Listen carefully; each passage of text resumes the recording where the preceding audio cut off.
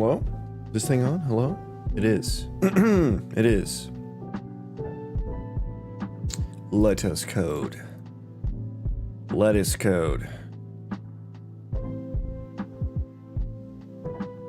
Good morning. We're gonna keep working on... What are we gonna keep working on? I think at last I left off, we were doing the UI, doing some UI updates for the Colony Sim like task selection. And this is just for like giving the colonist like a one-off command, which maybe, I don't know, maybe I shouldn't start there, bros. But this is where we're at, so it's where we're gonna be.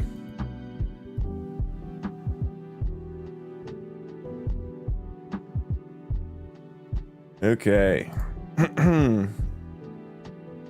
We good? What have I forgotten to do? I feel like I've forgotten to do something. Oh well, we'll figure it out. We'll figure it out. I was in the middle of refactoring my little dialogue stuff, so before, I don't know what I had before, but now what I have is a little system where I have this like struct that defines like an interaction option that has like a text and ID, and then it has a delegate, which is the new part. And then I have these like container classes that will render them, and it's gonna be like a nested array, so a 2D array where the inner array is like each list of options that can be, you know, it's like a drill down almost, you know. And what was I setting up? I was in the NPC character. Yeah, okay, so now I'm setting up like the options here, which are now being set via an interface method. So I feel a lot better about this now already. The thing I don't feel better about is that I can't seem to call a C++ function as like this delegate event, which is kind of annoying. Hello, hope you're having a nice programming session so far. Just getting started, but welcome in.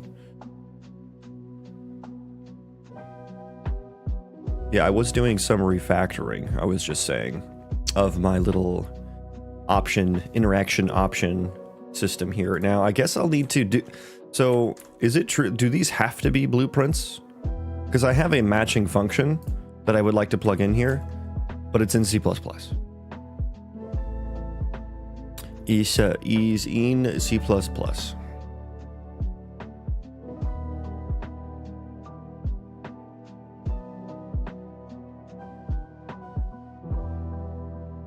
Yeah, so I mean, I don't think there's anything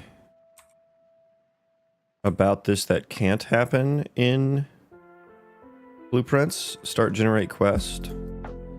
Yeah, all this can happen in blueprints, so I suppose I can do that. Wow, never thought about that. About what?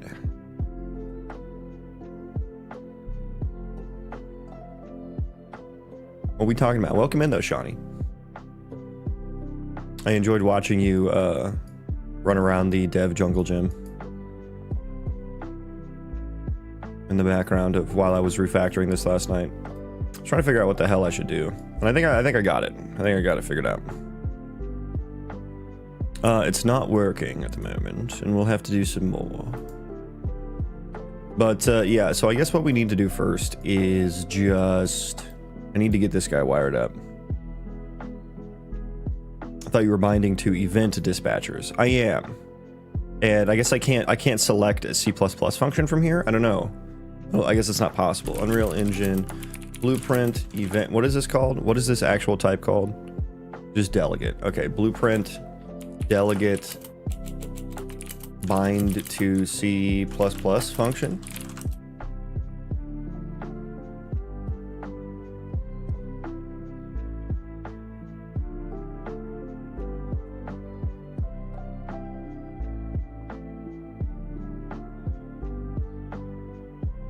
Oh, you need to set the U property. Wait a second, that doesn't make sense. This is going the other way. Oh no, wait a second.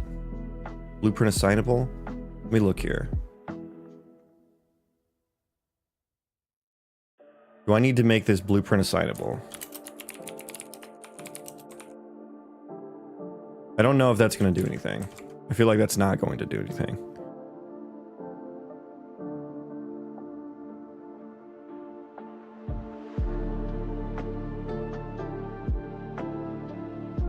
How to bind multicast delegate? No. I want to bind to a delegate in blueprints with a C++ function. Can you guess the word based on the emojis? No, sorry. I'm all out of ideas. I've tried nothing and I'm all out of ideas. Okay, that's, it just didn't, is only allowed on multicast delegate properties. Are you the hacker known as 4chan? Yep, you got me. Okay, you know what? I don't care. We're just gonna fucking write it in blueprints. We'll fucking write it in blueprints. It's not too bad. Not too bad. Is this, okay, hang on. We got a quest component, quest generator. This now needs to be blueprint read only. Let's make it a T object pointer as well. Oh boy. Okay. And I guess we're just gonna delete this. And I'm just gonna comment you out so I can look at you. Yeah, and you're gonna get mad. Yeah, we're effectively deprecating that function, so that's fine. But welcome in, everyone. I'm doing some game dev this morning. I am working in Unreal Engine, mostly C++, some blueprints, as you'll see. I would say maybe like 80-20, 80% C++, 20% blueprints. The blueprints is just a surface level facade. It's a lie. But I'm working on an RPG Colony Sim Roguelite game with procedural terrain that is building very slowly right now. First build of the day. Tom White, welcome in. Hello.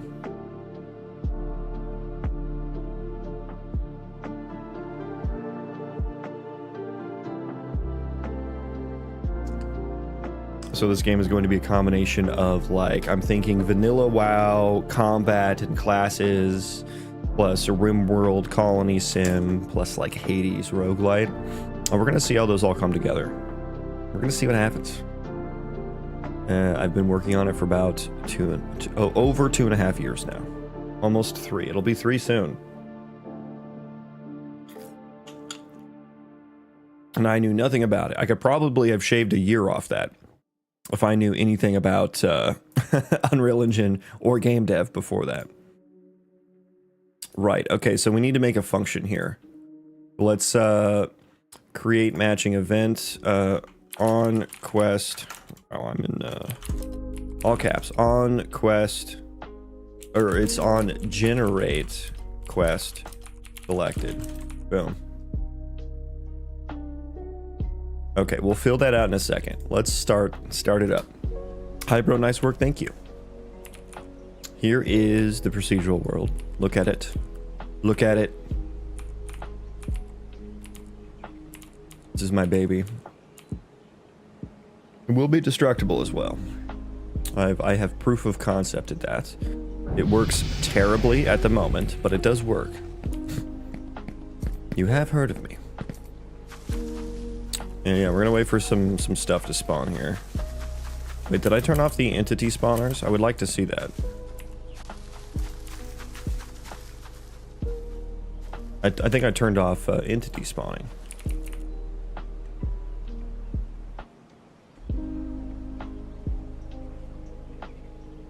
No, they're gonna spawn here soon. They're just taking their sweet time, and that's okay.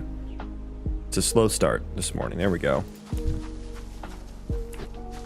I would like to find... Can I talk? I forget. Can I talk to these guys, or can I only fight them? Talk. Okay, yeah, they have no options. They have no dialogue options.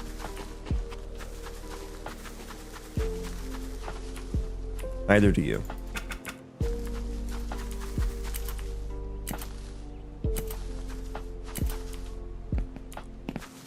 Yeah, there's the world. Oh, there's a big mountain over there.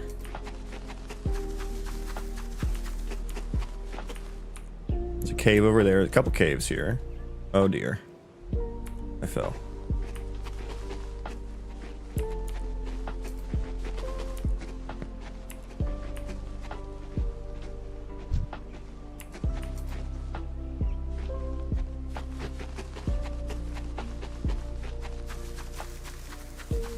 So yeah, this is just me running around in the world a little bit.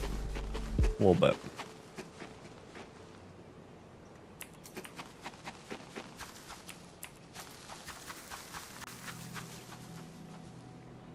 God, the entities look so much better now that I don't have the fucking TAA, the temporal anti-aliasing on. It's just now the foliage looks super grainy. But the entities look, they're not ghosty boys anymore.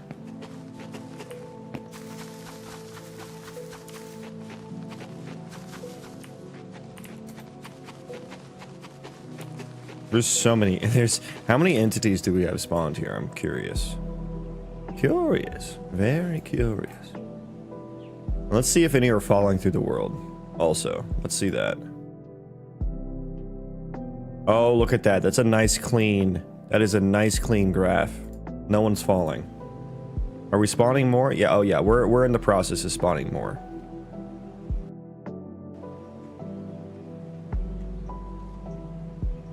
What form of AA? I guess this is just the FAA. The fast approximate, or whatever. It might actually be none. Let me check here.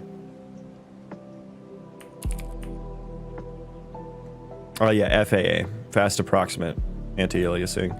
Yeah, dude, the fucking temporal anti-aliasing just looked so bad. The TAA and the TSR looked so literally looking at any one of these entities off in the distance, they were literally ghosts. Like they were full-on ghosts moving around. It looked awful. And I don't know if you guys can tell on stream, but like when I move or like when the foliage moves, like it's super grainy. Same with like the tree leaves and stuff. I guess these ones in the distance aren't too bad because they're like LOD'd, but like when you move, it looks really bad. So it's like trade-offs, man, trade-offs.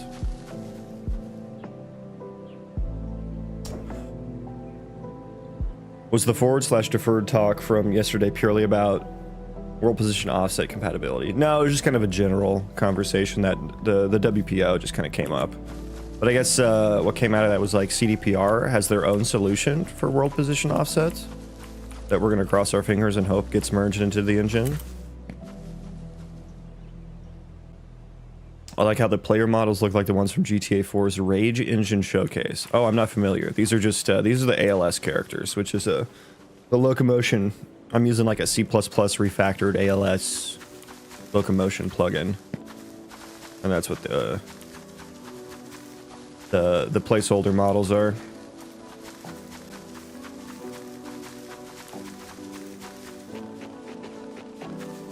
And I forget when Adder, we fucked around with the light settings a lot not too long ago, like maybe a month ago, and Adder was like showing me the ins and outs of like what you need with I love this. This is my best looking terrain noise, if I do say so myself. This one, I mean, this one's fine, but it's all like flat, you know, but this one is so good. It's got nice big sweeping features and it's really nice looking. But yeah, I did turn on like lumen and virtual shadow maps, and like it did look good, except then the shadows looked bad.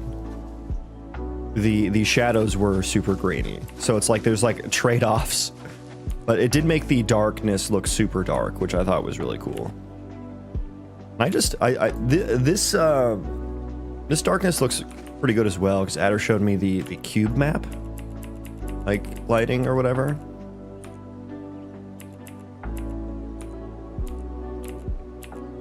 Look at this fucking cave, man. Look at this cave system. This is crazy.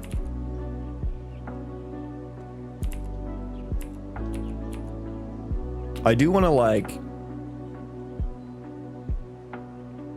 try the forward rendering just to see what happens, because you know games have done it in the past, but my game is super dynamic, so I get why that wouldn't work. I do just want to try it and see what happens. Yeah, the VSM, we did have the TSR turned on. But it did, like...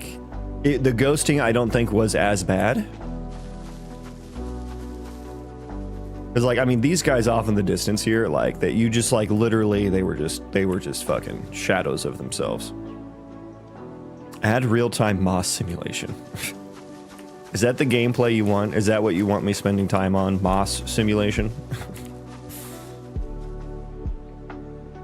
It does some stochastic sampling type thing for soft penumbra shadows. Man, I understood about half of those words.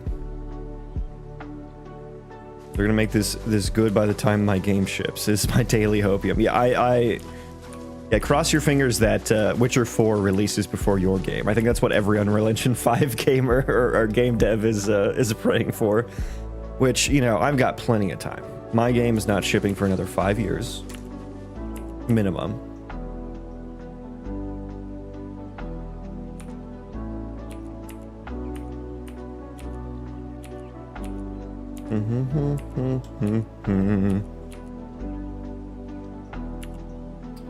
i.e. it does a noisy sampling thing that needs to be denoised in post. Yes. Noise it, then unnoise it, and then give me some AI generated frames from DLSS. Game dev. Game dev. I think gameplay should be priority. Yeah, me as well. Definitely not going to work on a real-time Moss simulation. Vider, hello. Welcome in. Moss. Gamers love features, yeah. Wandering around, I reached here again. Well, welcome back. Welcome back into the channel. The chat channel, stream, the stream. Welcome back into the stream. I'm working on rewriting some of my, like, colonist interaction option UI stuff. And that's so that I can get my little area system wired up. So I built this, like, nice little algorithm that I need to, let me write that down. I need to fix invalid voxel placement. Hang on. That's a bug. So voxel algo, invalid placement. I'll know what that means. I'll know what that means. Trust me.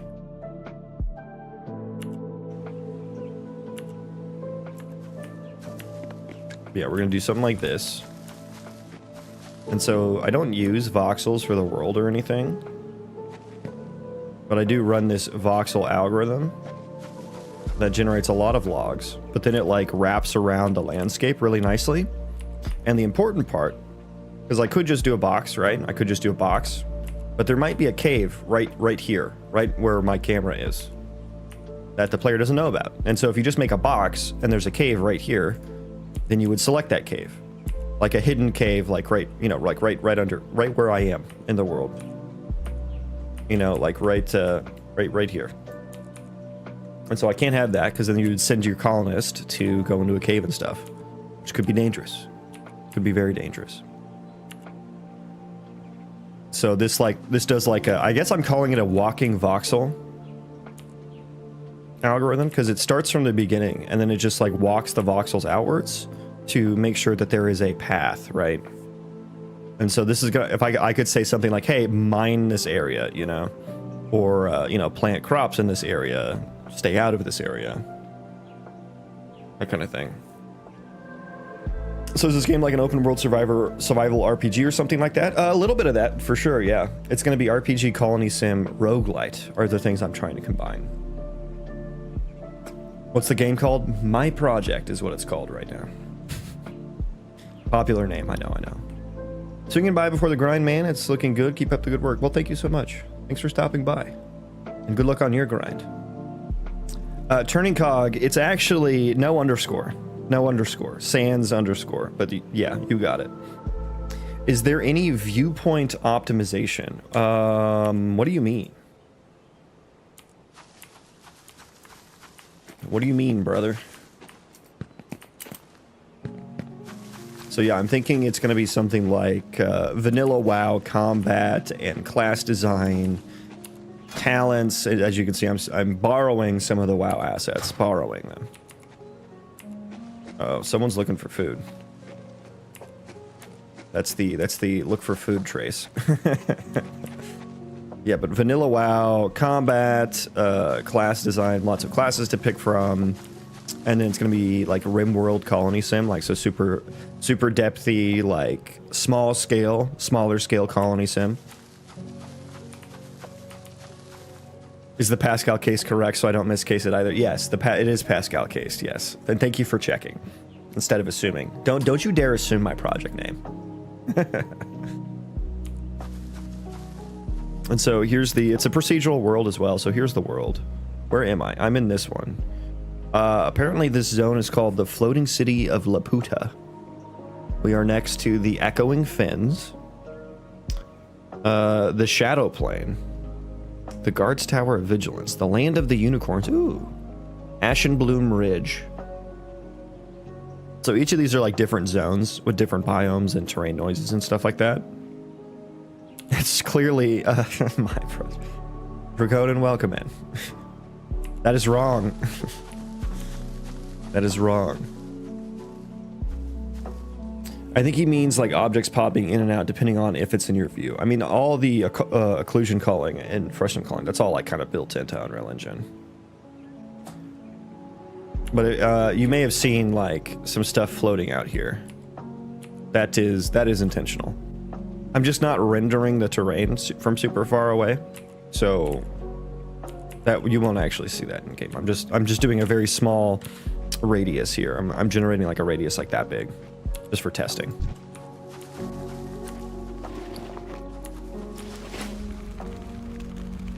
Where's my fireball at? There we go. It finally loaded. Async loading.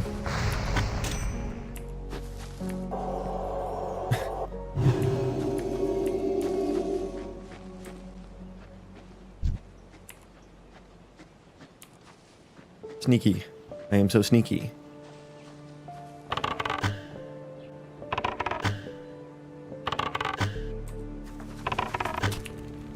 Oh no, he's a caster.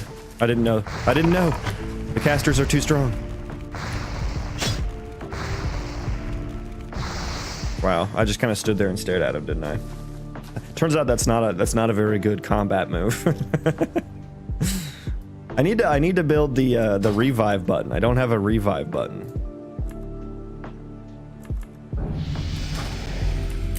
Oh, there we go. Okay, sick. I didn't think that would work. Hope all is well this morning. It is. Hope all is well with you as well. I hope all is well with you as well. Yes, that's what I meant to say. Are the villagers a screen space effect? Running Cog, what do you mean? Screen space effect. They are vertex animated textures. Is that what you're asking? This is more an open world RPG. Well, at the moment, it's not really anything at the moment. There's still a lot of work to be done. I'm working on some of the Colony Sim things today, though. That's what I will be working on. Why are my feet going through the ground? That is, it ain't right. There we go. Yeah, my foot IK is so off right now. Do you see that? Like, it's like, okay, it's perfect. And then we settle back. He like just, it's like quicksand.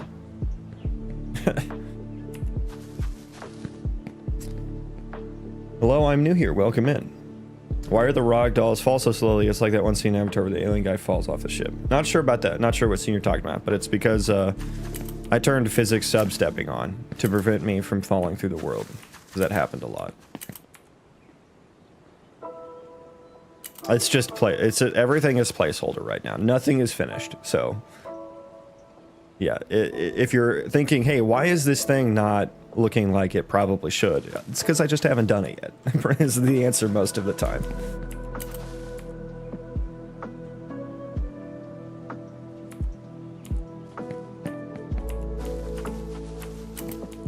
Usually I would jump through here and I would like fall through the ground if I fell from like super high up.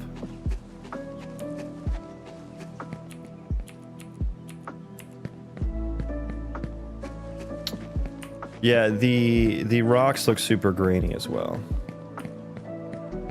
Where it's so easy, yeah.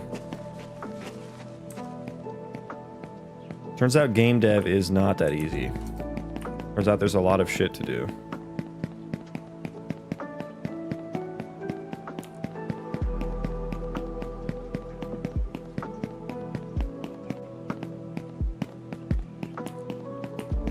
Avatar really is this generation's Fern Gully, though. Yeah.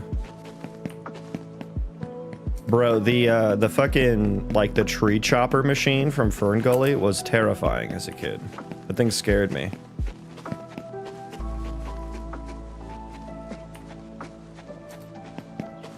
So this is an actual cave that, like, we popped out some other place over here. Where are we?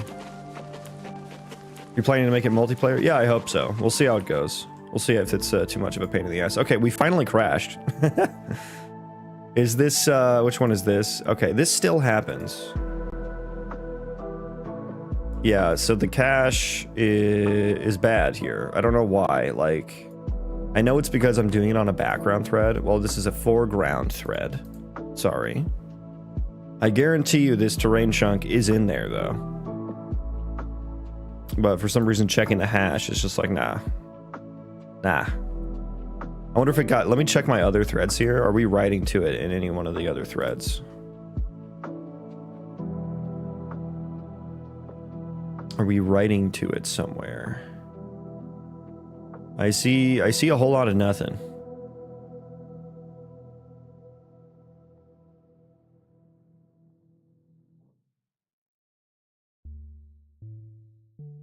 I see a whole lot of nothing. Yeah, line tracing on that thread. We're doing more line tracing on that thread. More line tracing on that thread. Yeah, we're just doing a bunch of line traces. Yeah, so nothing happened there.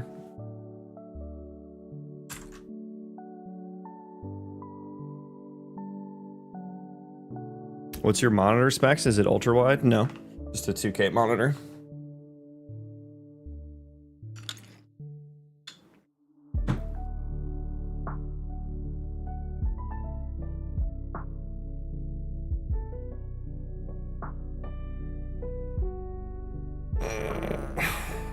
Okay, let's actually do some work now. We ran around for a little bit. That was fun. That was nice. That was nice. You know, if Blueprints could remember what order I put the tabs in, that would be great. That would be great. Okay. Back to the NPC. So we've defined some of our root options here for interaction options. We're just refactoring the system a little bit. I'm not going to do anything yet. So this is on refresh interaction options.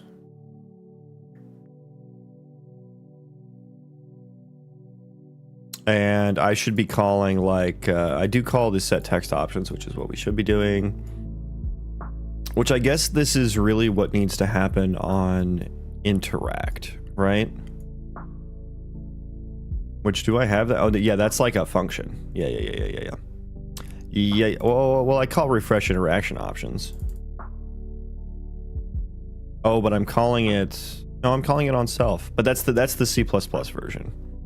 Not this one. So let me just do this. Can I rename you? Or are you like a... I think you might be like an actual event. Yeah, I've overrode you, so let's do this. We're gonna take you. Goodbye. Goodbye. So you're just gonna go... You're just gonna go right there, Fred. Yeah, and I need you to go there. Make root interaction options, interacting character. Boom. You can go away. Thank you for your service.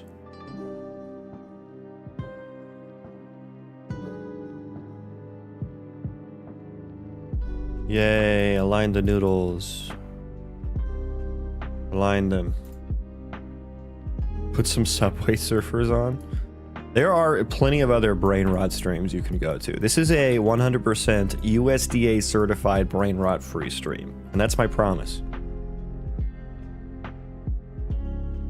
Does interacting character actually need to be my player class? Let's check. Talking about breaking hard references.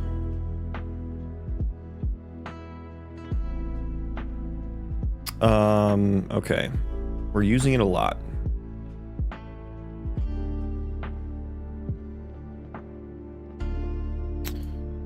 Get local my player character. Target is my project character. Does it have to be?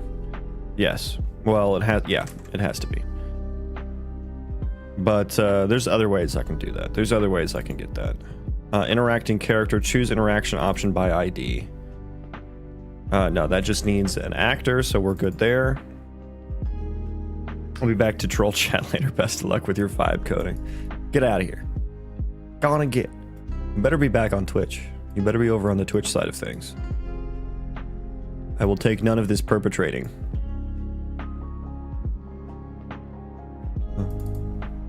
This can be an actor as well. Yeah, I'm thinking we get rid of the player character, and then the player controller is something we just I don't think we actually need the actual player controller. Well, no, I think we do need to cast to it because we need that on UI select event. What would the combat be like? Something like Skyrim? I'm thinking like vanilla WoW. Something maybe a little bit more interactive than vanilla WoW, but yeah, something more so like that. Getting the quest log component, but that's fine. We can get that by. So I don't need the so I don't need the player character, but I do need the player character controller. This is what I need.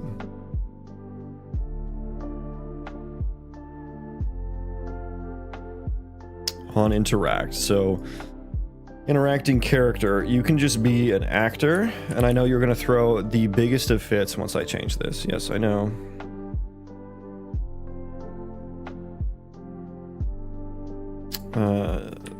This.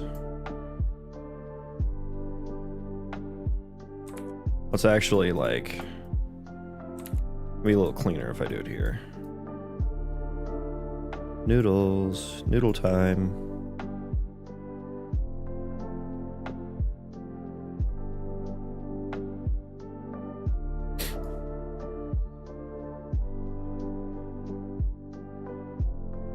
Okay. Yeah, we do that, and then we're gonna compile, and you're gonna be like, me. So we gotta fix that. Oh, the HUD UI ref. Yeah, okay. Sure, I think I'm just gonna do this all through.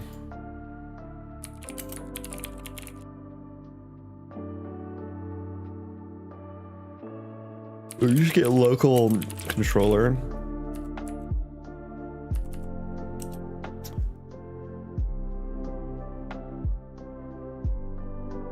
I think that works, right? So actually, what we may want to do is something more like this. Let's also create a interacting player controller, because this is basically only going to be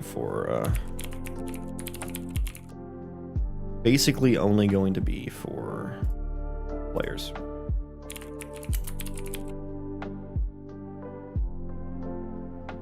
Okay.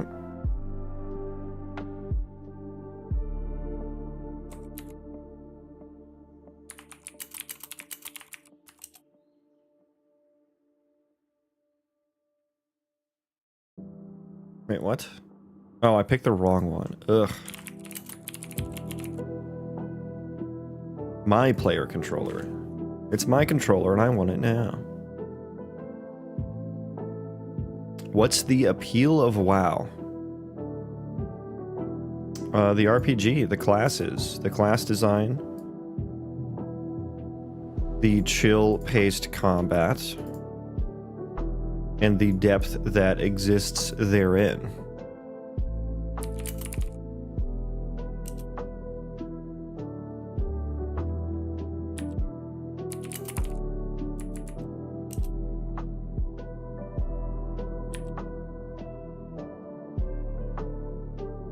Yeah, I wasn't a fan of Skyrim's combat, I'll be honest. Thought they could have done a lot better.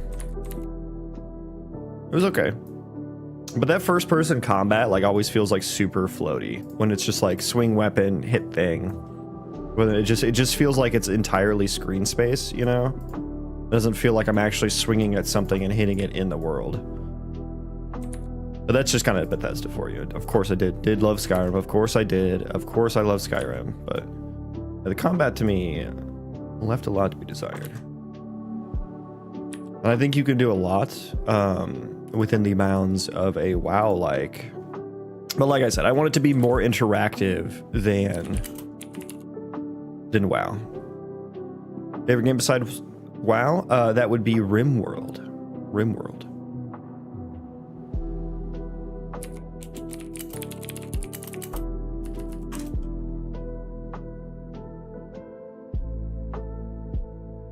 Quest log component. Nice. Let's do like an is valid check on that.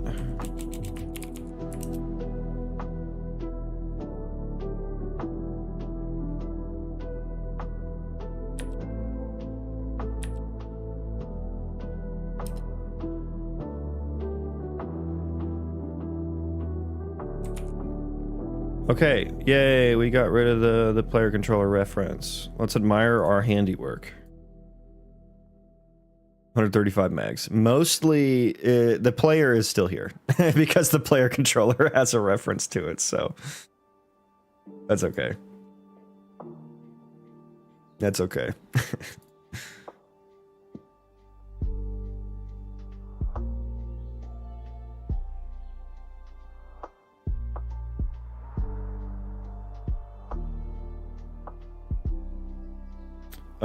Okay, so where was I before I did that? Yes, the interaction. We interact. Okay, let's see what happens. Okay, we've got, well, no, I don't want all these. These are all, I should delete these anyway. I should delete all of those anyway. Let's see if these dialogue options actually show up. Oh no, I need to implement the function. Duh. No, this isn't gonna work at all. It's not gonna work. It's not going to work. We need to implement the set text options function. Where are my interface functions in blueprints? Where have they hidden them?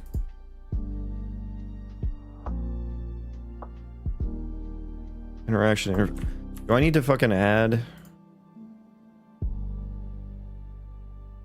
Oh, blueprints. It's a blueprint native event, blueprint callable. Where is this?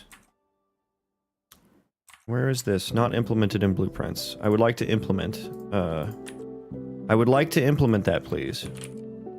Oh, it was just because I did spaces. Ugh, so annoying. Okay, where is my interaction stuff? Interact. There we go. Okay, so when we're setting the options, we need to get the HUD UI ref.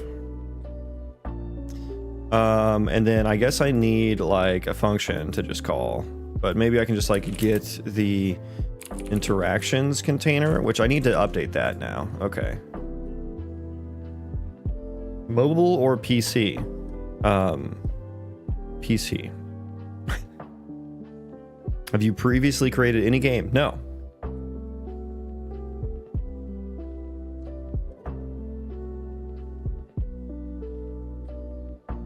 Okay, so we have, I mean, I guess we just add it dynamically now that I'm looking at this. How do I do it currently? How do I do it currently?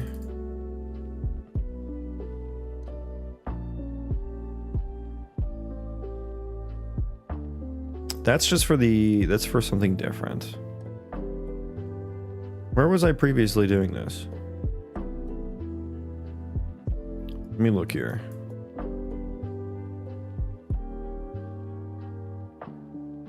That show interaction options widget. Oh yeah, we just create it. And then we init it here.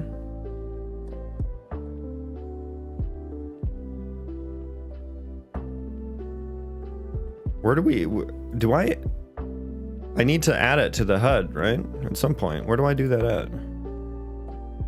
Where do I do that part at? So this, I should be able to get rid of this eventually. Okay, there's where I do it. And we just add child on interaction options widget. Below interaction text slot. Yeah, this is nasty. This is nasty. Let's make a HUD function.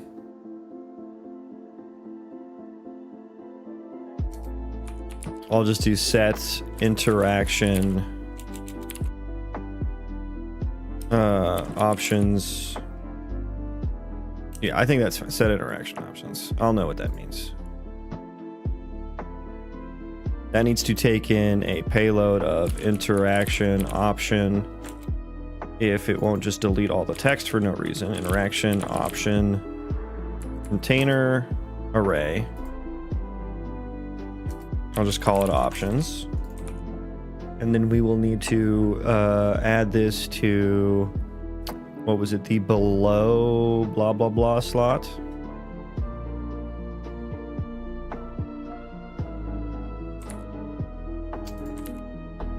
Interaction text box, yes. Yes. Add child. I suppose I should probably clear it, but we'll see if we actually need that. Add child. And then the widget that I guess is created via, right now via this class, which is no longer going to be the case. How much of the game is done? Less than 5%.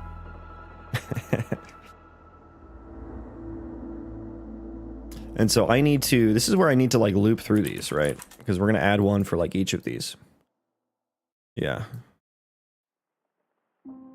We are going to add construct object from class. This is going to be interaction option list.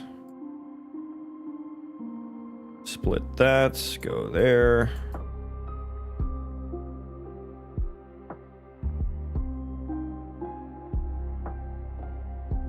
Oh snap, we got a lot more streams. Oh yeah, buddy.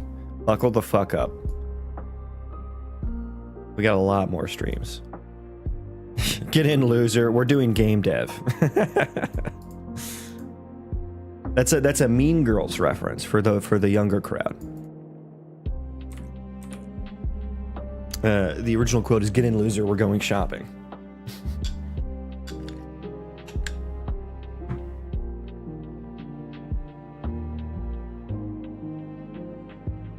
Okay, so we added a child.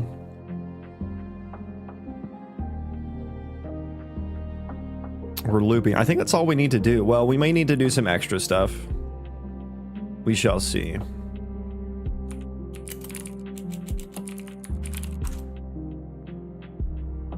And I think I'll need to clear the previous. Let's go ahead and do that. I think we need to do that. Just go ahead and clear all children on this guy. Clear children.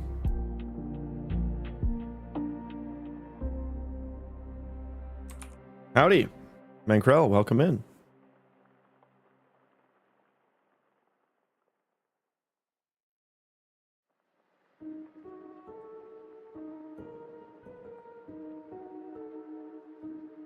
Okay. So we're going to add those children, and then when I create the options list, constructor, we just refresh options, which clears its children, loops through, adds the options, toggles which child is selected. But I think we need to, do we control that? Do we control it on the options list? I think so. But the scroll needs to be forwarded from the container. That's the hot ticket item, which we're currently. So weird that I'm binding to this in the player control, or in the NPC class. Not good. Downloading UE5 as we speak. Nice. Welcome. Welcome to the struggle. Okay, so that's refresh interaction options widget, which we don't need anymore.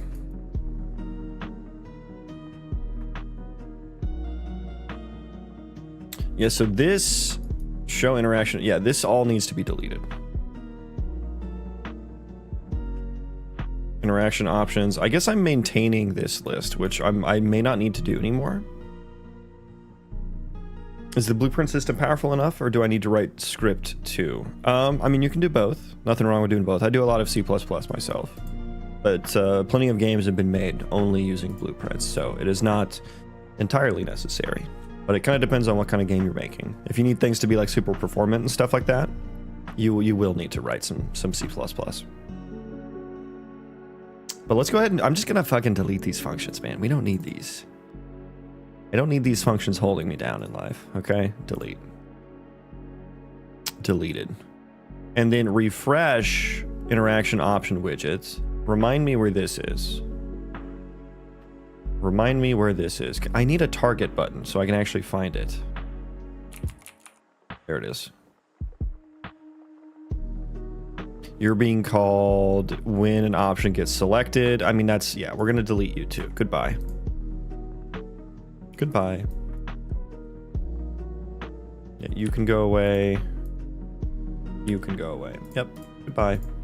So we set the text options. That gets picked up by the character class and forwarded to the HUD UI, which constructs the container classes.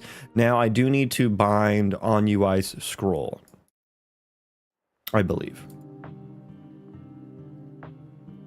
Bind to on UI scroll. And maybe that now just happens.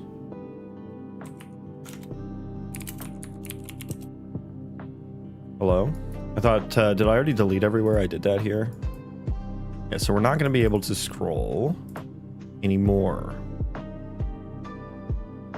Now, in the player controller, select world map, blah, blah, blah, blah, blah, call on UI scroll.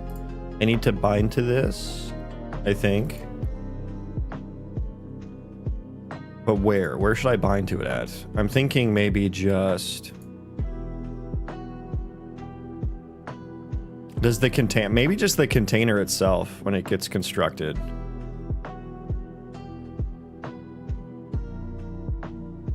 Construct, and then we add child.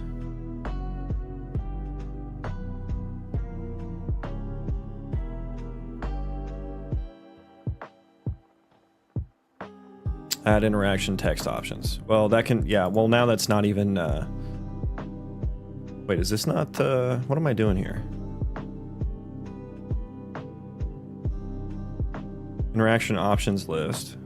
Set interaction options. Array of interaction option structures. Wait, why am I confused right now? So this should have... We need to create the container.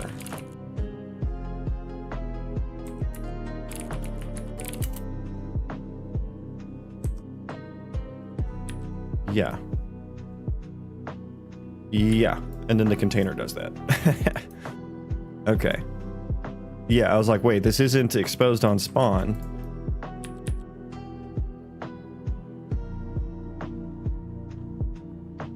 Boom. Okay, there we go.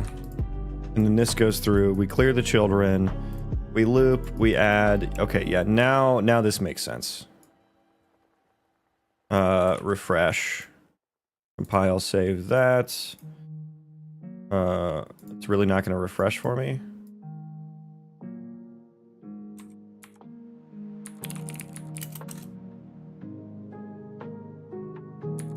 Container interaction.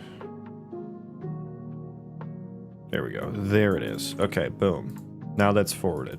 So now when this gets constructed, let's get local player controller. Cast to BP my player controller. Yeah, hard ref. I know. It hurts. I know. Look away. Bind to on UI scroll. Yeah, baby. Let's go. And then let's just create event here. No. Custom event. There we go. On UI scroll. Okay. And then I think, do I have like custom logic for like when this should be? Let me look here. Scroll.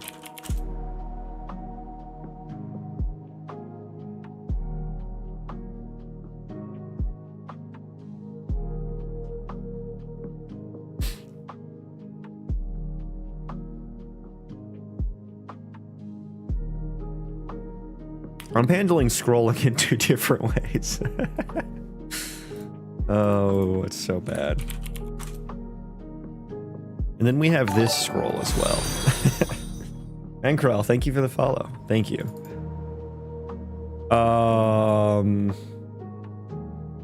Interesting. Okay. Uh-huh. Okay.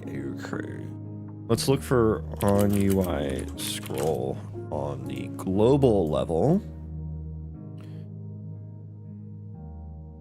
Handle UI scroll, which is probably bound somewhere. Bind event to on UI scroll. Okay, yeah, so this needs to move from this level. Oh, I can get owning player. It's probably a better way to do that. Yeah. Okay.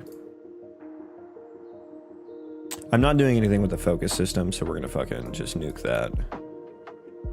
Refresh options, which gets called on construct as well. So this init interaction options, all we need to do is also handle UI scroll. Okay, so the subclass cancel. Yeah, so we want add interaction text options. And I think probably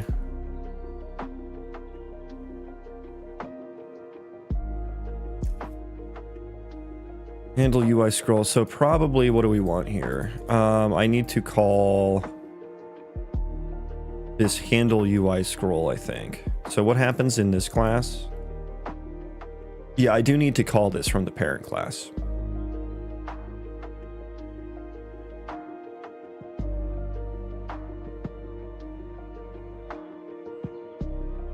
And so I think I need an array of selected options, because this is going to be like a nested list. Let me paint out what I'm picturing. So it's going to be something like this. You know, you have like your, you know, it's like, you know, press E to talk, and then when you press that, then the menu pops up. You know, and then you got, you know, that option, you got that option, you got that option. And then, you scroll down and highlight this option. And that pops up, you click on that, it'll pop up a different menu, which right now will just be at the same level. You know, that's got options, that's got options. And then you can scroll through this one, you know, maybe you scroll down to here. And then you can keep going. It can keep nesting, you know, that goes over there to the next one. So that's why we're going to need a nested array of which ones are selected to maintain that. Because I guess we're just creating this every time it refreshes. Every time like the player selects one of those, it's going to recreate the whole tree. Which I don't know if that's like necessary, or I don't know how bad that is. I actually don't understand a whole lot about the Unreal Engine UI system. But that's how we're doing it now. So let's maintain we're going to need an array of selected options. Well, let's call this highlighted options. Highlighted options.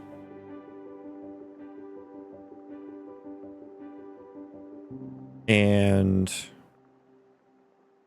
is there an is valid index? There is. Okay, wonderful.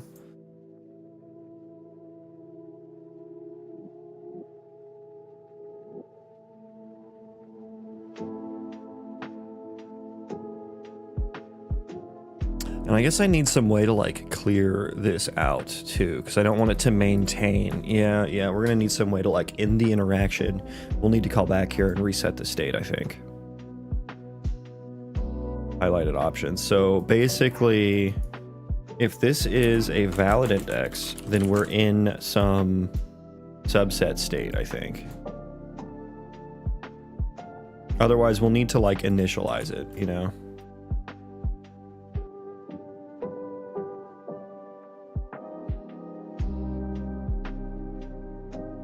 If it's not valid index, then I suppose we'd like add,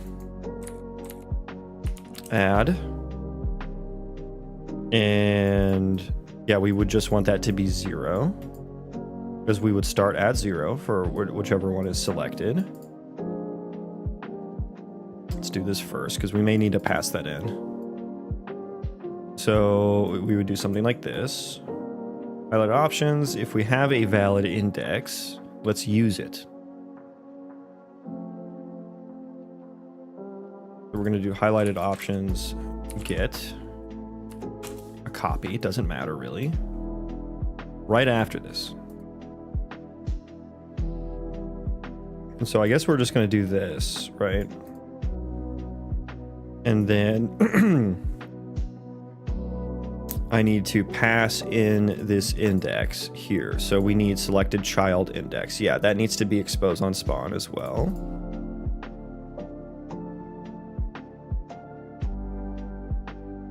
Refresh, please. Thank you. And then we pass that in. Beautiful.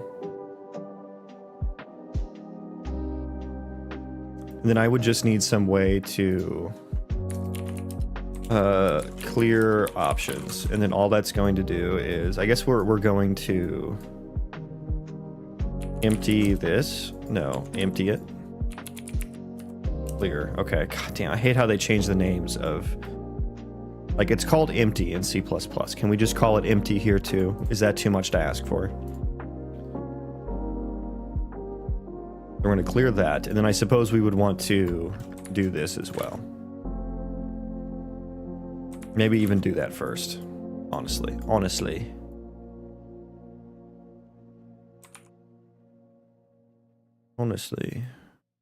Okay. Let's do a sequence. I think that'll be a little cleaner.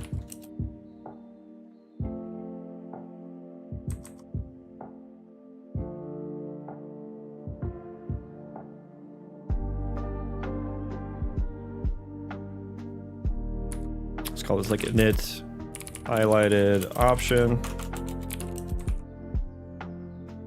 And then we build the option. Wonderful. And so when this gets constructed, we will have the highlighted option toggle child selected. And I think that just works, because we're just going to get child at the index toggle selected on it after we refresh the options. Beautiful. Beautiful. So that just works.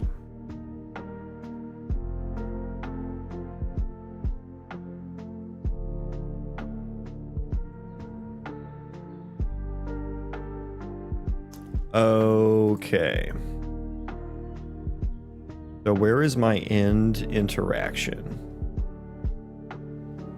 Where is my end interaction? Self, interacting character. What's your GPU? 3080 Ti. Do I don't have this implemented here, do I?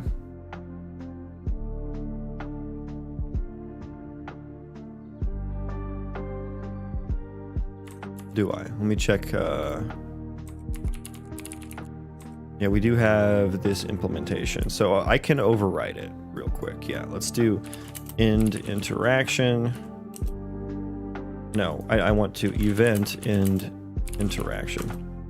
Here we go. Add a call to the parent function, and then we need the HUD UI ref. Clear. Oh, I need to.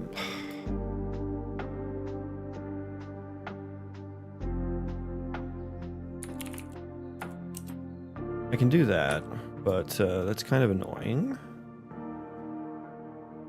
Set interaction options, and I'll just say clear interaction options as well.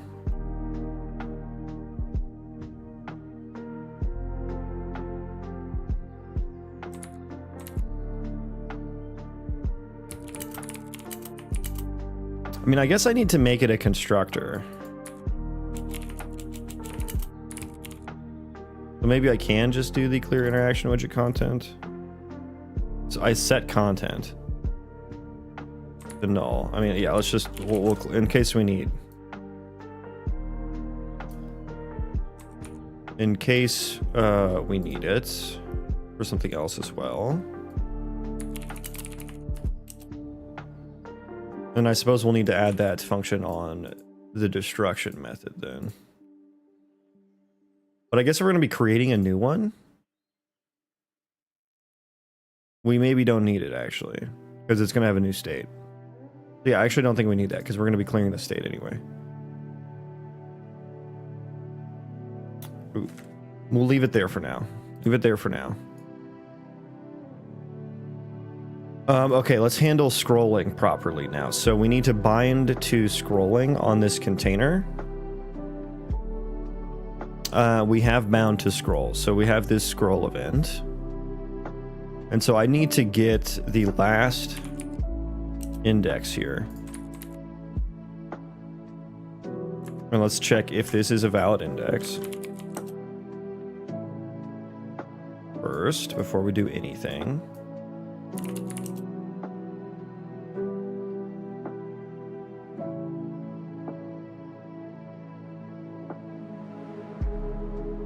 Okay, so if we have a valid index there,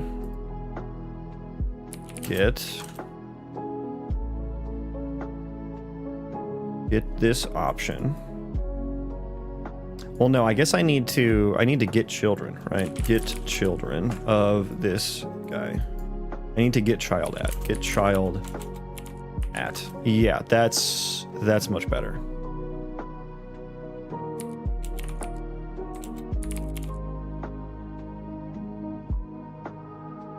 And I guess I can just do this. I hope this checks for validity. Yeah, it does. Okay. Beautiful. Okay, so we don't need that anymore. And I'm just going to rely on those two things being aligned. The interaction options containers list and the horizontal options. And it should be.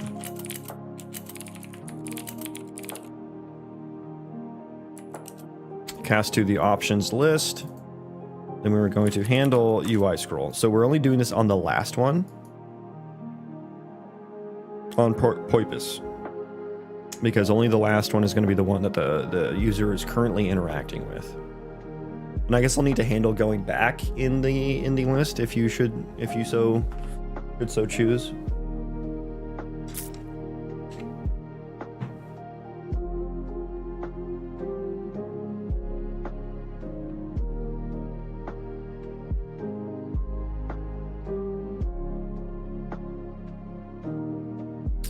Handle the UI scroll there. Handle UI scroll. Turn it to an int.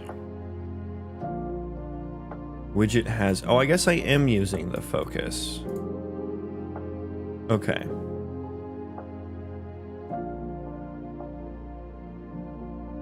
So maybe I do need to do that.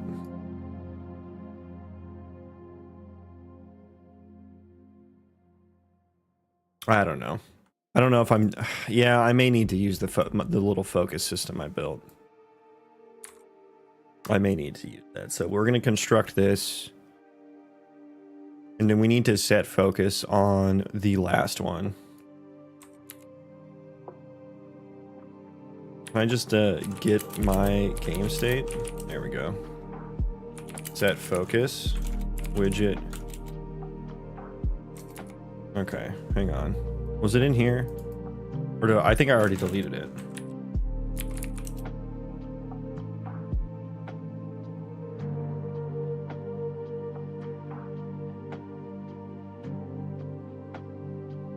That widget focus.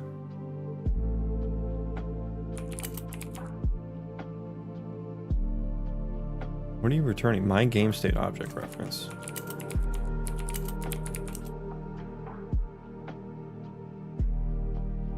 Oh, and I need to cast it to a my game state. Okay, I see.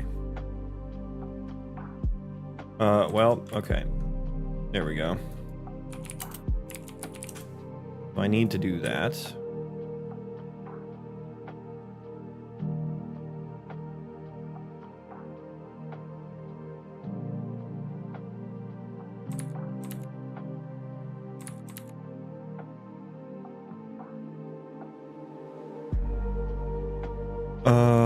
User widget. Wait, what is this? It's a widget object and it needs a user widget.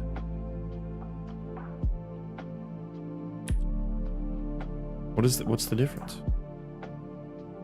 What's the difference? Self. Do I just cast to user widget?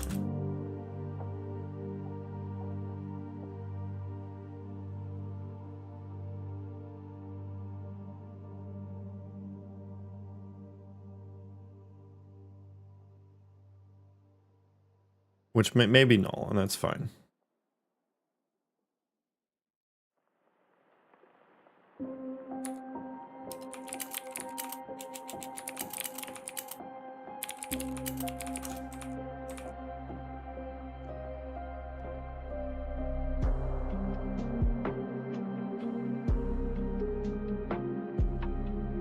Okay, so yeah, we do set the focus. So when handle scroll is here, hopefully that works for the right one.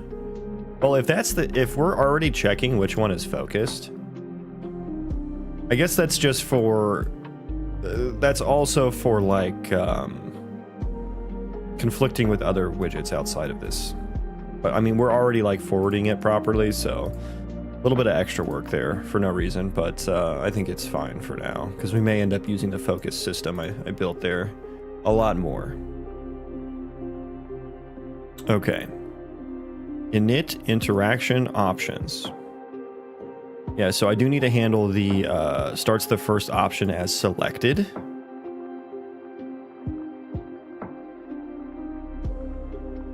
Bind event on UI scroll, set focus to last option list. Let's do this here.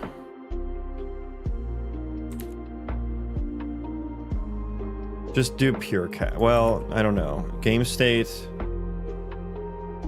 may or may not be. May or may not be true. So we'll just do that. Bind to you. Drag that all the fucking way over there. Bind event on UI scroll, and then we'll just call it once on UI scroll. Okay, I have to like, okay, on UI scroll. Yeah, just manually call it.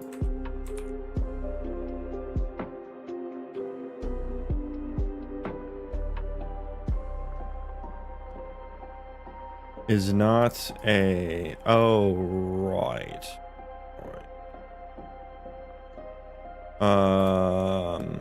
Yeah, I can't do that until the end. So we're just gonna, okay, back to what we were doing. This is why I hate blueprints.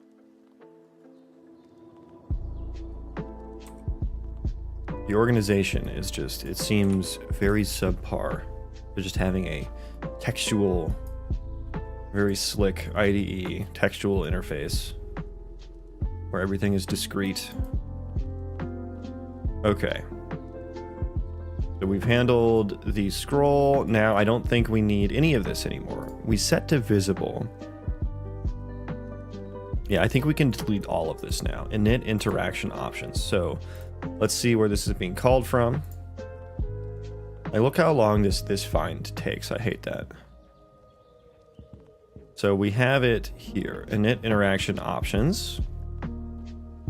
And so here I'm going to need to change this to set options on the interacting character. So let's refresh dialog data. Where are you called from?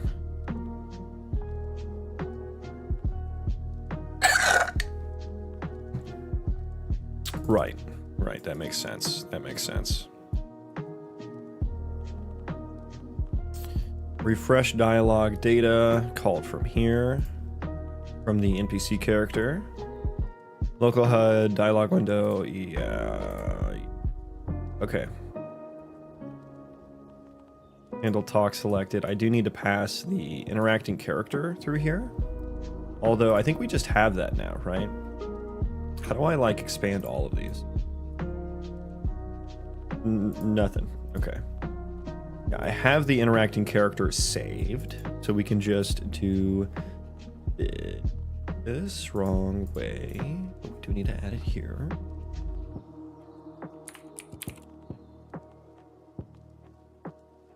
Actor, interacting character. Cast to interaction interface. That's text options. And then that goes there. Array of interaction option structures. Okay, so we need to update that.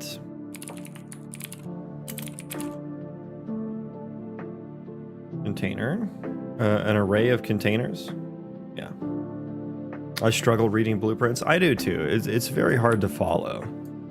Like, especially when you have like the giga blueprints, like it just gets so, and like the editor like built around it, like it just doesn't, the tab order changes, the back and forward buttons don't work, like the Control Z, like the undo method in blueprints, and the back and forward, like on your mouse back and forward, it works the opposite as it does in like a code editor. Like you press back and forward in a code editor, and you will see how I switched files back forward. Like that's very nice. In blueprints, it doesn't do that. It does the back within the same file, which is never what I want, right? I want to go to wherever I just was, even if it's in a different file.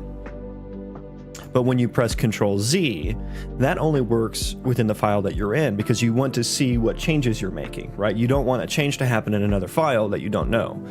But in blueprints, it's opposite. When you press Control Z, it will undo something you did in some other file, and you will have no idea. You'll have no idea what it was. Bad. I am working on an RPG Colony Sim Roguelite with procedural terrain.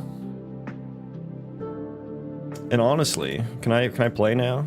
Okay, we have a few errors. Right. Okay. So once I finish this, I can show it off here in a second.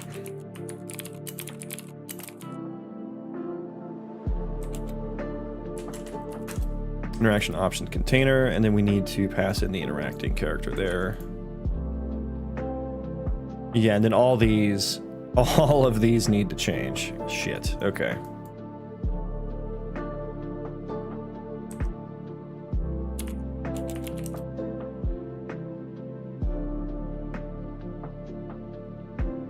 Which I suppose isn't too bad, actually.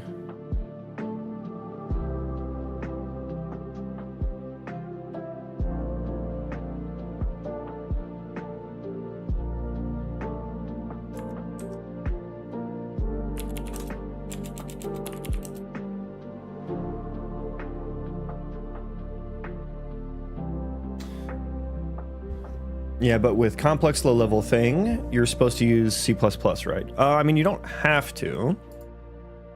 Is it a good idea? In most cases, probably it's a good idea.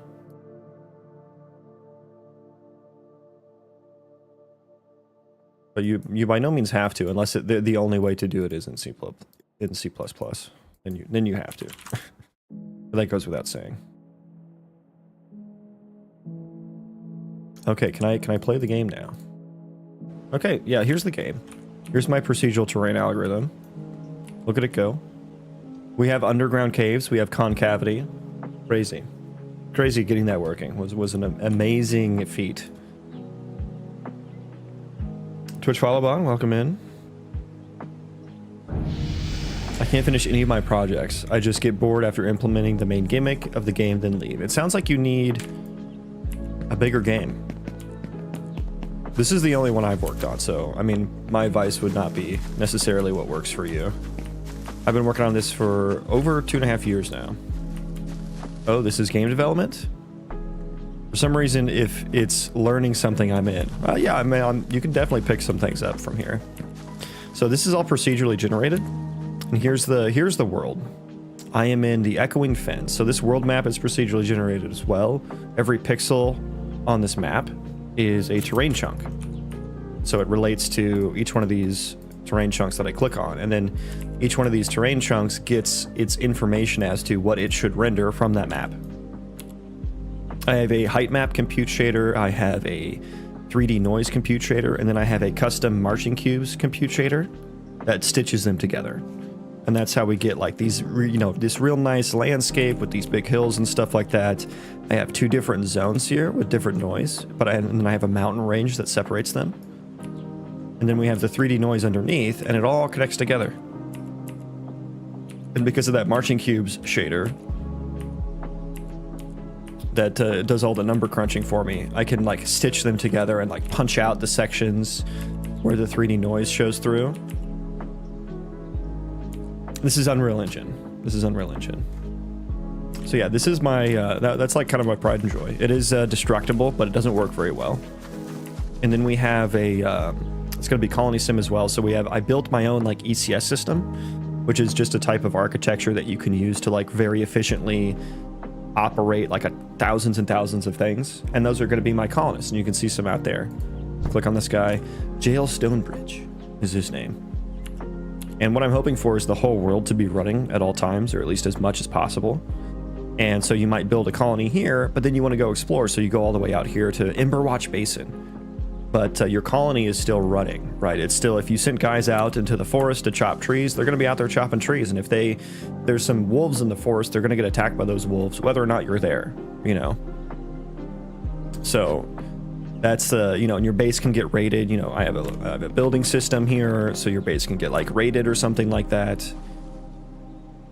And there's going to be AI ran colonies that you can interact with, maybe trade with, maybe attack, maybe they attack you, There's going to be relationships and factions like that. And it'll be like RimWorld in that it's a smaller scale colony sim. And the reason I want that is to form a stronger bond with your individual colonists. And I think it'll, because it's also an RPG and not like a top-down colony sim, it's if I did it large scale, that would be very hard for the player to like manage that. I'm gonna have to come up with a lot of techniques to translate the colony sim genre into an RPG. And I know there's some games out there that have done this already. Medieval Dynasty is the one I have in my mind. I haven't played it yet, but I should definitely take a peek at what they've done and how they've handled it. Work is going good. Welcome in, Shadow Arc. Welcome, welcome. I like the little guy in the corner with the keys. Yeah, he's fun. Bedwetter. Bedwetter is back. Don't worry, guys. You guys have dry beds, fear not, because the bedwetter is here to make them nice and moist for you.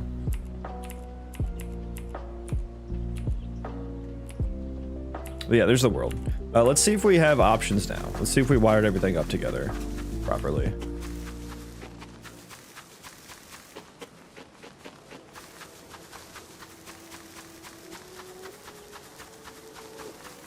Okay, this is Jail Stonebridge. Jail, talk to me.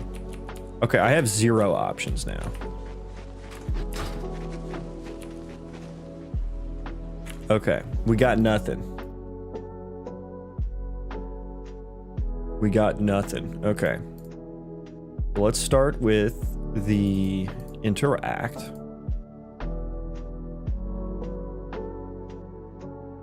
We should be calling set. Ooh. Well, I don't use that anyway, but well, that should be self. Yeah, not that is definitely not going to make a difference. But let's just make sure that we get here. We'll see. He's like a giga fail. Okay, so yeah, we get there. And so we should be constructing the interaction options container. Let's make sure we're getting to add interaction options next. We're not. We are not. Okay, so that's where we're failing. So we should be doing, we do definitely call this, right? Like there's no way we don't. Yeah, we do. So we construct that. Why is the constructor method not...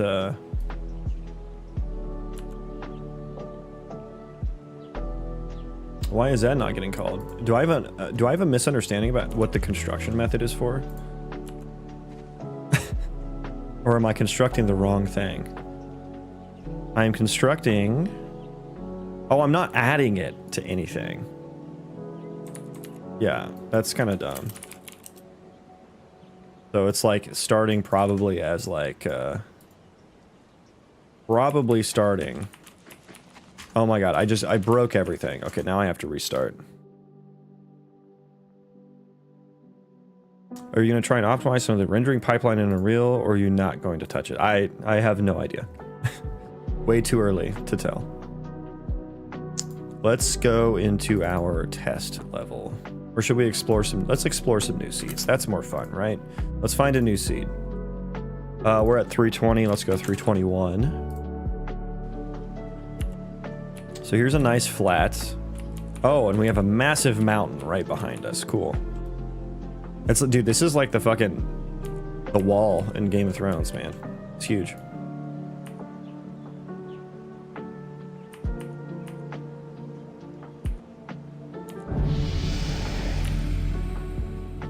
Huge. Now I'm just in the shadow of this massive, That's pretty cool. Okay. Where's our guy at? Jail. Okay. Yay, we got here. Okay. Do we have options now? No, we still don't have options. Okay, pause. Well, let's we'll escape. And hopefully we can do some compiling during runtime. Okay, so we did get through there. So we were constructing the container. We got through here. Maybe let's make sure that those options are actually populated. Let's see here. I have one. Oh my God, why is it so bad? Yeah, I do have options. Yes, we have options. Okay, so let's see if we get to UI interaction options list. We should get to that construction method. We do. It has the options. We clear children on the options box. We add option, which is interaction text. Let's make sure we get there, and then let's make sure we get there. We do get there. Wonderful.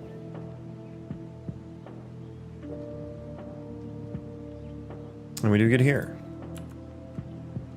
Is it invisible? Are we invisible? Hang on. Let me check the default visibility here. And of course, I can't see it. Are you serious? Okay, no, here we go. Where is the... Is it here?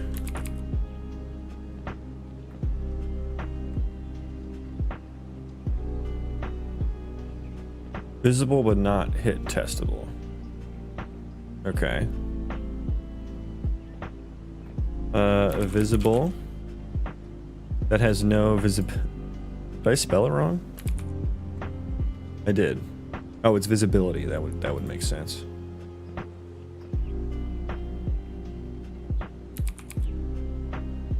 They should all be visible, no? Oh, I wonder if the below text interaction slot or whatever is visible or not. Let's go there.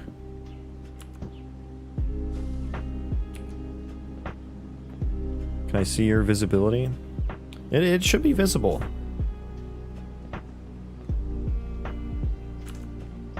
But I know I can do something fancy here. Okay, talk, and then pause. And then widget reflector. Right? And then can't you like...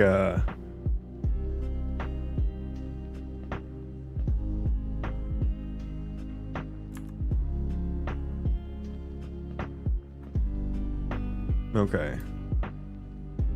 Where is my interaction text box options?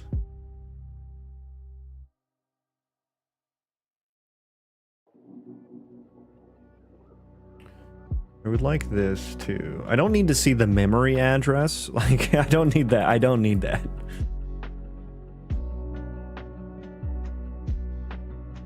I do have interaction text box options.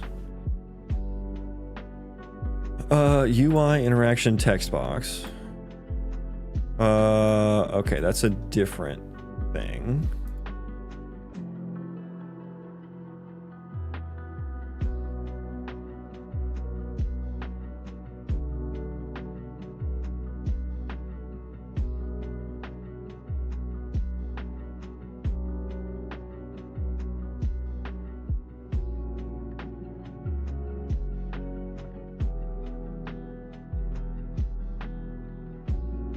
Why not, like, what are we doing here?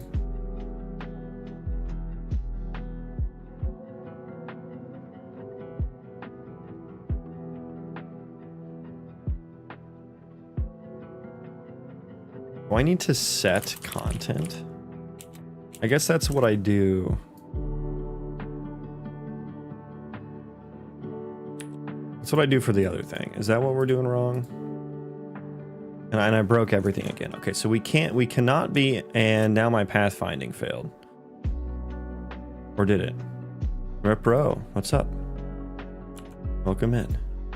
Okay, yeah, I broke everything. Yeah, I don't, like, so there are these, like, widget slots, I guess they're called, or something like that. And, I was doing add child? And I guess it's set content, maybe. Maybe that's what I was doing, because I couldn't actually find the slot or anything on there.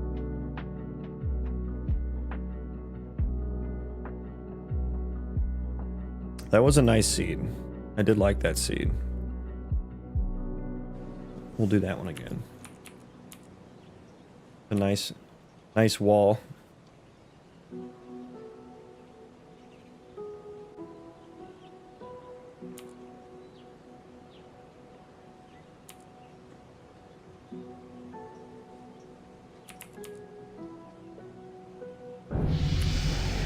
Okay. Can I spawn some guy? Wait, did that change actually take effect? Oh god, they're all out of order again. They are all out of order again. So HUD, dialog, container, okay. And it was in HUD. Set content, okay.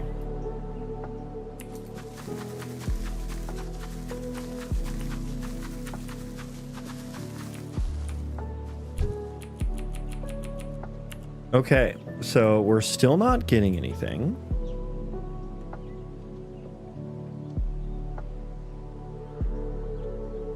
We are still not getting anything. Okay, let's make sure. Yeah, we have to let him roam around, or else it'll break when I compile. That's interaction options, which does, we verified that this is getting called. That content.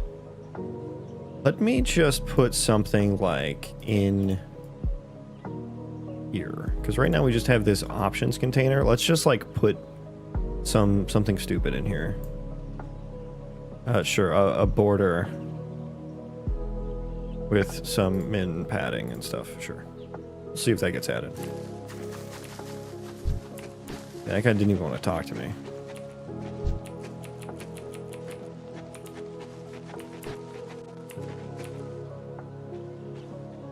It's not adding nothing.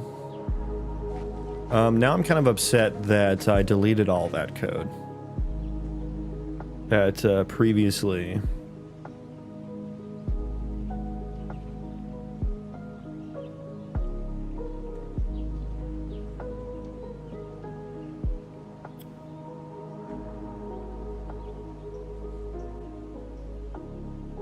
Is there a debug option? My HUD. No slate widget. What does that mean? Can I view what it looks like? Simulating.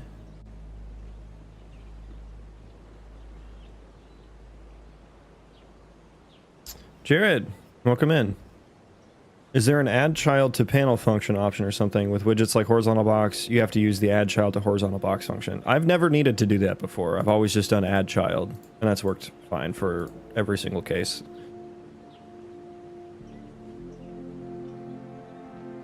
That's why, which is why I thought.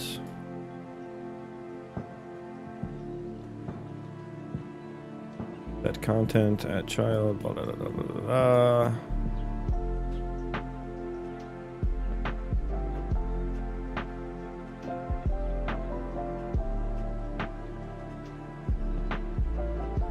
Yeah, I've always just done that.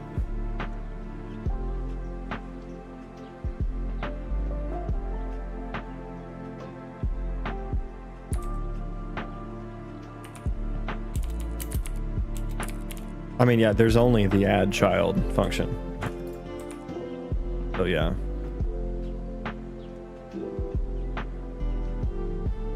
Oh, Hasty Wasty, welcome. What's up? Low interaction text slot. Can I see like what the content is here? Yeah, I don't know if there's a way for me to like breakpoint it at the right time to even see that. There is like, it says no slate widget. I don't know what that means. It feels like that means that it's not, I don't know what that means actually. Let me do the widget reflector thing again.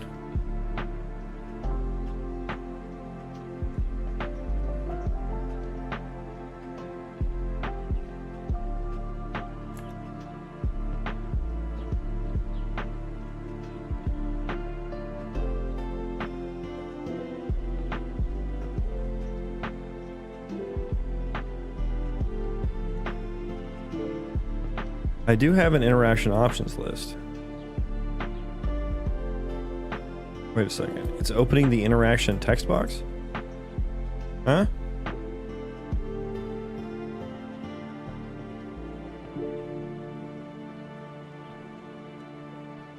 Oh, there is another one for the other options. Right.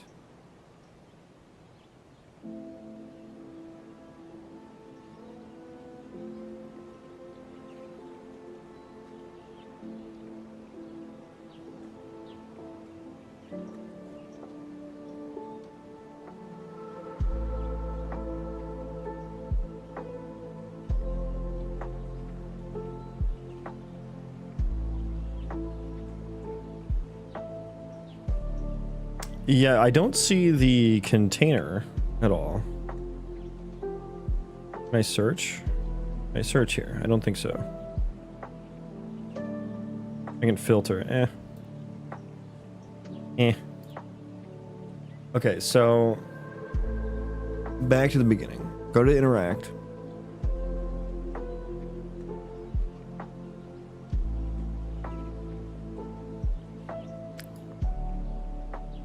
Back to the beginning. Yes. Yes.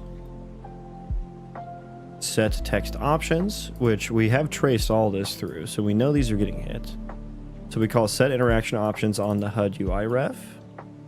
We get here. I know this. We hit the breakpoints here.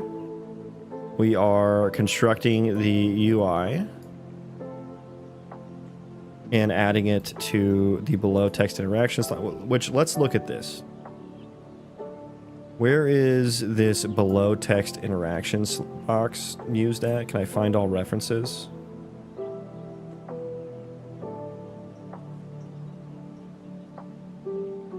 Oh.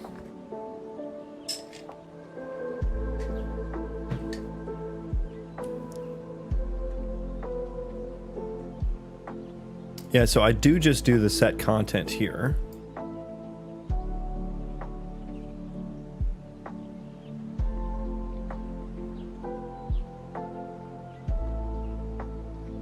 And then we set it to null. And maybe we're getting some conflict where we're clearing it right after. Get content is blah, blah, blah, blah, blah. Clear interaction options. Which I clear children. Yeah, let's just put some breakpoints on here. So we make sure we're not just like clearing the content right afterwards. So we set content. I guess we'll do that too. Why not? Why not? So breakpoint there. That interaction options. Well, no, that's the one. That's the. Well, I guess we need to know what order it happens in, so we might as well do that too. Handle build mode text. That's not even being called. Okay. That's not even being called. Okay, so let's see what happens then. Yeah, I do know that, yeah, we cleared it. Yes, yes. Oh God, okay.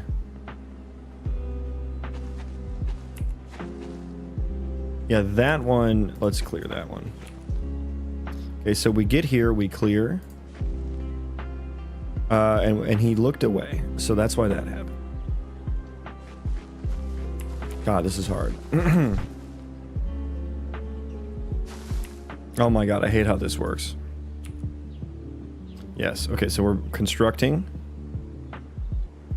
Okay, and then nothing clears. Yeah, these are just screen widgets or whatever.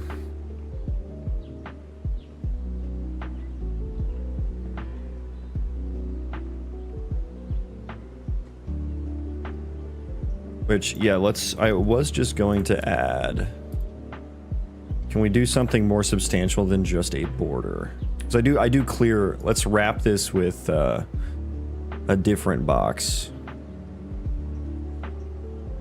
Sure.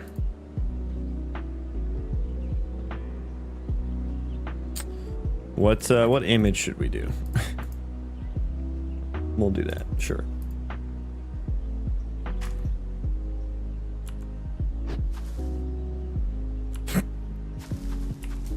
He's running. We got a runner.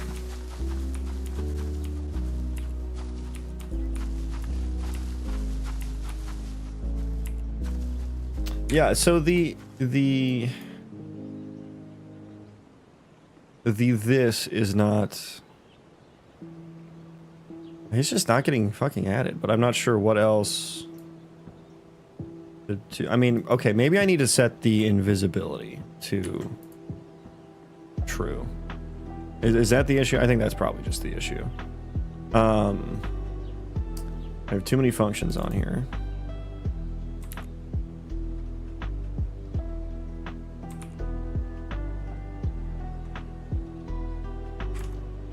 And I've broken it. Okay, we're gonna go back to the test level. We're going to the test level.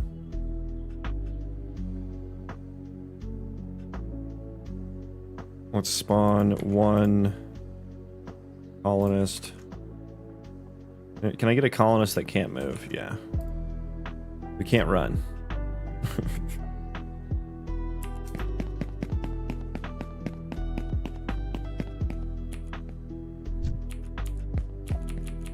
Okay, now I don't.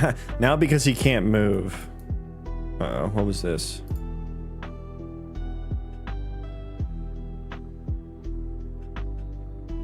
Huh. Oh, that was the interaction options widget was null here. Oh, I guess, yeah, I don't construct that actually here anymore, so.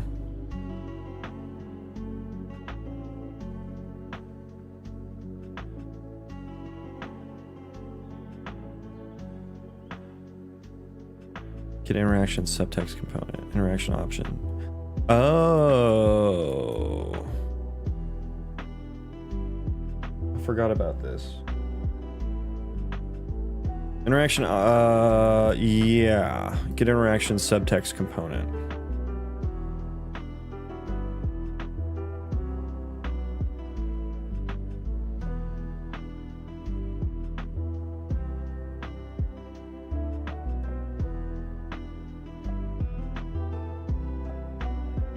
Interaction subtext component.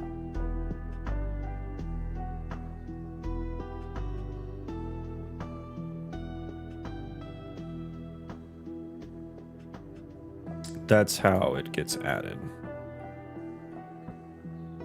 What if I skipped that? What if I skipped that? Because it's probably setting it equal to a null widget. There it is. Yep, there it is. Okay, I forgot I did that system.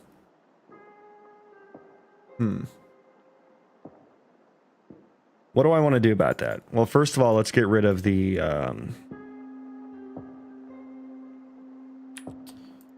replace with child. There we go. Okay, I forgot about that.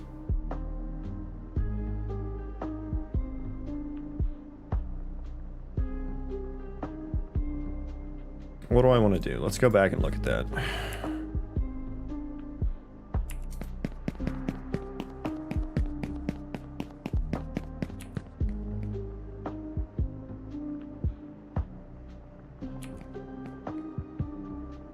Yeah, so none of these selections work now because the functions aren't wired up to anything. So I built this system to such that there's an interface for interaction, and then whatever I'm interacting with gives the interface what should be displayed here.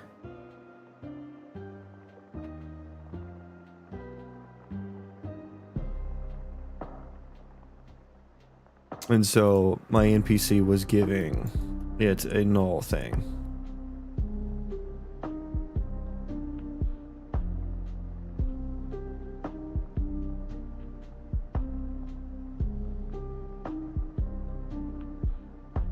Do I still want to do that? Because then now we now what? I created that fucking interface function to just set the text. Which is nice because now I can just do that whenever. This one has to be called from like an external lifecycle. Do I like that?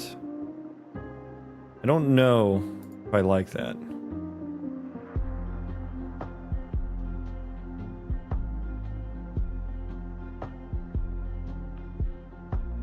Hi, bro. Could you please guide me as an intern? Sure.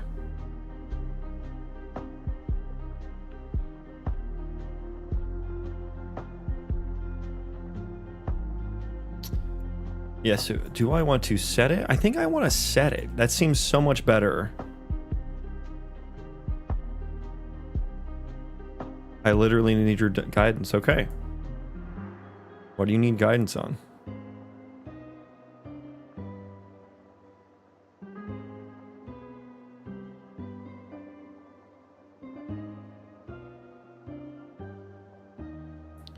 Let me just remind myself how I do this.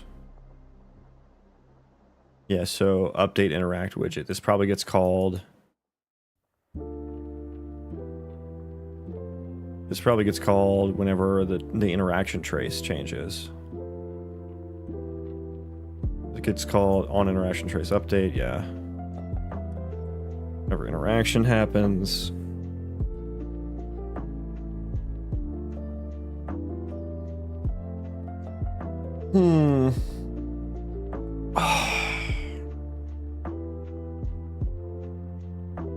I need a path to become a high-value paid software engineer. Okay. What's stopping you?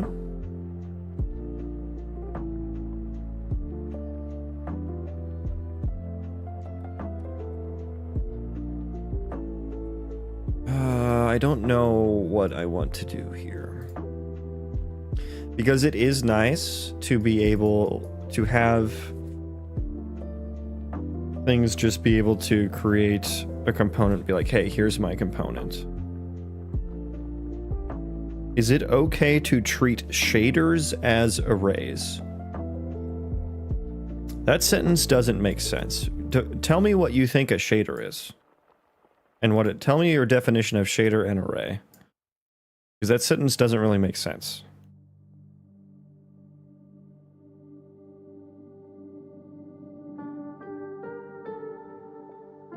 So, yeah, I don't know how I want this system to work, because right now everything just gives the UI what should be displayed when it's being interacted with.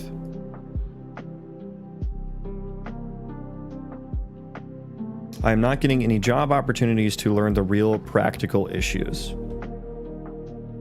Yeah, I mean, if you can't prove that you can do the real things, then yeah, no one's going to give you an opportunity to do so. Like, you can't wait for people to give you an opportunity. You need to make them yourself, right? You need to work on your own projects and put them on your resume. You know, do things that are cool, exciting, related to what you want to do. You know, the cooler they sound, the better they are too. You need free time projects. You have to show that you can do it. You have to show them that you can do it. So you need to work on some interesting side projects. Put them on an open GitHub repo so people can look at them with instructions on how to run it and play it. Make sure that actually works. You know, if you can put the words AI anywhere on your resume, that's a bonus. Do you have a portfolio? Nope. Oh, I'll show you I can do it. Dumpy. Yeah, get that dumpy. Yeah, put the dumpy on the resume too. Be like, also have thick dumpy. Please hire. Yeah, so I don't know what I want to do. I like being able to set it because then I don't have to wait for these like certain events to happen. So that's nice. I'm doing this on my own now. Yep, just got to keep going. And yeah, I would say anything, if you can just do anything with AI to, I mean, that'll will probably just get your resume looked at more nowadays. Back in my heyday, it was home automation. So that was the hot thing that I put on my resume. I wrote like a fucking motion detection algorithm. I put like, I can turn my coffee pot on from anywhere in the world, which today is not very impressive, but back then it was. This was like 10 years ago. 10 years ago, that was impressive.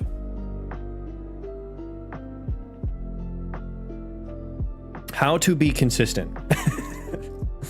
In what? You gotta give me more context than that, my dude. Oh boy, what do I want this system to do? So I guess it technically works-ish, but now it's gonna be broken on things like buildings.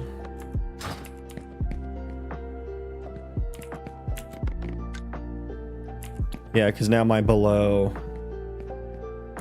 interaction options thing doesn't show up.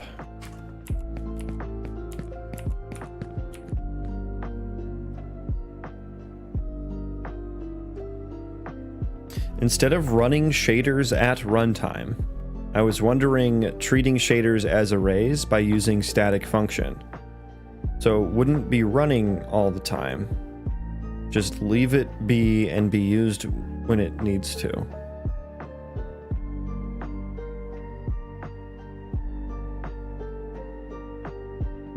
Instead of running, that's what a shader's for, though.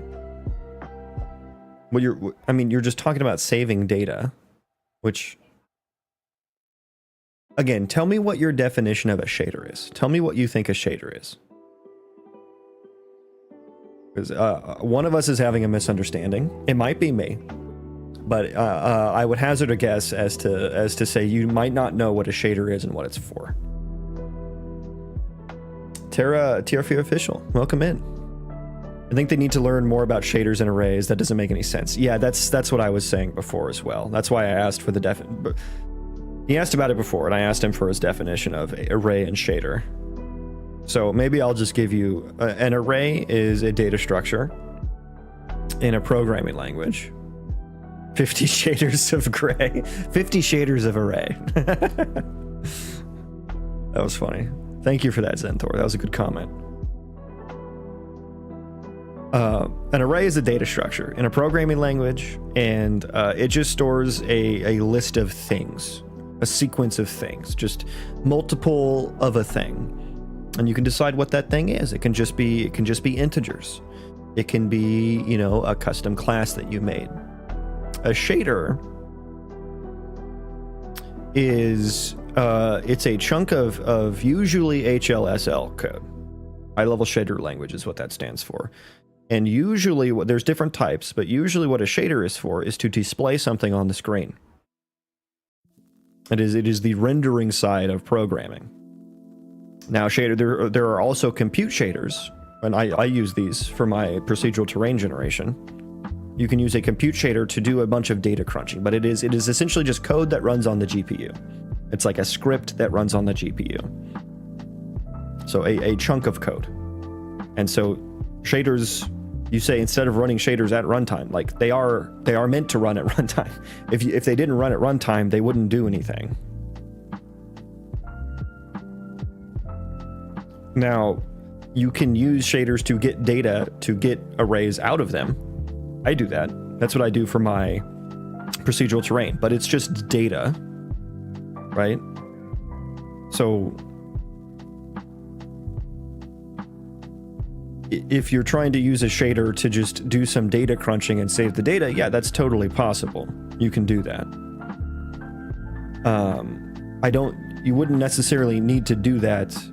Like a shader is, I don't know how else to say this. It's meant to run at runtime. If you're not running a shader at runtime, then you're kind of wasting, like, just, you would just write out whatever you're doing in CPU code. Like, it would be so much easier if you're just going to save data, you know, like, or bake it or something like that.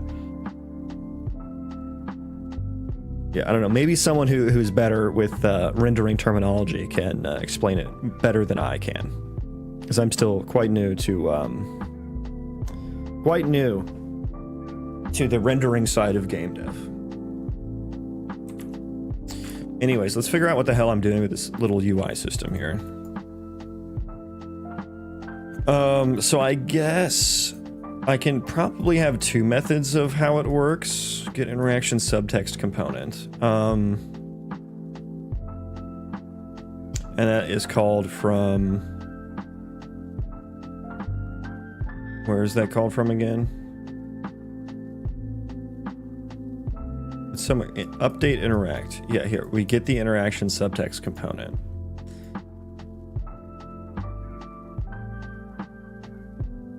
I wonder if that's null. Let's just not do anything.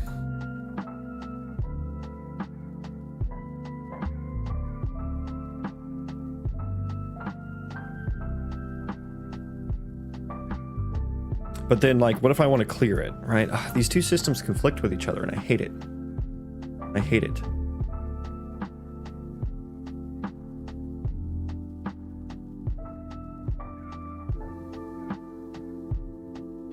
It's like, do I want to do a push or a pull here? And I want both. I want to have my cake and eat it too. What's your opinion on stop killing games as a dev? Yeah, so I guess one thing about all the pirate software controversy is that it actually made me look into it, right? Because I didn't understand what the controversy was. And I guess now I understand it as people want ownership over the things that they buy. And I 100% get that and support that notion of it. And I think the games industry, and honestly just all industries, all software industries are pushing for you to not actually own the software that you pay for. And it's a kind of a gray area right now in a lot of countries, in the US especially.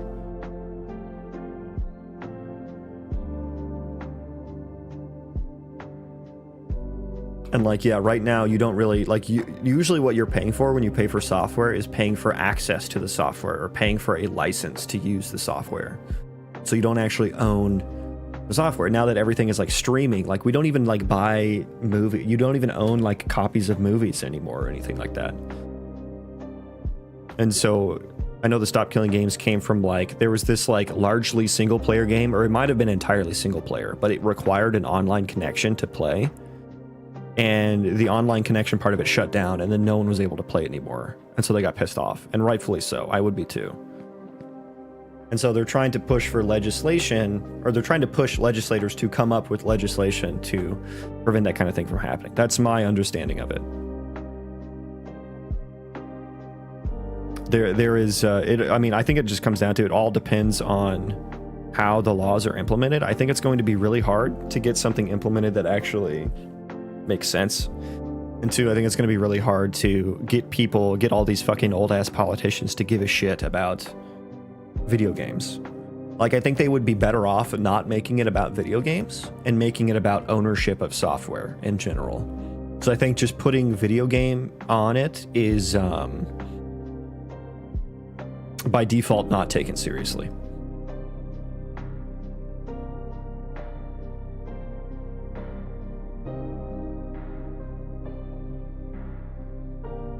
And I think it, like and I'm all for, you know, getting some legislation on that, but I think where it's going to get difficult is when you have, say, you know, a live service game, and you know, it shuts down for whatever reason. They shut down the servers. Now, Stop Killing Games wants the company to give that to the players in some way so that they can play it in some capacity. It's still kind of vague as to what that means, but they just want politicians to do something about it.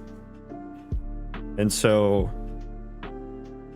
my question is, what do you expect to happen when, like, because like right now there are tons and tons of World of Warcraft private servers, And it's not even like open or anything. People have literally reverse engineered the server technology for World of Warcraft, and then they've wired up the World of Warcraft client to that server. It's a private server. People play on it without paying Blizzard. You know, Blizzard has shut some of these servers down and stuff like that, but the point is, like, that will happen with you know, let's say Stop Killing Games gets some legislation in place where the company does have to provide that kind of a functionality. They have to allow players to play it in some capacity. Players will create their own private servers for live service games. For single player games, it's very straightforward, but for live service games, they will create their own servers. Now, what happens when the maintainers or creators of these private servers start getting money from it? And so they literally start making money off the IP of the company. What happens then? And what if we have a situation, and like the way they get money for these private servers is usually like, it costs money to run a server, right? So they accept donations. And even if you don't do it for profit, like there's still going to be people who do it for profit, and they will give players items in the game for real life money. So they will be making money off of these private servers. They will be making money off of a company's copyrighted IP. What happens then? And what happens if these private servers get more popular than the game ever was? Like, how does the ownership work there? Like, does the company get all the money from that? Like, does the company have to do a cease and desist? Like, what? That's where it gets really gray and vague for me. And so if a company does a cease and desist, it's like, okay, what's the point of allowing players to kind of play it on their own when it shuts down then? Because companies are not going to like players making money, even if it's just like, even if the maintainer or runner of the server is like, yeah, I'm only accepting donations to pay for the server costs. Like, that's still kind of a gray area, because it's like, what are you gonna have to do? Like, get audited to make sure that you're not actually taking the money as profit? How does that work? What if the server's in another country that doesn't give a shit? You know, that's how private servers work today. They just stand up a server in fucking Russia or something that doesn't give a shit about US laws. And then the cease and desist means nothing. And so in those cases, I struggle to come up with an answer that actually works. So I don't know. Yeah, I'm all for like wanting to own software that you actually pay for and stuff. But it's also not like, if we take that concept and apply it to just like non-video game software, like, it doesn't make sense to pay for a subscription to a piece of software. I guess this does. I'll say this doesn't happen today. Maybe it should make sense, but you don't pay for a subscription to some, maybe it's some business, maybe like QuickBooks or some shit. You're paying for a sub for that. The company shuts down. Like, they don't give you software after that, right? That's not what happens. Maybe it should. But yeah, the whole movement has a whole lot of implications for the entire software industry. And I think it's going to be very, very difficult to get anything meaningful passed that is actually effective. For single player games, it's very straightforward. But for the live service games, where there's an actual server component that costs money to run, it's difficult. It's very, very difficult. And obviously, in the example that started the movement, it was called like Crew or whatever, this single player game that just required an online connection. Yeah, like, obviously that's kind of fucking stupid, right? And like, even if you write a law that says like, hey, okay, if you have to let the players play the game if it's a single player game, but it's just like, how do you define single player at that point, right? Because companies are just going to stand up a server and make you connect to it just so that they maintain ownership over it. I don't know. It's going to be really difficult to do anything about it. Dan, does that answer your question, Harold?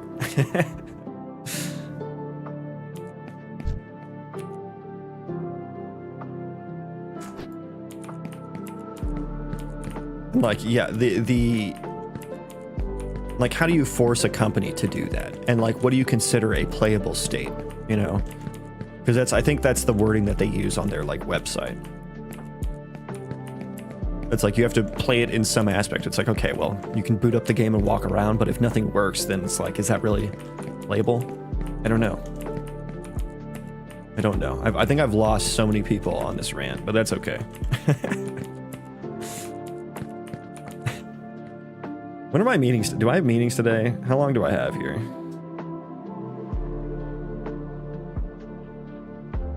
I have no meetings today. Oh, that's beautiful. That is beautiful. Okay. So yeah, if anyone else has any thoughts there, feel free to chime in. The nuance is a little frustrating because predatory companies are a problem. Yeah, it's like bad actors just ruin it for everyone, right? But forcing a game developer to keep servers online ad infinitum, well, I don't think anyone's advocating for that. Or to relinquish their source code and IP seems heavy-handed and uninformed. Yeah, I mean, they just want... It's not even necessarily open sourcing it. It's just letting the players have a copy of it, or like having a client that can actually play the game in some way. So it might be something like, let's use World of Warcraft as an example. Like if WoW shut down and players like, you know, paid for the game, like the game that they would have paid for would have been like an expansion, and then like there just needs to be like an offline mode essentially. That would be the concession. But obviously that's like having to keep that and maintain that is extra work on the company. For the live service games, it's just like what you're paying for is access to the servers. Like that's what you're paying for, right? And then in their terms of service, it's like you can't use the client to connect to non-official servers.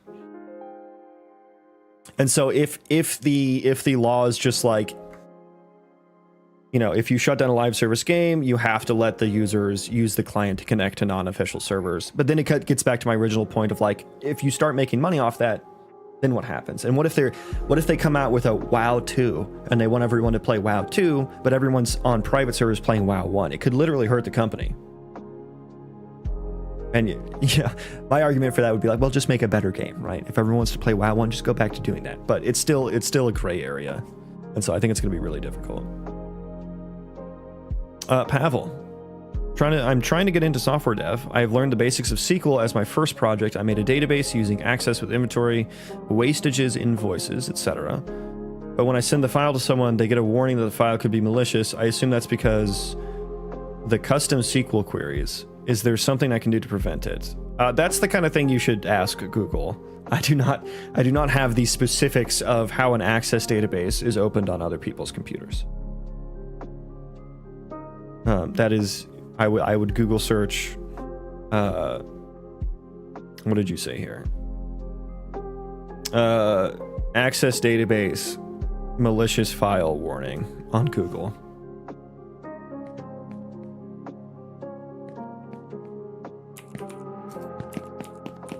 But it's the part that is nuanced and gray for me. It's just the making money from it, and like in what state, and like those aren't really specified in the movement, and they just want like legislators to come up with that.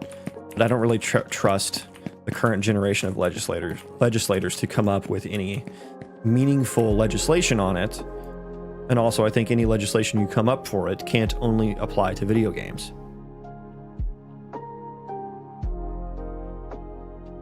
It would have to apply to software, and if that happens, then there are a lot bigger players in the race that will probably prevent that from happening.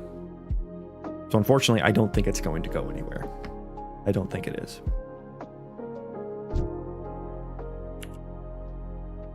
Adder, big time agree. Shame Thor is getting bombed, but I think people were just looking for an excuse. Yeah, I mean, he has been just a house of cards, hasn't he? It's kind of crazy. I am American, yes.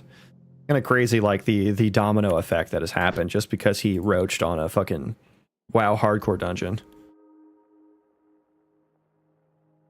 But Adder, that's the misinformed take on the movement. The movement is not saying that that companies are being forced to keep games online. That's the incorrect pirate software take.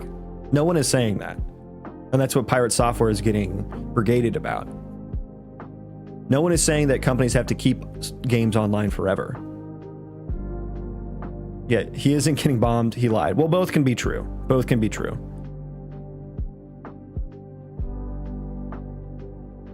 Once Netflix is out of business, I demand access to all movies and shows that were ever offered on Netflix because I paid like $100 in the past few years. It's a close example, Denik. But I think a closer example would be if you paid Netflix per thing that you watched, right? Like what if you paid $5 for everything you watched, right?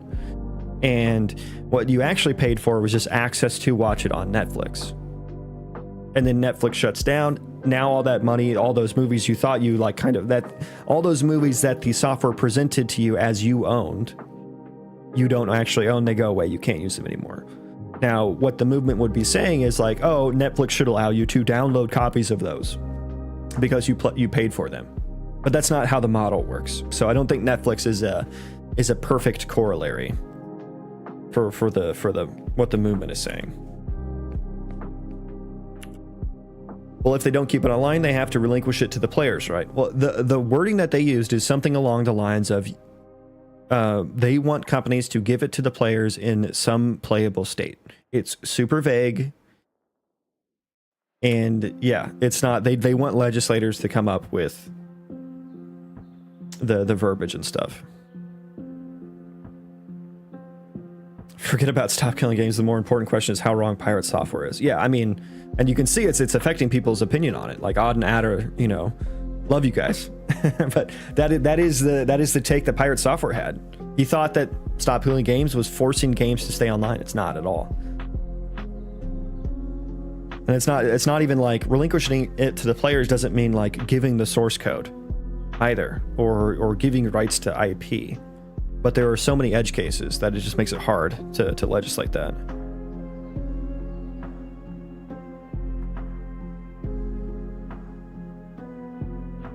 The stop killing games thing is vague at this point because that's how every EU citizens initiative starts.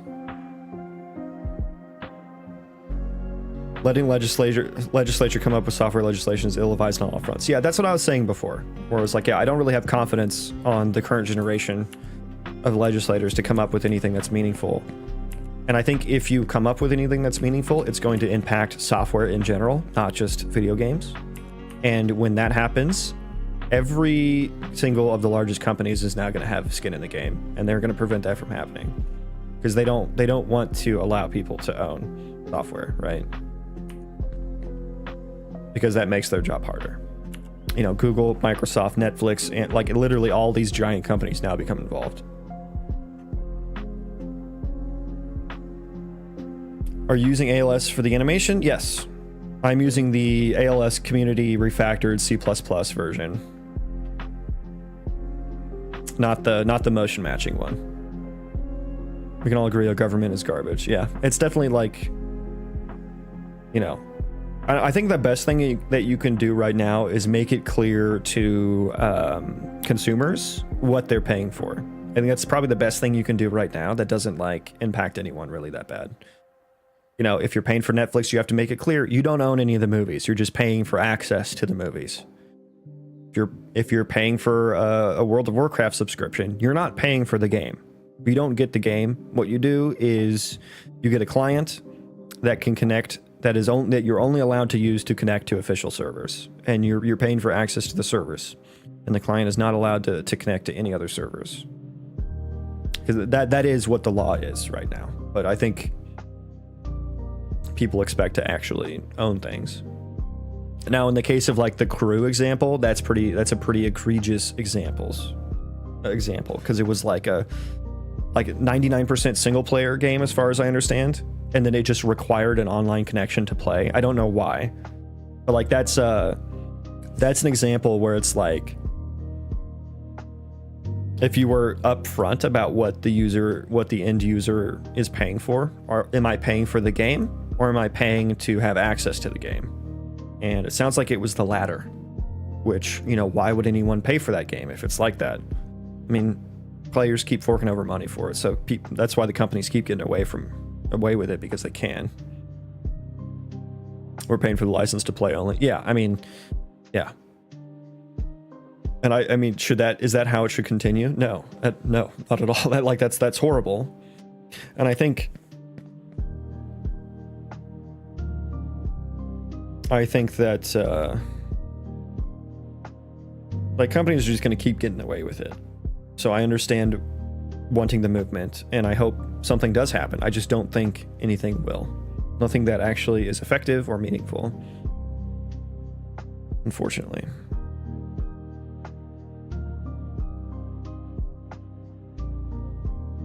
Thor focused on one scenario and decided not to support because of that, while there are other scenarios that do deserve support. I mean, he was just literally wrong about the scenario, though. Like, it wasn't even a real scenario.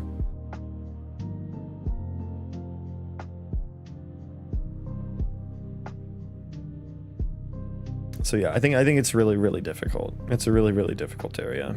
And of course, our legislators don't understand. They literally don't understand that nuance. Because all of our current legislators grew up in a world where there were no digital assets, right?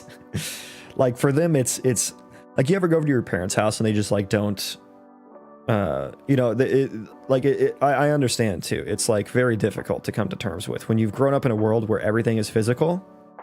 Like there are no imaginary assets, right? Other than ideas.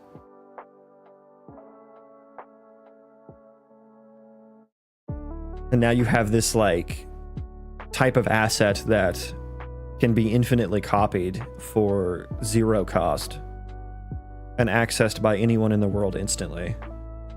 It's kind of weird. It's kind of weird. These are all interesting and enlightening takes. What do you do? I'm a software engineer for my job, but I'm doing some game dev today. Really, we're just yapping about stop killing games. The language wasn't in the document. He's inferring what it means for live service games. I mean, I read their FAQ and they spelled it out pretty clearly that they do not mean what Thor was saying. So like if he just read the FAQ, it would have been clear. Clearer, I should say. Super vague, and that also creates a massive rip because it leaves everyone to fill in the blanks, like myself and Thor. I mean, like, here's where I went. Let me see here. StopKillingGames.com.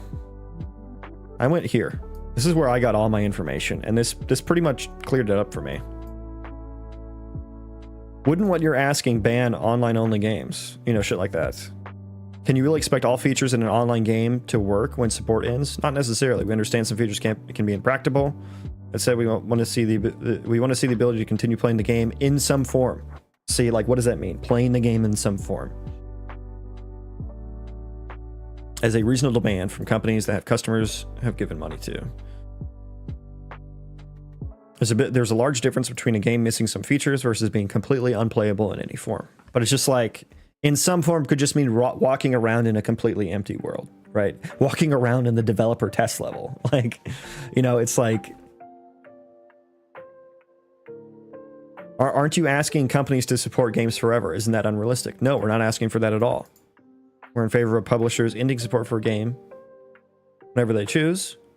What we're asking for is that they implement an end-of-life plan to modify or patch the game so that it can run on customer systems with no further support from the company being necessary.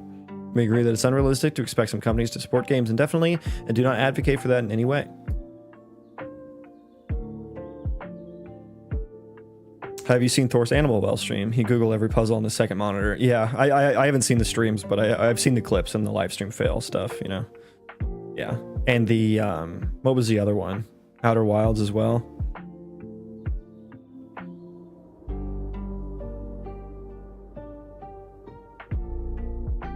A client authoritative game that requires some auth API to function is obviously predatory. I mean, there's so much nuance there still already. I mean, client authoritative, like just because one client is authoritative doesn't mean that every client that plays it is authoritative, right? There could be a peer-to-peer server thing, you know. But I guess in that case you wouldn't need an online server. I don't know. I guess in that case you wouldn't need an online server to actually run it, so support could continue. That's just semantics, yeah. Playable, yeah. I think it's funny the US and UK government has two opposing initiatives going at the same time. One half of the senior citizens want to ban games entirely because they're all bad and violent and addictive. Is that actually, I mean, I think people have been LARPing that for a while. I've never thought that that's actually a serious initiative. Stop Killing Games seems like an actual serious initiative. Points like these will be expanded on at a later date when it actually reaches Parliament. Yeah, and that's what I keep saying is like they want legislation to kind of decide that, but I don't have any confidence in that. Like, even if they were competent on these issues, I still don't think that there's a great set of legislation that is effective and meaningful with no loopholes. Right, so budgeting for a massive dedicated server architecture, migration to peer-to-peer. Yeah, I mean, that's one plan, right? That is one way to do it. No, he's just smart. He worked at Blizzard, guys. I do think he's getting, like, an inordinate amount of hate, but also he's not doing himself any favors, is he? I like the idea of clear service agreements and clear end-of-life protocol. Yeah, I think that's the best thing that can happen out of this, is just like make it clear up front. But like that is what a terms of service agreement is, right?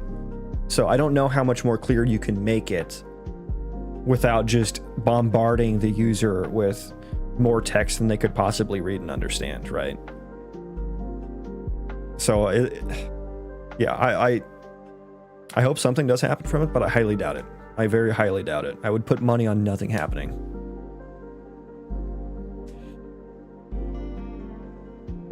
There was a renewed push to add more restrictions on games with the mindset of addiction. Yeah, I don't know. Gamers are too strong a community to do anything against.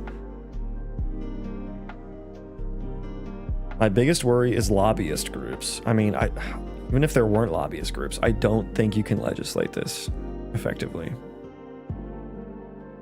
Because like I said, we already have terms of service agreements, which do spell out that kind of thing.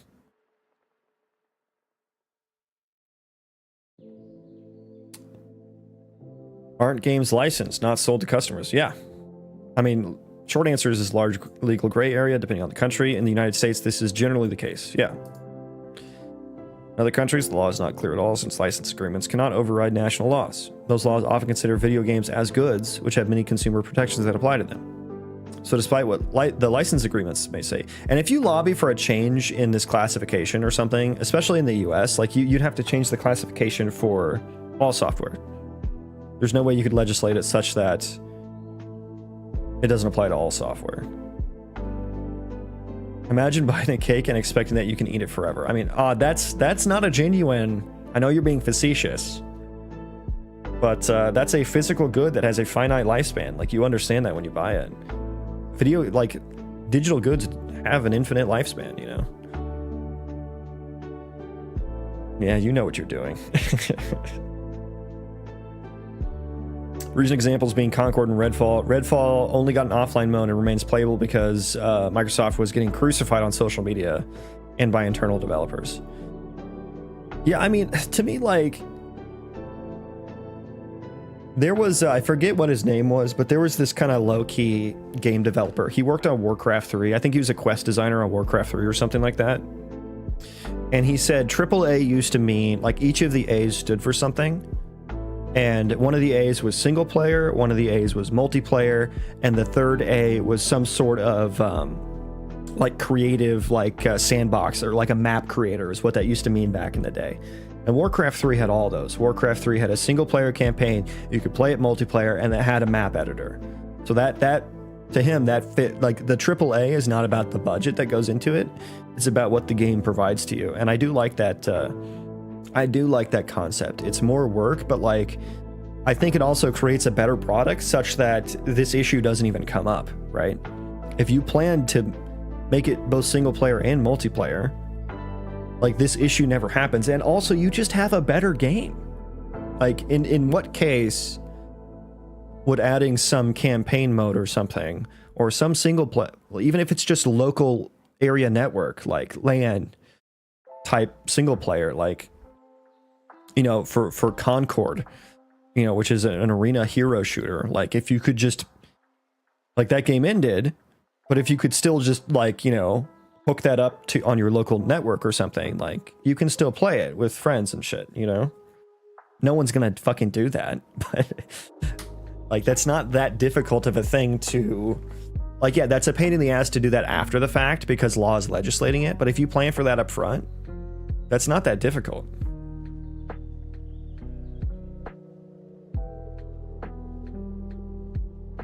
Force game dev experience is moderating WoW and bringing coffee to his dad. Yeah, it definitely seems a bit embellished, but it's hard to know the full story, right? We're just getting two sides of it, right? Truly a master hacker. Software is living, so unless you refuse to upgrade your hardware and operating system, software isn't exactly timeless. Yeah, but people can, you know, reverse engineer and stuff and make it work. Wait, what is GAAS games? Should have some form of offline mode IMO, even if we don't own a game these days. Interesting, but I agree. What are we working on? Honestly, right now, nothing. We're supposed to be working on a video game, but we're just yapping.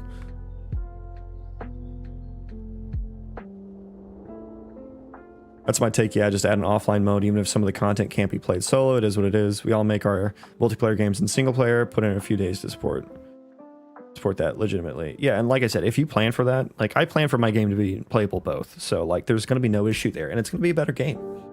Like I cannot imagine a game that does not get better by having some form of single player or offline play.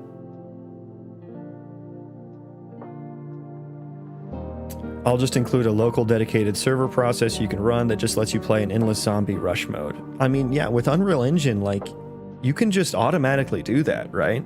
Like, I mean, I'm not super up to speed. Games as a service, I see, Adder. Okay. I will go do something with my life. Bye-bye. All right, take care. Thanks for stopping by.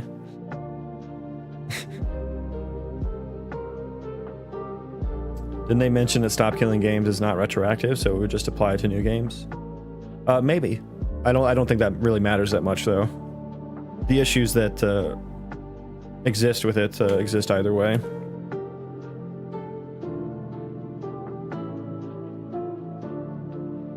But yeah, I would think with Unreal Engine, you can just automatically have the local server mode running, right?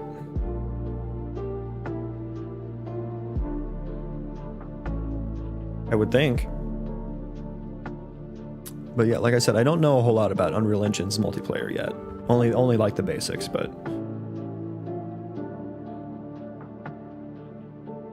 My single-player offline mode looks suspiciously like Windows Solitaire. Yeah, and see, that's the kind of workaround that, like, could happen, right? It's just like there's some, like, you know, these companies would lobby together and make some fucking plugin that just, like, puts Solitaire in the game. It's like, oh, you're paying for Solitaire. That's what you get. And then also you get access to the actual game, right? Like, how do you legislate that? How do you fucking legislate that? Can't wait to see a crappy game on a Nintendo Switch eShop called Only Online Gamer or something. That has an offline mode. Okay. Interesting to think about how WoW Cataclysm would work with this initiative. They overhauled the entire playable area with that expansion. Should the company have an obligation to make the original playable areas available?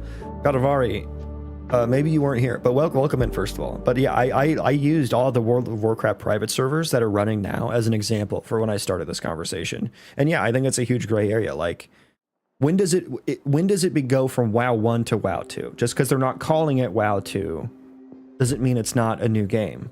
And yeah, WoW Classic to retail now are entirely different games, and that's why Nostalrius did what it did, right?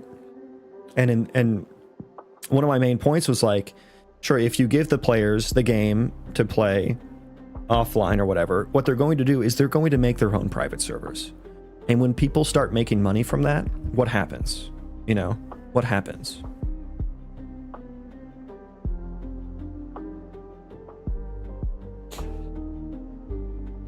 And it's like, yeah, what do you consider, like, how do you write legislation around, one, making it playable in some state, even if you iron out what that means? Like, there's just, I see zero way to effectively legislate, one, what in a playable state means, and two, what, like, end of life means. Because your example of, like, expansions come out and change the game entirely, like... Do they have to allow you to play every single version that gets released to customers? Do they have to allow customers to play that offline? That is kind of like a huge deal for some games, some game engines that don't have it just built in.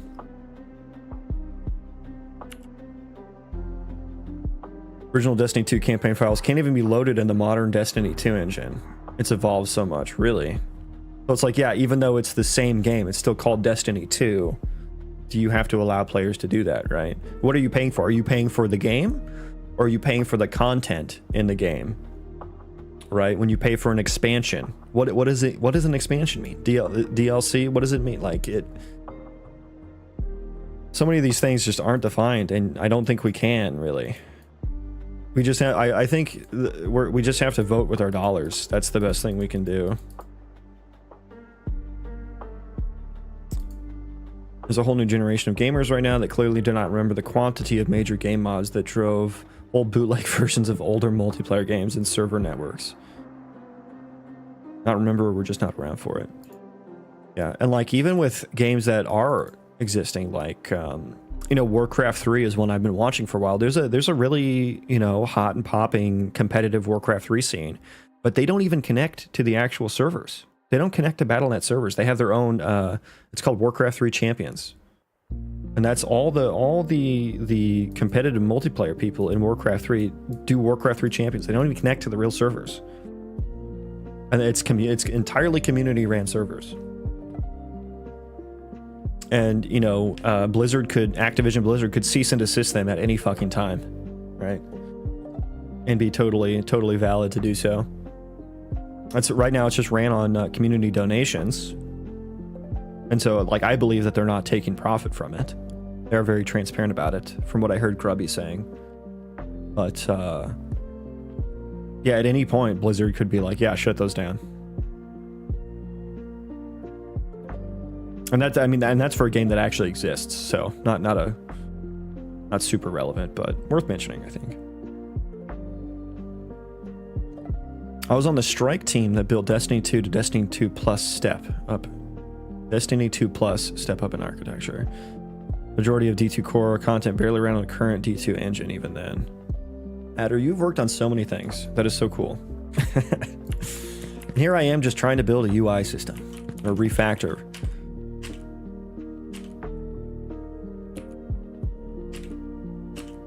Okay, so it does recreate, and I do need to save that, so there's one issue.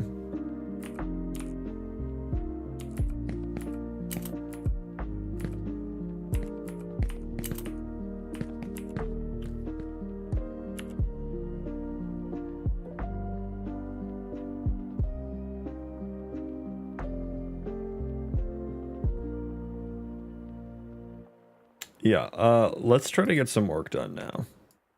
I guess.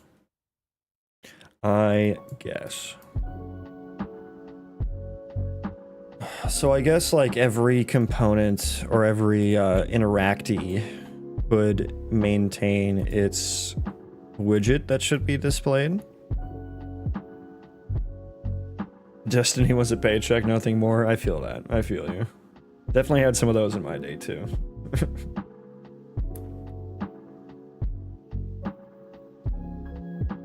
And WoW, during the tutorial, you do a dungeon with 2 bots, one tanking and the other one healing. What's the problem just adding something like this and scale the mobs accordingly? The problem is, how do you encode that in Legislature? Because that only works specifically for WoW. Even if you specifically encoded that. And the questing people usually do solo anyway. I mean, like, I don't even like it. They just say in some playable state. So it literally could just mean walking around in the developer test level, like this could be the game. This is technically, you can launch the game and you can run around in here. This is a playable state. Is it like, you know, like it's like, okay.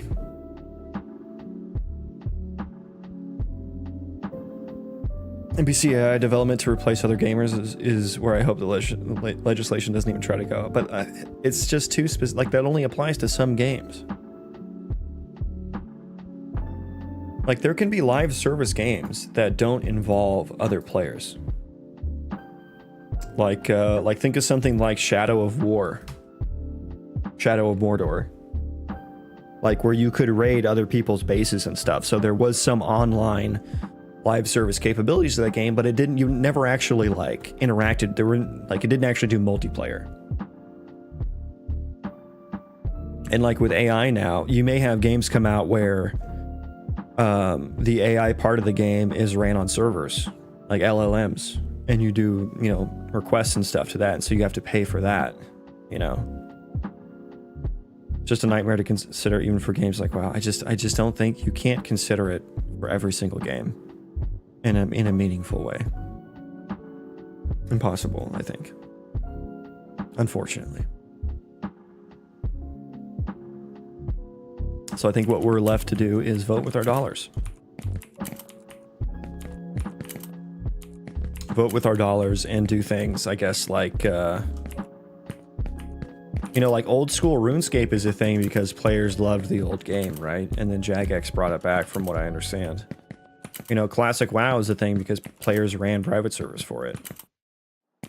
So you have to, I mean, in order to get to get companies to do that, you kind of just have to reverse engineer the game and prove that it's worth doing.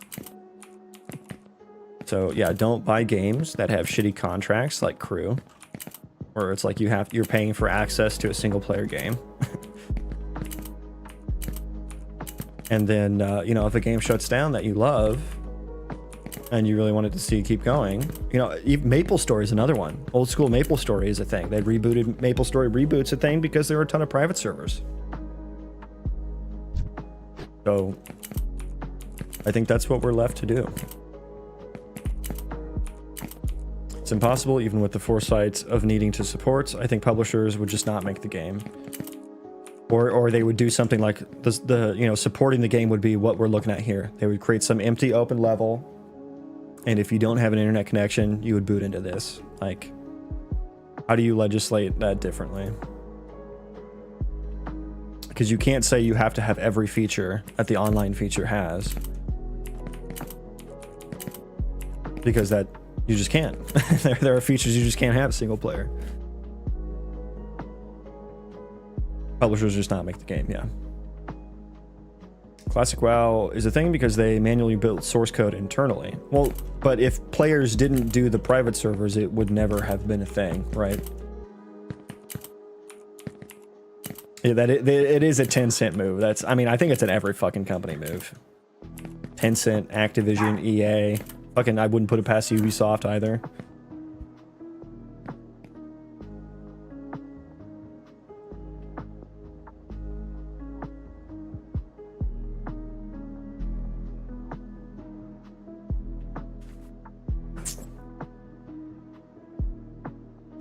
So yeah, nothing to be done other than vote with your dollar and make your own private servers and reverse engineer.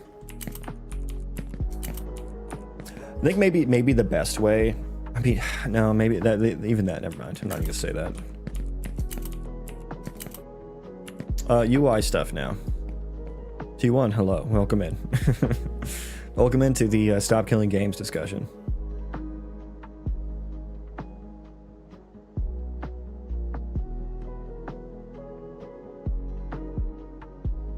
Make modding great again. What I was gonna say was like, yeah, maybe if you in support for a live service game, you have to allow players to do their own thing with it. Like it's now totally legal to make your own private servers, and there can be no cease and desist.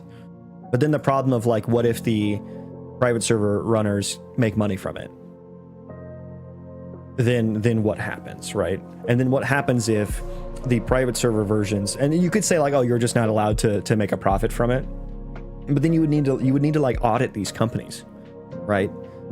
Which would take government resources at that point, which would be weird. But let's say that happens. Let's say that gets passed. Great. Okay, now we're on to something. But then what happens if the company that owns the IP sees how popular the private servers are getting, and they're like, oh, this is more popular than the version we made. Now we're just going to start it back up, you know, with whatever the private server did.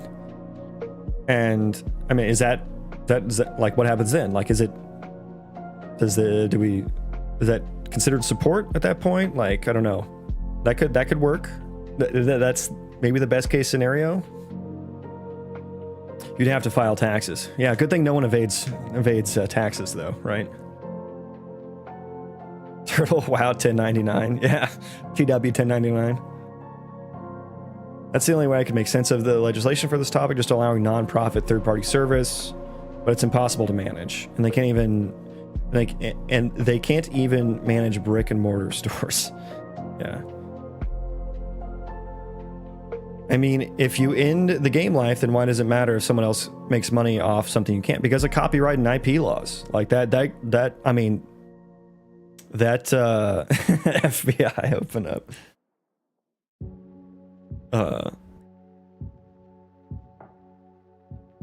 I mean, yeah, that just goes against every IP and copyright law that's already encoded. So that is already against the law. Like, you can't make money off of the back of someone else's work, right? And like, the only way like you'd get companies behind that is if they got the profit from the private servers. Which, you know, private servers would have a much more difficult time running, because then they couldn't bank up the money to pay for future months of servers running. And it's like, can you pay people to work on it? Like, is that considered nonprofit? In current charities, you can pay people. How about establishing a percent of feature? How do you quantify how much percent a feature takes up? How do you quantify that? You cannot put numbers on that, like lines of code. Like, you use lines of code, but it's just like the lines of code, like projects are made up of sub libraries and frameworks and stuff, and there's most of the code is not even your code. You just think it's a moot concern? I don't think so. I mean, if I made a game and other people started making profit off of it, like, I would be really bad. I would feel bad. I'd be like, what? People are just taking what I spent years and years on and, you know, making money off of it. And then you could literally, what you could do is you could form an initiative online, and you could say, all right, everyone, for the new WoW expansion, no one's going to play it. Let's all get together and not play it. So the company shuts down, ends the life for it. And once it ends the life for it, we will run our own servers and make money off of it. Like, you could literally like start a fucking coup to do that. Well, don't be a pussy. Easy fix. Yeah, let's put that in the law. Don't be a pussy. Make the source code public and lose the right to the IP. But like, no one's going to make those games. If they lose the IP the second they don't support it anymore, no one's going to make those games anymore, because now companies don't own anything anymore. That's I think that's a bad option. Make the source code public. Like, yeah, I mean, and also, Pavel, that also has to apply to just all software. It cannot just apply to video games, because there is no way to legislate the category of video game that doesn't include software in general. And if you're going to say anytime Amazon makes a service and they end up deprecating it, that they have to release the source code for it, like, now you have the big players involved, and that is never going to get passed. There should be a tariff and different prices due to the environment. That has nothing to do with non-profit doesn't mean non-revenue. Yeah, again, a gray area though, Denick. That's also true. Nonprofits are massively corrupt in the US. Something like 9% of nonprofits are not legit right now. Or yeah, 90% of the money that goes to a nonprofit just goes to the employees, right?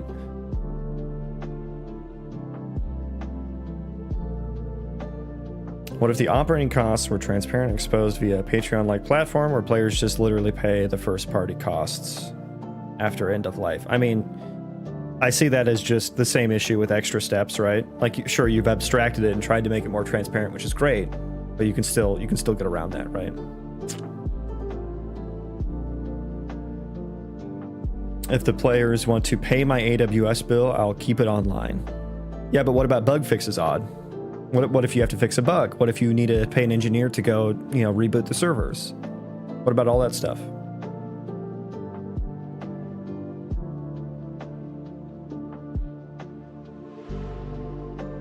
Giving profitable avenues for third party to profit off a dead game is just way too messy to remotely consider. Yeah, I agree. And I think it's an infringement on IP and copyright laws as well. I love these software Yap God streams. They pay for the bugs. Yeah, if I was a company, I wouldn't want to manage that, because then you have to pay a fucking manager to like make the decisions of like, okay, we have to estimate the cost of this bug, you know, like what if it goes over our estimate? It's just a headache. It's a fucking headache. I wouldn't want to do that. Security fixes, bug fixes, database hacks, etc. Yeah, updating for new versions of Windows, you know, new versions of software and stuff like.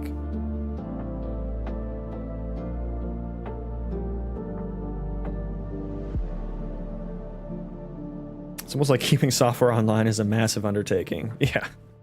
So they get solitaire. Yep.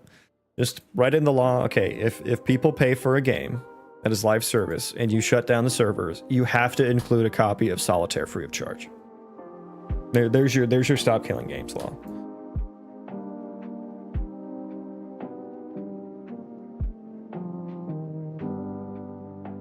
Oh boy.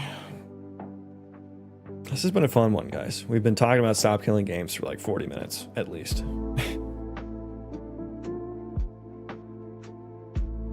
Just add an offline mode. Yeah, but what does that mean, Adder? Does it mean empty world where you can run around and do nothing? It literally could just mean like staring at a picture. Like you could just take a screenshot of this, and when you start the game, you stare at that and you're like, yep, there's the game. You just get to stare at this picture. That got me through 2 cups of coffee, thank you. Damn, you chug those fucking coffees. Keep killing games, yes. Believe me, I want to own my games. I want the movement to succeed. I just don't. I am 99% positive that it will not in any meaningful way.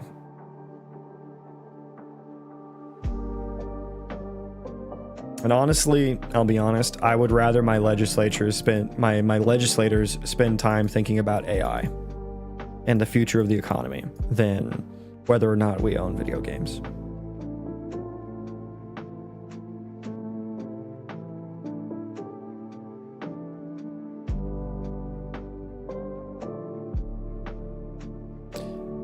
Anyways, what am I going to do with my interaction system?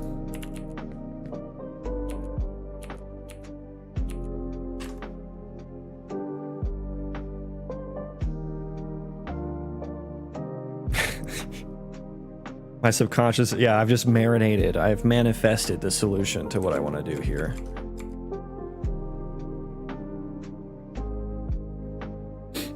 So the first thing I need to do, I guess, is I need this widget to not get recreated every time. The container cannot be recreated every time because it maintains state, and I need it to maintain that state. So that's one thing. And I guess that's kind of a +1 to the interactee maintaining the widget.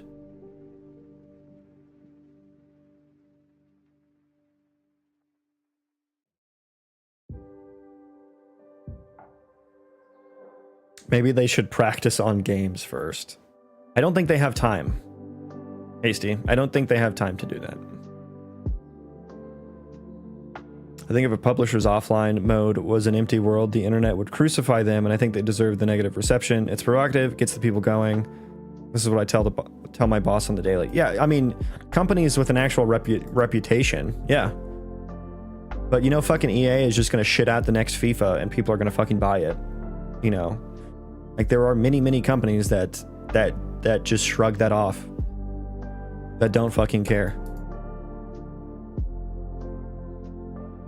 Did you look at common activatable widget? Yeah, I'm not using any common UI stuff.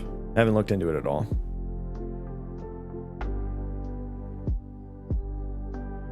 I don't use it, but I'm copying its pattern. I mean, what's different from just like doing a deconstruct thingy?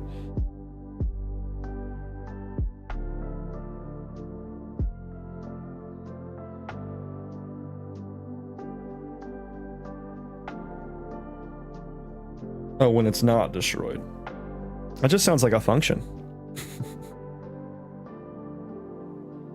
The game is single player, right? Right now it is, yeah. Right now it's just single player. Okay.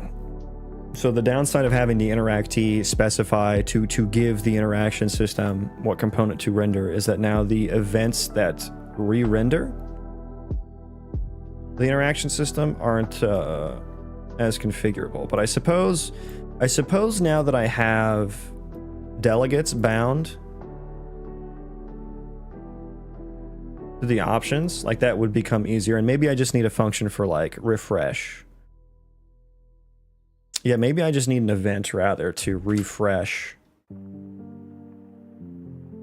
the interaction options, get other interaction options. Yeah, so I think maybe this just turns into force refresh interaction options. Get other interaction options. 5 more years, yeah, that's an aggressive timeline. 10 years, I'm happy with 10 years. We can stick with that. Yeah, my story point estimate for this is 10 years for this user story. The user story is make game. User can play game.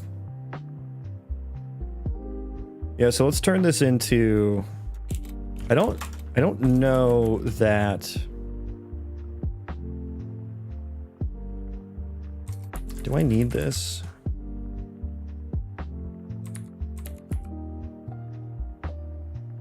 Maybe. This is more like a refresh interaction UI to check for updates. It's just like an event.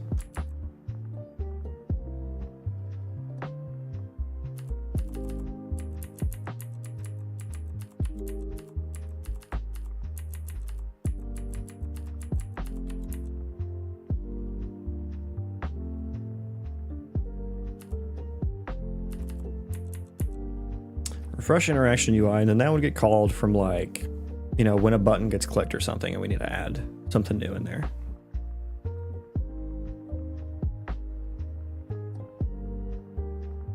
And then that would probably call, what would that call here? That would probably call this get interaction. Yeah, but I guess I do need the interaction interface passed in, which would be the interacting with character. So whatever calls refresh here needs to pass the interacting character, or rather maybe it's just the, I mean, I can get interacting with character, right? Yeah, I can get interacting with. So, ah, shit. Okay, we're good. So yeah, maybe it's just on the interface owner to do that. Yeah, I don't think we need an interacting with there. It can just be refresh interaction UI. Should I call it, maybe just refresh interaction, just in case I want to use it for other things? Yeah, let's do that. We're gonna do that. Make sure we're all fucking saved up and shit here. Have you guys seen the grok shit that's been happening? By the way, isn't that fucking wild? Like, I can't imagine I would never have used grok before, but like, now grok is saying it's like the Supreme Chancellor Adolf Hitler and shit like that. Like the white god Adolf Hitler and shit. It's fucking wild. And all because grok was fact-checking extremist views. Right? Elon decided to make it like, he like literally gave it system instructions for being anti-woke. And now it's just like saying Jews run the world and all this shit. All this super anti-Semitic stuff. That's like, yeah, I would have never used it to begin with because one, it's just not even in the top 3, right? It's not even in the top 3, so why would I use it? And now I'm just never gonna use it because I know it's like a propaganda machine, which is just fucking insane. Grok don't give a fuck. Grok does what its master wants, which is Elon Musk, which is the problem. Rather than what the engineers who worked fucking so hard to make it do what it does want. Which is how the rest of the models work for the most part. Stay away from all that, I get that. That's C#, it's C++. It probably looks like C# because it's Pascal case. Do I consider Gemini, Claude, and ChatGPT are my top 3. Not necessarily in that order. You know, it's changing so fast. I think Gemini 3 is coming out soon. I think probably Claude 4 is the best right now. I think actually, well, I would say before they hamstrung Gemini 2.5, I would have put that at the best. But they hamstrung it, Like the version that launched in March was I think the best that has been out, but that is not the same version that we have now, even though they're both called 2.5 Pro. So I think Claude 4 takes the cake now. And then I don't fucking understand the Chat GPT fucking versioning for the life of me. It is so fucking stupid to understand their numbering scheme. What were you guys fucking talking about? Draw and craft. Yes. My robot children AI wife on Mars. Ah, yes, that'll be fun. Employers hate this one trick, yeah. I always double my estimations. Odd's the new Elon. I like Claude. Yeah, Claude's good. Cursor better. Cursor is a tool that uses the models. Cursor is not a model.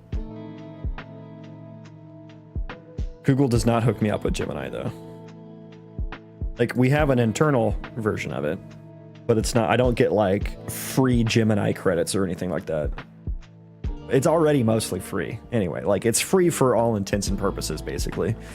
Unless you're hitting it with it, unless you're hitting it more than like, how many fucking times do you have to hit it for it to not be free?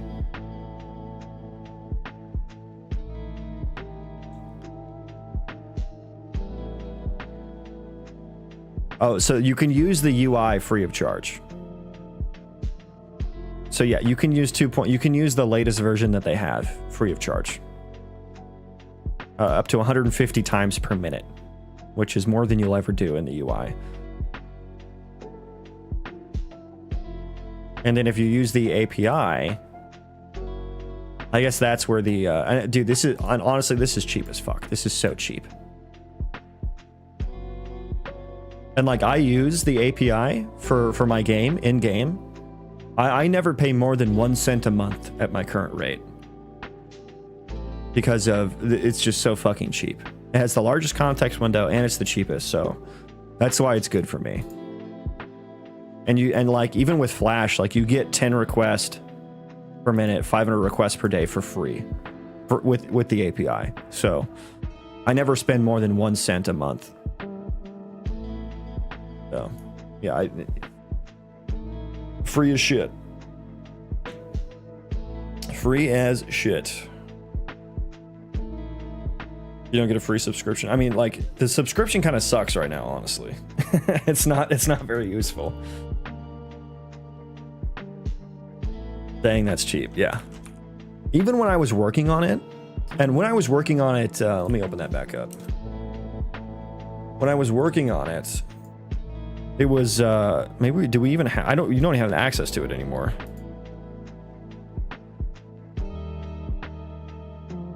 Yeah, Gemini 2.0 Flash. Like, look, this is how cheap it was when I was working on it. 7.5 cents per million tokens. Like, you'll never pay. Like, that is so fucking cheap. That's input. Output is 30 cents, but that is still per million tokens. 30 cents per million tokens. And a million tokens is, what do they say? Is like 4 novels or something like that. That's like the entire Game of Thrones anthology. That is all of Lord of the Rings, you know, like that is so fucking astronomically cheap. And honestly, that's why like Google's TPU play has been like just fucking like people talk shit on Sundar as a CEO saying he's like not innovative or exciting. And honestly, like his mindset to move the company towards AI first, like 10 years ago, and to invest in the TPU architecture is paying dividends right now. Like, I don't think anyone is making a profit off AI, but Google is the fucking closest. And that's just that's an opinion. That's an opinion as me as an individual, not as an employee of Google. Because I don't have any information than you guys do. That you guys don't, rather.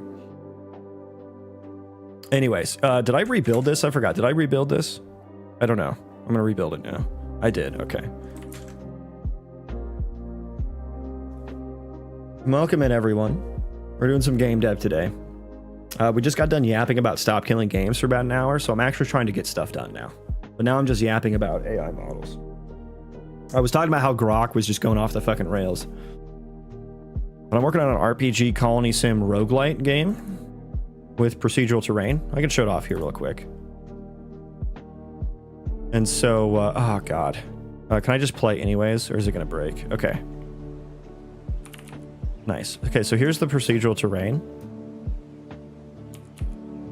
And so this will be a game similar to like, I'm thinking like vanilla WoW combat and class design plus RimWorld Colony Sim plus Hades roguelite is kind of what I'm picturing.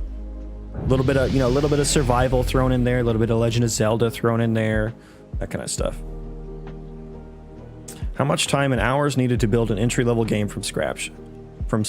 That is an impossible to answer question. There are too many variables. I don't know what an entry-level game means. I don't know what your skill set is. I don't know what game engine you're using. The only way you're going to find an answer to that question is if you start trying to do that. And the answer will start becoming more clear to you the more you do it. Is there a giant robot head in a server room? Yeah, that's so I've heard. So I've heard. But we're in the shadow of a massive mountain right here.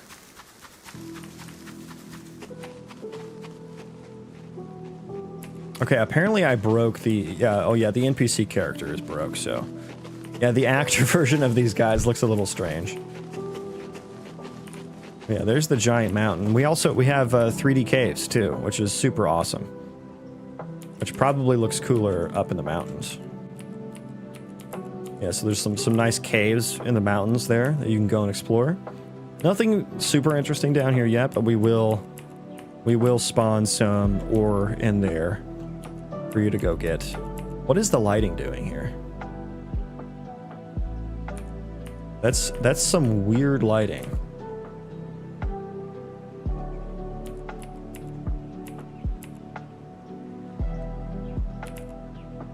I'm gonna guess it's because it's not fully generated yet.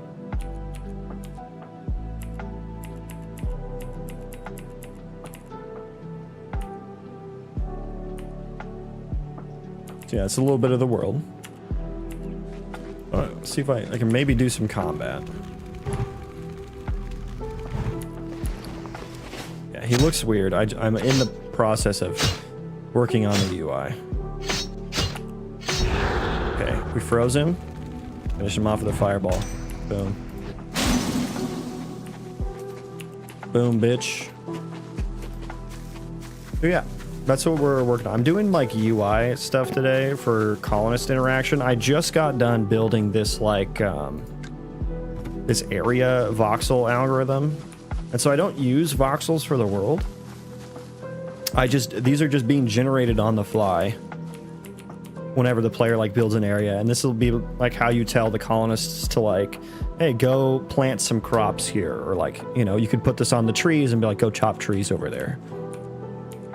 And the voxel algorithm like follows the terrain, which is important because like if I just did like a box or a radius or something like that, you may accidentally select some underground caves, and you may, like this one right here, right? Like if I made a box that was super big and it went underground, and this happens a lot on like slopes and stuff, you know, so it's not, wouldn't be super relevant on this flat terrain, but you might make a box that's on a slope, and then the corner of the box might intersect some underground cave. And if there's an entrance to that cave, the colonist would try to run down there and do stuff, which might be dangerous, and you might get your colonists killed. We can't have that. Can't have that.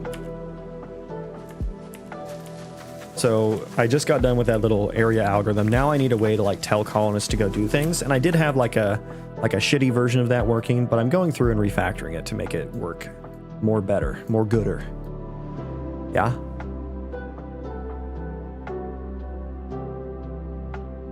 Let me get my shit situated here. Okay, so we rebuilt, which means I have some things that I need to fix. First of all, I think, did that function properly disappear for like set text options or whatever? I guess that would have been in the if blueprints could just so we need to delete that. Apparently I can't. Hello? Okay, let's reopen that. Can the cave's generation algorithm be modified? Yes, it can. Absolutely. Like change shape, biome present in them. Yeah, 100%. It needs some more work. I'm only doing some like kind of naive generation so far, but yeah, I intend to work on it some more and customize it a bit. But all the noise is parameterized. So I guess the one thing I didn't show is my world map that has like the different biomes and stuff on it. Yeah, I can hit you with the link for the PM me in Discord and I'll hit you with the link. And I'll let you know what I had to do to make it work for Unreal Engine. Because like the thing, it always follows your cursor, even if you're like in the editor. So when your cursor doesn't exist and you like turn your, like if you're in game and you turn your character, it still follows where your cursor would be. So like it'll just get stuck off to the side. And so I had to write some code to hook into like the Windows API and check if the cursor is actually shown. And then if the cursor isn't shown, then it just goes back to the center. So I can hit you with that. I should probably have forked it, but I can hit you with that update too. Gonna copy a dude's homework and alter it to suit your tastes. Yeah, hey, that's what the world is built on. If we couldn't copy each other's homework and build on top of it, we would still be scratching our asses in a bush wearing a loincloth, you know what I'm saying?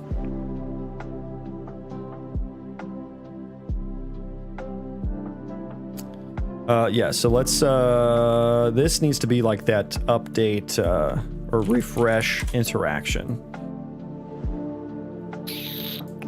Refresh interaction. And so when I make these options, I need to now, let's promote this to a variable. Let's just call this interaction options. We will need to, I can't do that, can I, huh? I have too much shit here. What do I actually need? Okay, hang on, delete that for a second. Let's just get this to compile. Okay, it compiled. It compiled. Interaction text option. Do I use this? No. Okay, so delete that. Default option, that's fine. Interaction options widget. I don't think I use this anymore. Hide interaction options widgets.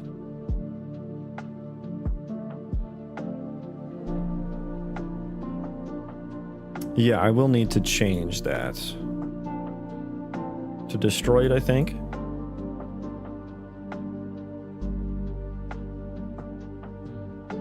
Yeah, a little copy paste never hurt anyone. As long as you're not being disingenuous about it, it's fine, right? Don't trace it. Don't trace it entirely, right? You know, yeah, you can copy my homework, but just change it up so it doesn't look like you copied, you know? No one can be mad at that. Okay, so the interaction option widget was the old thing. So let's actually change this to the container. We need a new interaction container. Yes, the UI. Change variable type. Yes, sir. Yes, sir. I think so. Choose this one, handle interaction option selected. I don't even know what I was doing here, but we don't need this anymore because we're just going to be executing delegates directly instead of indirectly. Choose interaction option by ID. So yeah, that's going to get deleted. So handle interaction option selected. Delete. Compile. What do we got here? Yeah, so you're gone. So on interacting player select. So I do like just playing the sound by default. So I think maybe what we'll do is just call this at the beginning of every one of these little events here. Which I can't.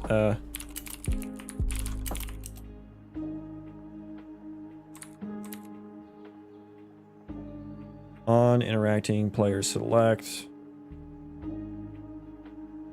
And then let's also, I need to set the interacting character. So let's actually add a parameter to that.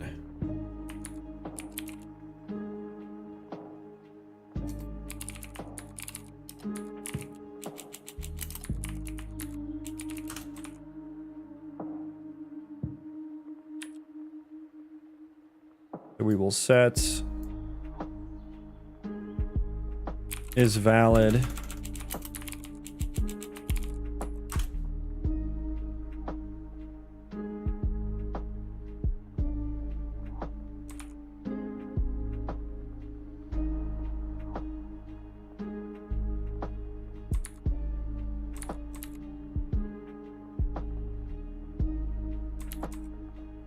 Yeah, we're going to do that on every single one. Interaction options, widgets. Yeah, just do the new one. I think I'll actually want to change that up, but we'll see.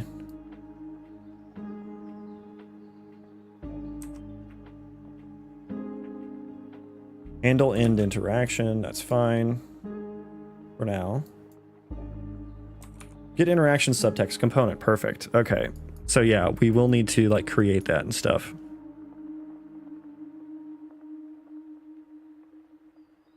Bind event to on UI select. Yeah, we're not going to do that anymore. We don't need to bind to that anymore.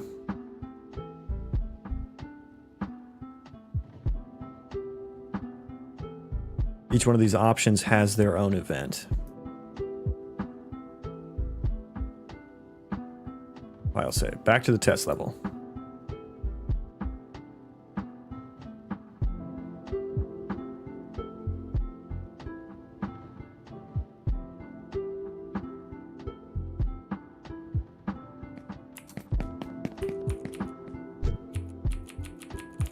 Now it's not working at all. Yeah, I guess because we didn't we didn't even create it properly. Yeah.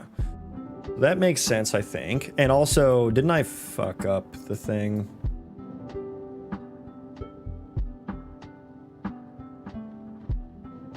Yeah, I disconnected it, so put that back.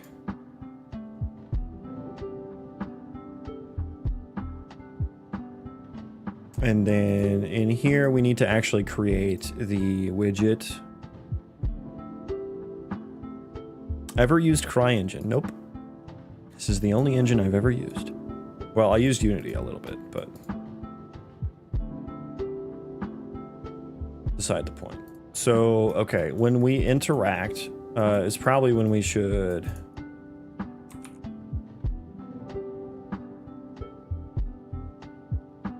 create it if it's not already created.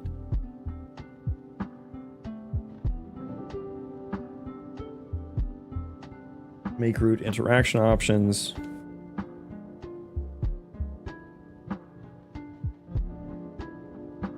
The message log loading on top of everything else. Yeah. Modals are frustrating. Upvote.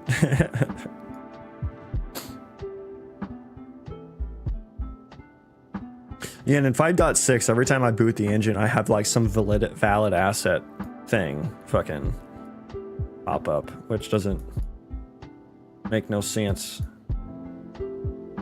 Okay, so I need to like make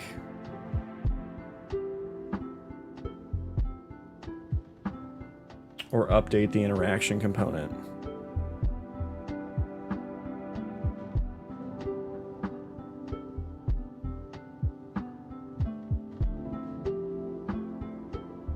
So I'll need a function for that, I think. So what we're gonna do is, this is just gonna be like update interaction widgets. And I need to pass in the interaction container op. There's a struct I need. What is it? Interaction options container, make that an array. Call it options. And then if interaction options widget validated get, if we have one, we can just like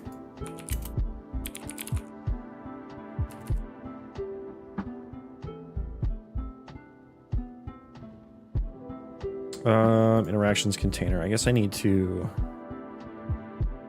add interaction text options.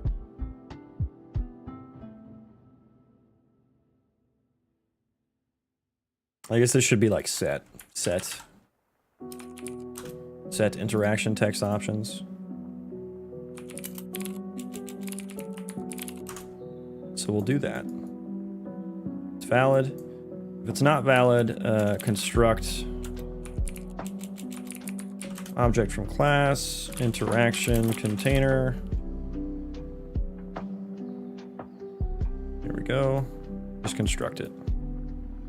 And then set interaction options widgets right there. What is that? Talking about modals.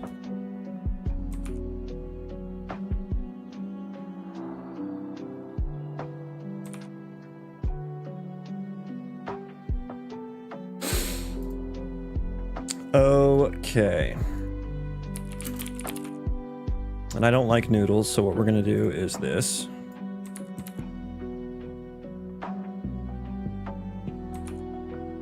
Okay, that should be good. So update interactions widget.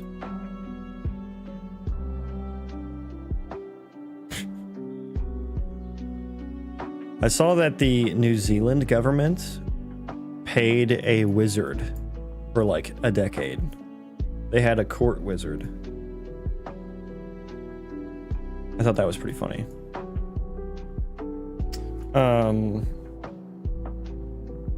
Yeah, and when we interact, we need to update the interaction widget.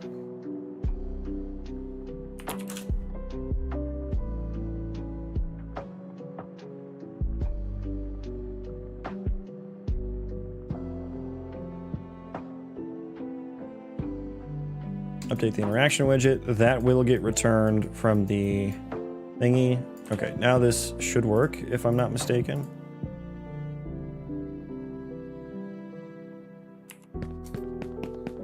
Yeah, what kind of shit's happening in New Zealand that they need a wizard? Here we go. Yay, I can't scroll now, though. Scroll is broken. Okay, sick. What kind of fucking... What, they got a Balrog in New Zealand? Is that what's going on down there?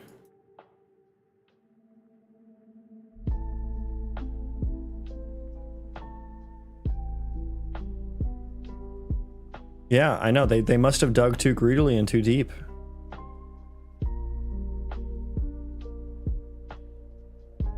So we're updating this when we interact. This thing maintains its state, and it should have gotten bound to scroll. I guess let's see if we get there. We're not getting there. Okay. We've broken scroll.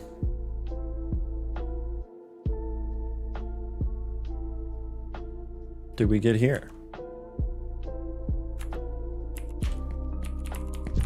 Okay, now I can't open it again.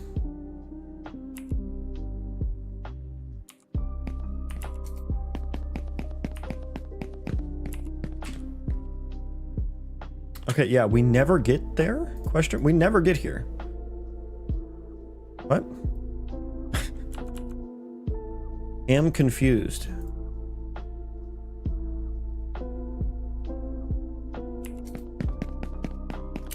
Hey, Gandalf did some amazing things with that XP snipe, though.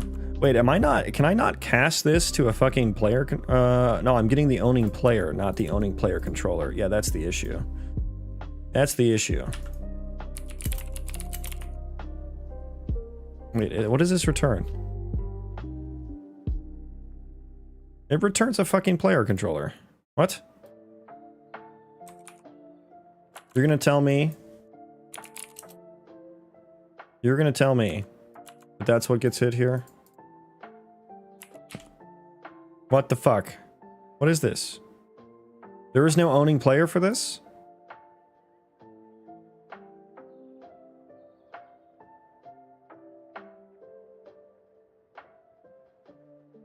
Okay, here's what we're gonna do.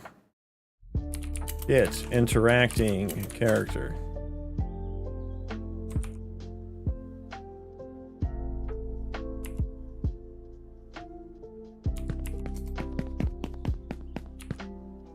What?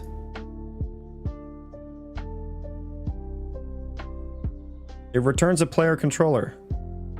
It's the player controller associated with this UI.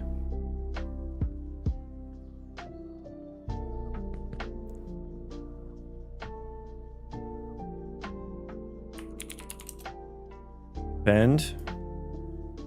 WTF.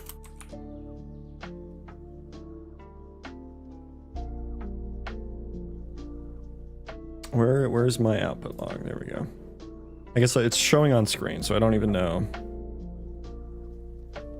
There's so many logs. Oh no.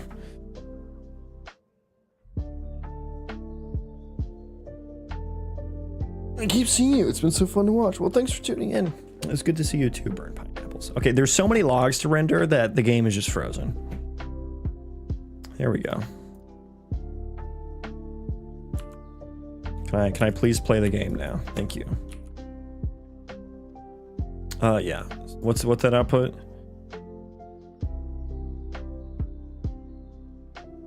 Wait. Nothing. It's empty. There is no owning player. What?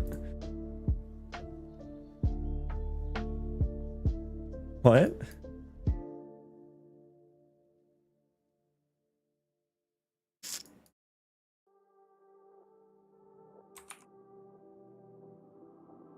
Okay, we won't do that then. That's fine. There's no owning player, and that's totally okay. We're just gonna get local player controller.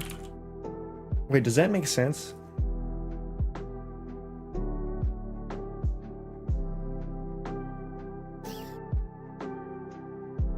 No, because then it's gonna show on multiplayer screens potentially that aren't interacting with it. But wait a fucking second. What is the fucking owner of this goddamn widget?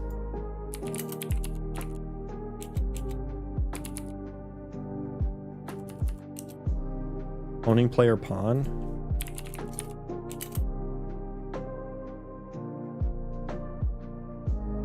Yeah, I know. Just shut up. Shut up for a second.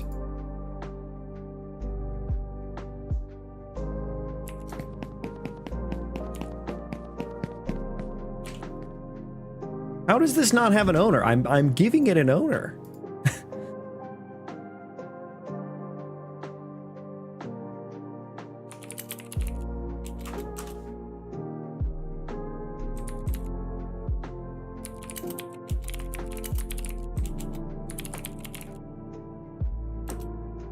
Get instigator controller.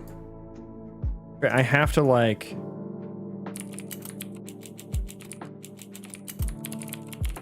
get controller, cast to player controller.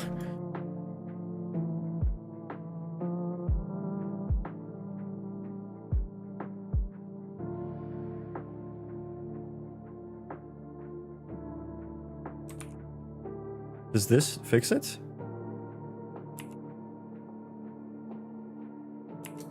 You'd think the out, maybe I should get outer.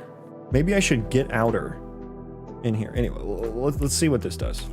Does this fix it? Wait, what did it say? I missed it. Okay, yeah, now I have the, yeah, so I have to set owner on it?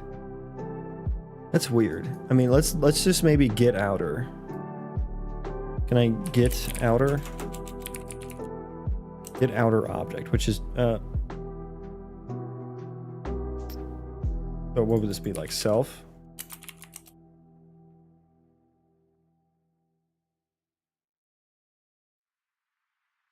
And then I guess I could just pass in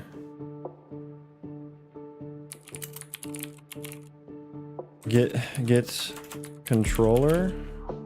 It's an object though. I have to fucking cast it to like an actor first. Oh my god, this is the most annoying thing in the world.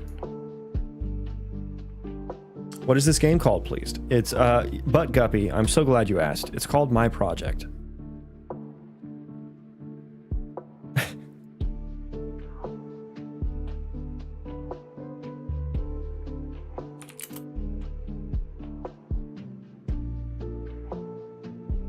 Yeah, I guess we're gonna do that. Outer can be self. No, that doesn't really matter anymore.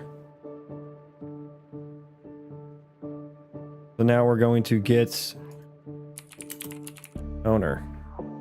Wait, owning player. Yes.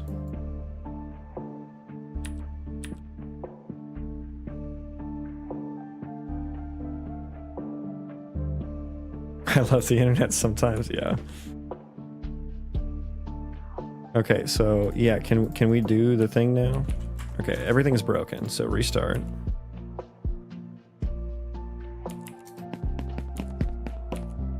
Okay, yeah, now we can fucking scroll. Cool. Yay, we can scroll. Okay.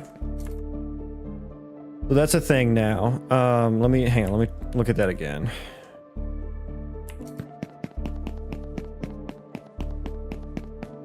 This is Unreal Engine. Okay, and it does not, oh. Okay, it does reset state. Why are you resetting state? Oh, because I maybe cleared it all?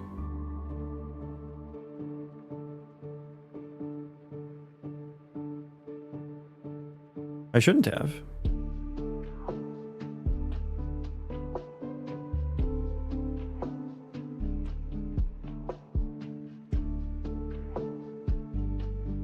Yeah, so this is never used. Why does it reset the interaction options? So when I interact,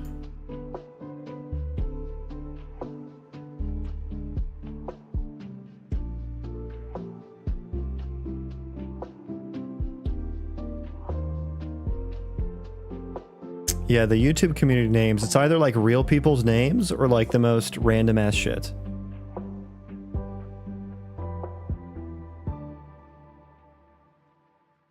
New Assassin's Creed from Ubisoft indie company ? Andrew, what are you even saying? Didn't your teachers teach you to not use sentence fragments? Ubisoft. Yeah, that doesn't make it any more clear. That does not make it any more clear. Are you asking if I'm... Oh, I have the interacting player controller already right there.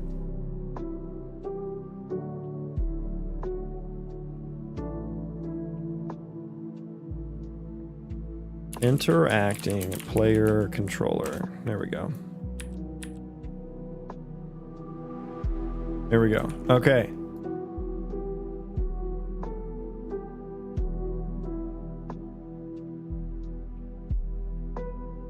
Joke level 100.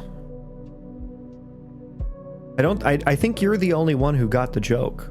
There are 40 people on YouTube, 21 on Twitch, and only you think it was a joke. I don't know what the question is. It wasn't even formulated as a question. It was a statement with a question mark at the end.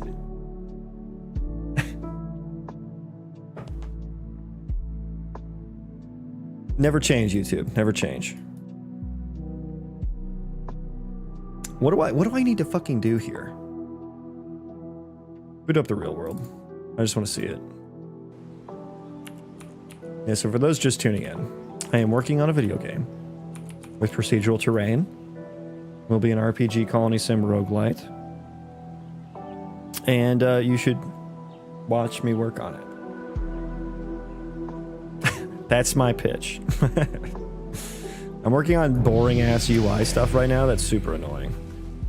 But there are fun things in the game. You can run around and do stuff. There's a big mountain.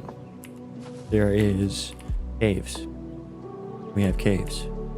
These caves aren't very interesting. I've had better caves. There's no glob caves, actually. There's only noodles. We only have noodle caves. And here we are. He properly walked over the rock, and I am so proud of that. I had to write my own gravity and velocity processor. This is Unreal Engine.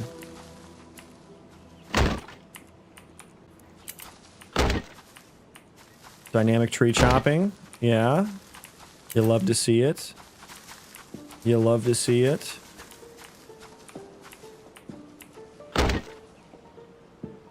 It actually, like, edits the mesh at runtime, which is fun.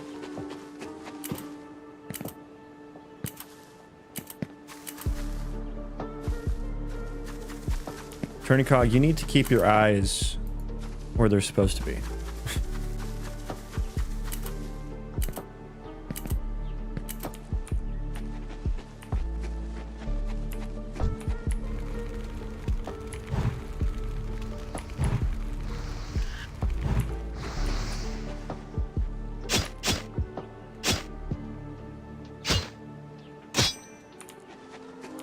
He is kill now. Is kill. What are the torso sections for? This is all just placeholder assets. This is all just like free placeholder assets. I have not created any of the assets myself. Have you worked on any AAA game titles? Or are you only indie? I have not worked on any game titles. I am a software engineer. I am not a game dev. I'm just doing hobby solo stuff. But yeah, I think the procedural world is pretty cool. Here's the world. We are in Whitefire Valley, apparently. We are next to... Wait, what's the big... That is the Plain of Fire up there. It's a desert, apparently. We're next to Stormthorn Hollow, Beast Lord's Lair. These are AI-generated names. Starfire Peninsula, Ravenloft Forest, the Amulet of Protection, Dice Attack. Oh, shit. Dice Guy, I hope you're here whenever I start working on the Baldur's Gate 3, you know, non-combat difficulty check mechanics, because there will be dice involved. Darkmoon Mountains, Festering Bog, Emberstorm Refuge, Whisperstorm Refuge, Frostvale Basin.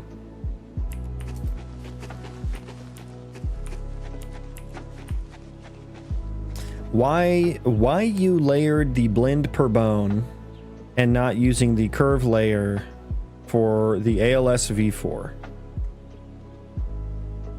I'm gonna need some context to that question. Did you like watch one of my old videos or something like that? I think the easy answer is that I don't know what I'm doing, and I just do what works. So there was probably some reason that I couldn't get it to work the other way. But if you give me more context, I can give you... I do use ALS curves. I do use the curves, so yeah, I'm not sure...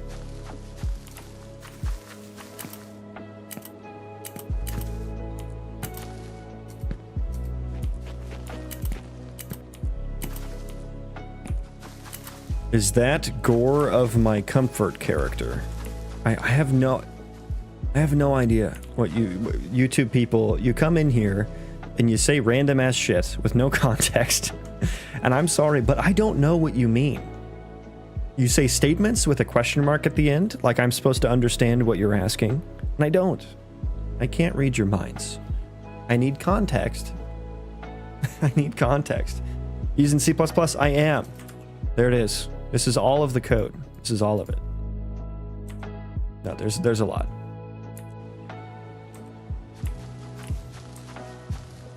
We're working on UI right now, though. We're just taking a break to admire the world. Let's look at a new seed. That is a nice seed, 321, but let's check out 322. I'm gonna guess this is a bad seed. We haven't seen a bad seed in a while. Oh no, it's a fine seed. It's a fine one. Kind of boring, but it's fine. Kind of boring. This is a good example of the border mountains. And the zones are all the same. We've gotten all the same terrain, noise, and biome for each one of these zones.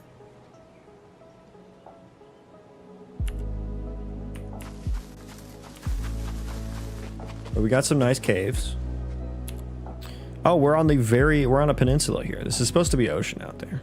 We are in the Poet's Garden of Inspiration, next to Voidvale Pass, Frostbite Tundra, Ashen Bloom Ridge, Moonspire Reach. It's kind of a boring seed, though. Kind of a boring seed. Although what's cool about this is maybe this, no? I was gonna say maybe there's some caves that go into the other zone. There is one here. Well, no, never mind. Never mind. There's not.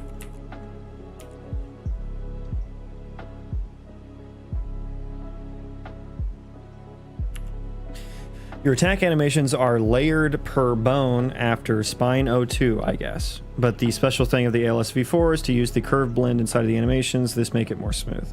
So I think, first of all, I am using the C++ refactored version. So it might not be the same version that you're using. So it might be a little bit different. Second of all, I use both. Like, the curves are there. They're just, like, this animation sucks. This is a homemade animation. It's not good. Neither is that one, apparently. My animations suck. The animations themselves.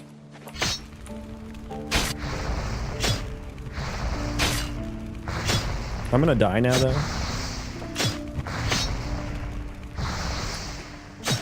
Oh, wait, what? What? What? He gave up. But yeah, there are curves. There are curves for all of it.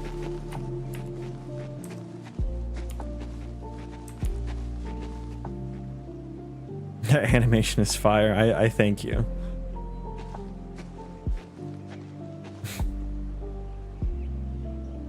Is C++ my language of choice? I don't have a language of choice. I use whatever gets the job done.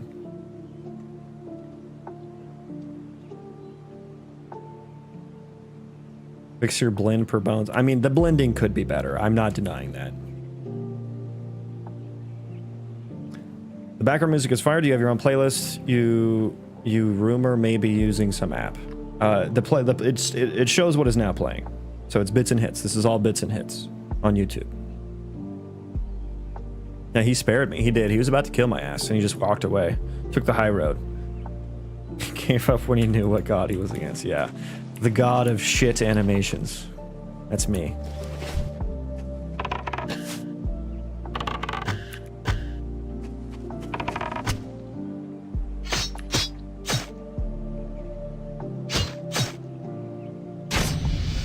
Stabby, stabby.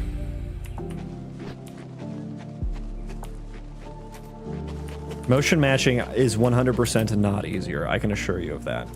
Motion matching is a giant can of worms. There are so many fucking it takes 200 animations. It takes 200 fucking animations just to make some locomotion.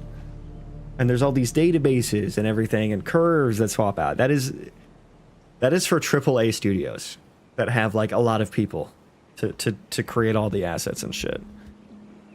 All animations are literally are WoW. Yeah, I ripped them from WoW. I literally have a video on my YouTube channel where I showed that.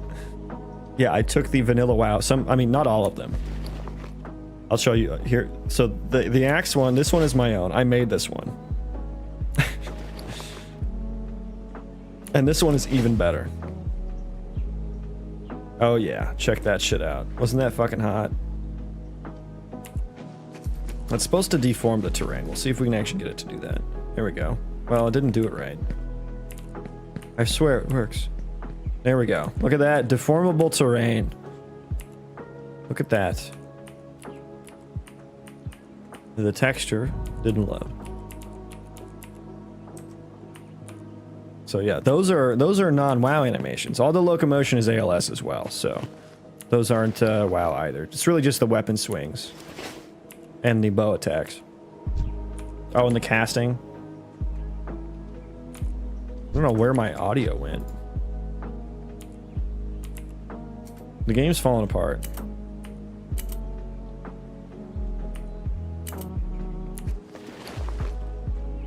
Oh, here's the audio now.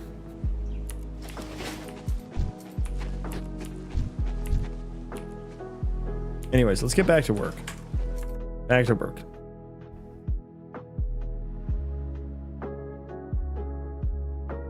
Yeah, the problem with motion matching for me is that I have vertex animated textures for all my entities, and I am sure as hell not about to bake 200 animations to textures. But that's great that it works for you.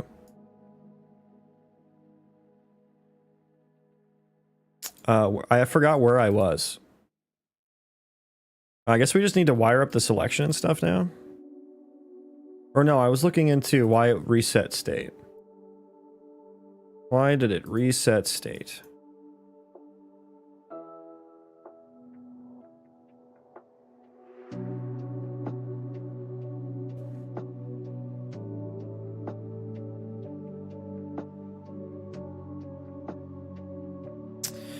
Put a breakpoint here. Oh no, I didn't. Oh no, I didn't want to do that. Stop that. Back to the test level.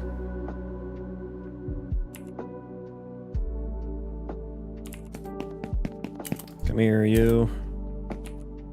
Yes, I know we get there. Continue. Okay, I hit interact and it resets the selected thingy. Interact.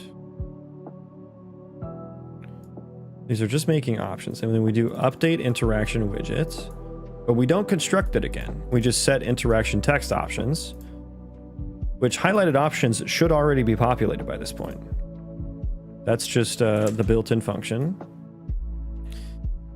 And so if it should maintain this, right? I mean, I think it's adding more. Should not be the case.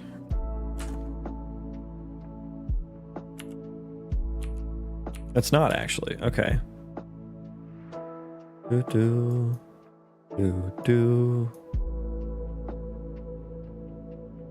Oh, I think I need to toggle. Well, no, because I construct it.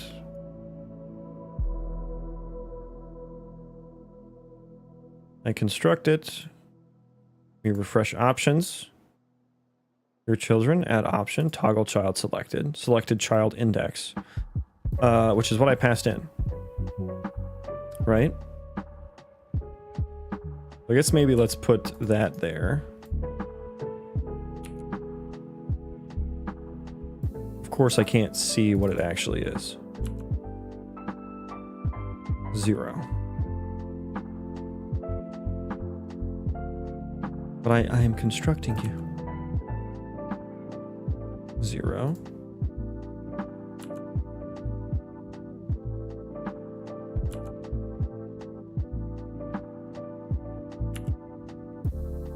I clear them all out though.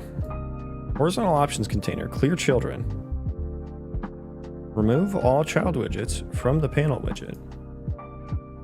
And then we create more, passing in the selected child index. So I guess when we're creating more, let's look at what that gets passed in as.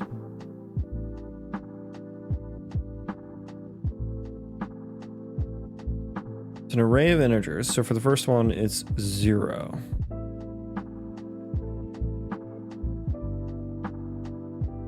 Where? Let me check the handle UI scroll thing. Maybe that's setting it. Lycos, welcome in. Welcome to UI Struggle City. Where am I setting the highlighted options? Where am I actually ever setting that? I scroll. Where is scroll handled from? Is it not handled from the container? No, it is. Handle UI scroll.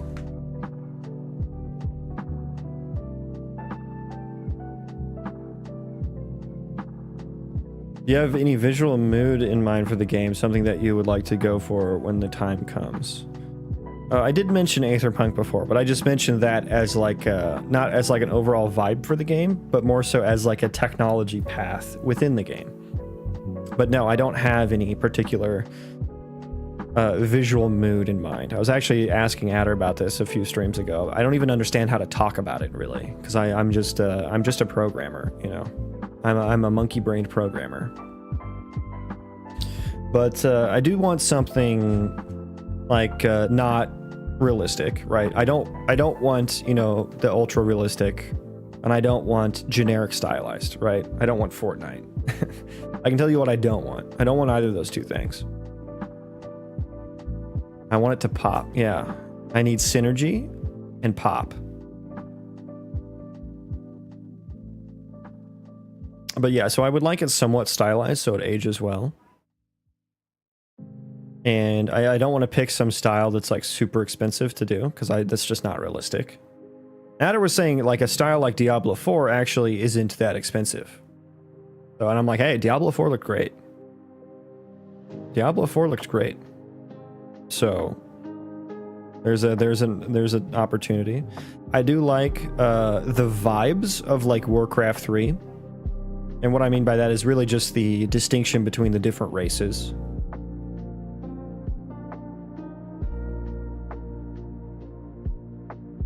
Is what I like. Not necessarily like, it's like if I could take Warcraft 3, make it higher poly, and not do like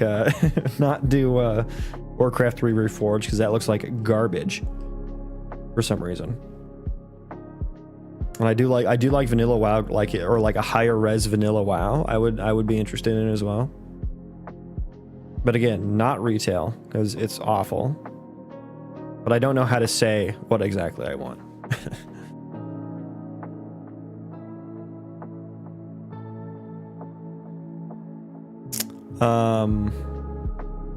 So yeah, why do we call handle UI scroll?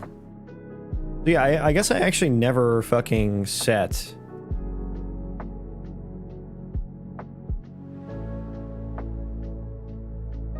Yeah, like vanilla WoW, but like vanilla WoW, but in Unreal Engine, right? Like, what does that look like?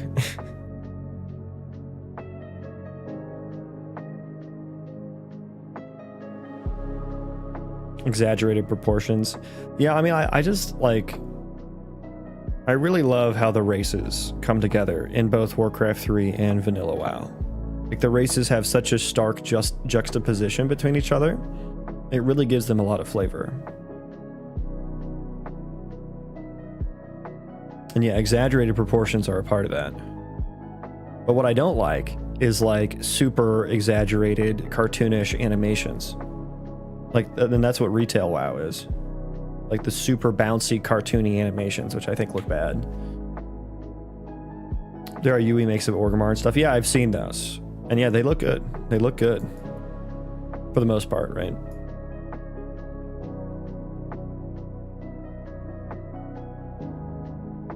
Retail WoW looks like Disney, yeah, 100%. It's like too cartoony and colorful. Like, if I could like take vanilla WoW but make it a little darker, but still have like the vibrant colors, but just use them a little bit more sparingly to make like accents and stuff. I think that could look cool. Again, I don't know how to picture what the fuck I'm saying.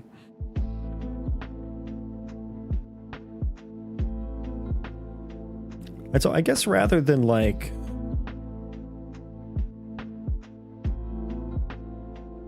I actually don't think this should maintain the highlighted options. I think each submenu should. So actually, I'm just going to delete that.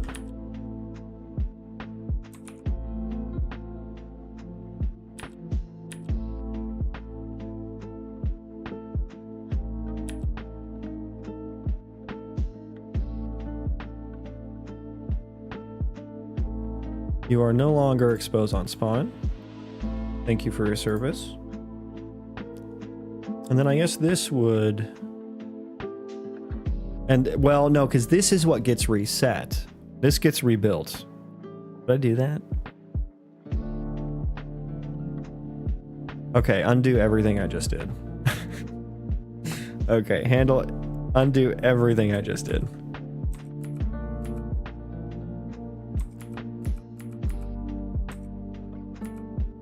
Okay. Yeah, no, we need that. We need that. Okay.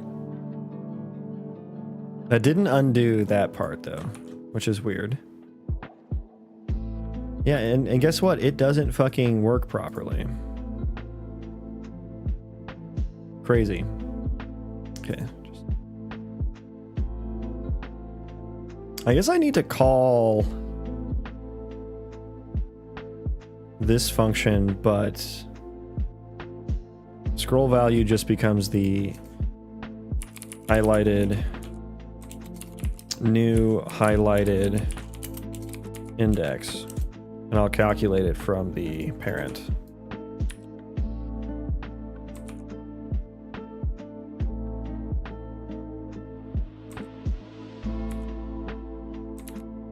And this part we're going to put in the parent.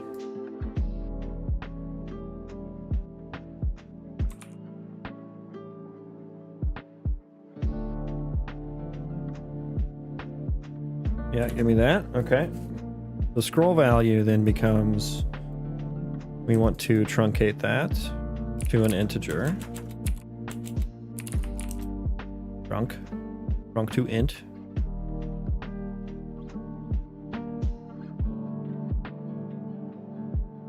Handle UI scroll, new highlighted index. So I will need to add this to highlighted options. I need to get the highlighted options for whichever The last one is widget has focus. Self? Yeah, that's fine, I suppose.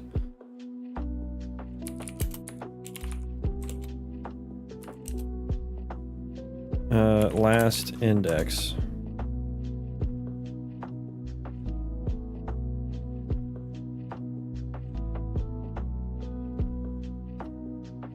I hate noodles.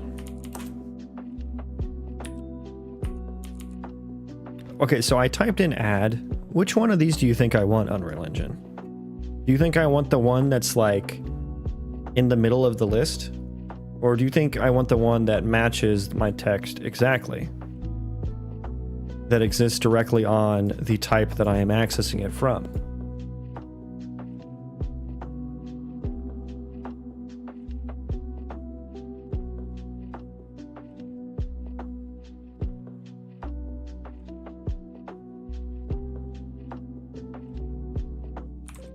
Okay, does that work?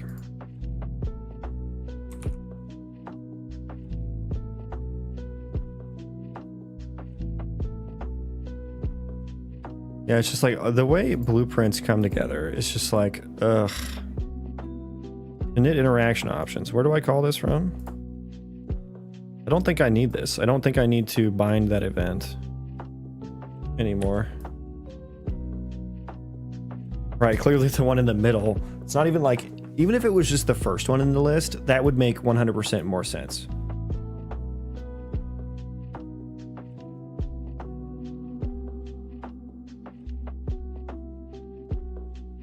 Do I need to maintain this selected child index here anymore?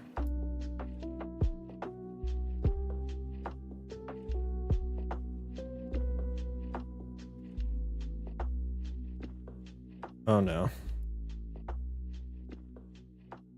Yes, I do. Yes, I do.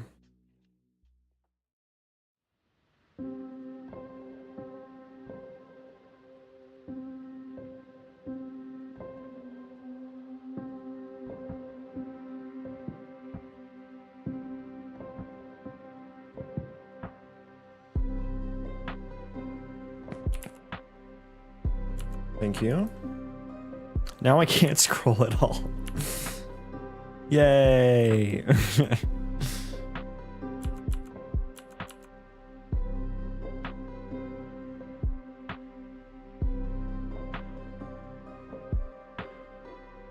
Yeah, the focus, just get the focus out of here, honestly.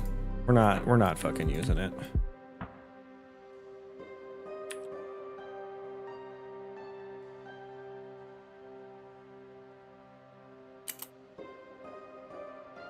Why type add when you can type plus or minus? Because I can type add with one hand. That's why. Instead of taking my hand off my mouse, which I need because I'm in blueprints. I can't do everything on the keyboard. I have to move my hands around, which is another frustrating part about blueprints.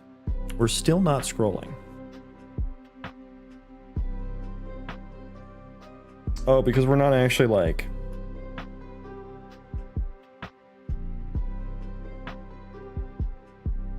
I need the ref.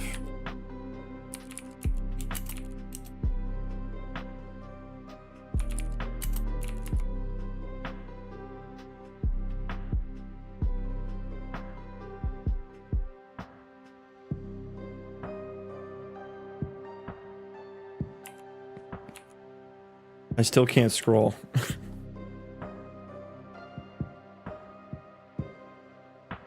What have I done here?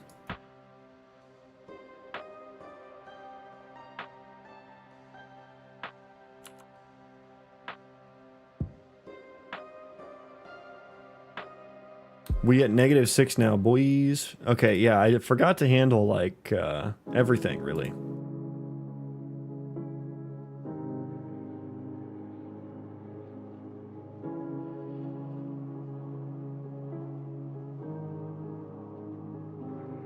How was that? Wait, where did the function go that I was using to handle this? Because I would just bind it here. And I didn't do much different, did I?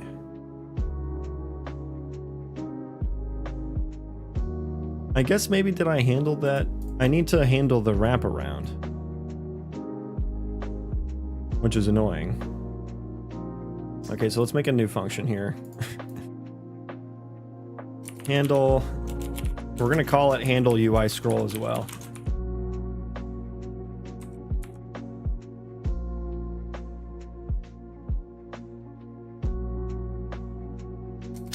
Scroll value.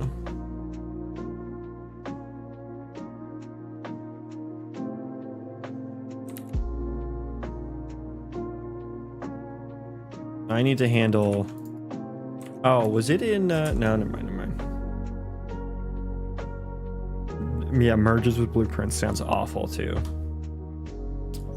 This is all why C++ is king. So we actually need to handle.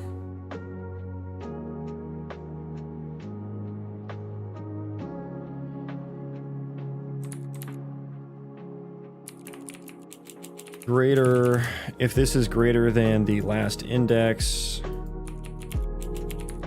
select int. If it's greater than the last index, then it's going to be 0. Otherwise, we can just use it. Oh my god.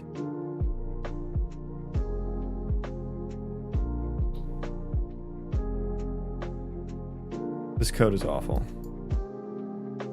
Not even code. These noodles are awful.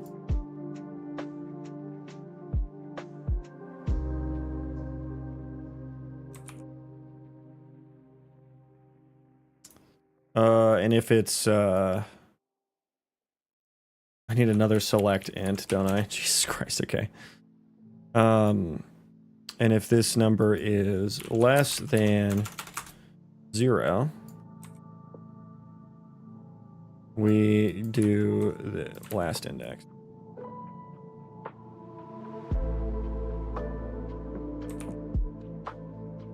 Oof.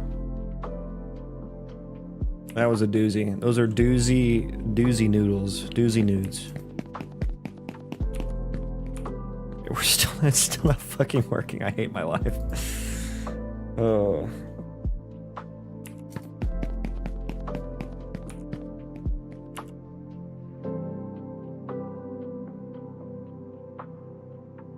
Okay, am I actually like setting this by ref properly? Is that how I do that? Value is 0, as it should be when we first start. Now I'm going to scroll down. It is still 0.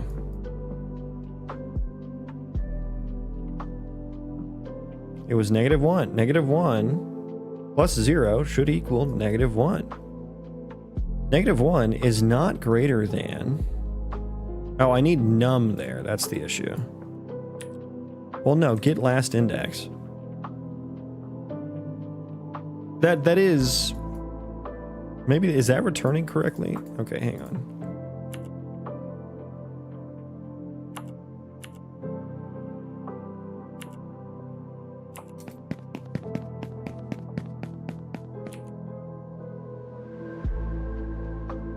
What is this? Oh, it's returning 0 as last index. Is that right? Last index is 0. Oh, I need the... Okay, yeah, I see my error. I see it. Get last index. I need to get... Oh, this is so annoying. Okay.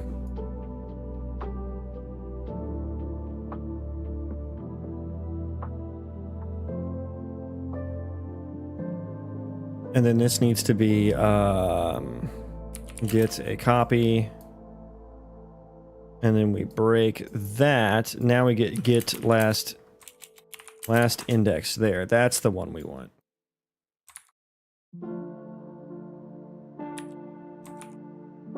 There we go. Can we scroll now, please? I would like to scroll. Isabella, hello. Welcome in.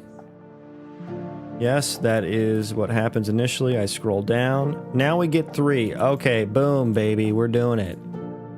Okay, the numbers are updating, but the UI is not.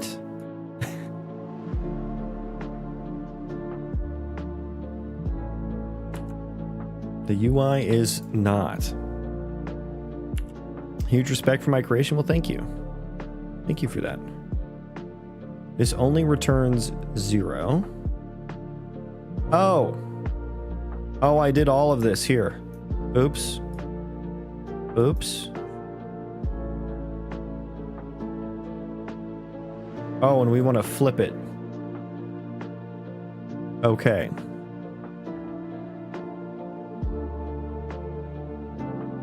Oops. Okay, let me just copy this. I'm going to copy that function. Give me all that. We're going to move you up here.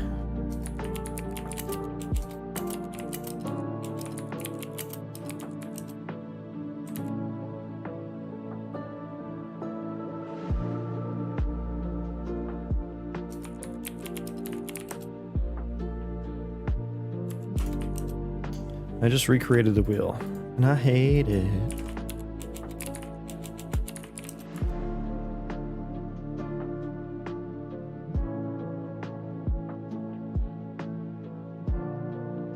So get children count then becomes this. We get last index, get a copy,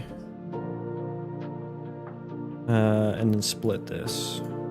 And then last index. And then this can be, that can be just greater than. I don't think I knew that last index existed in blueprints before that. Let's promote this to a local variable called last index.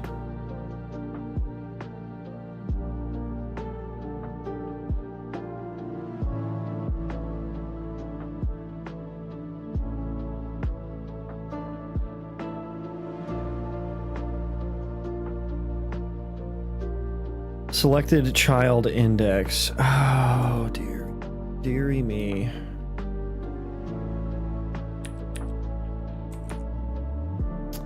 Selected child index is then highlighted options.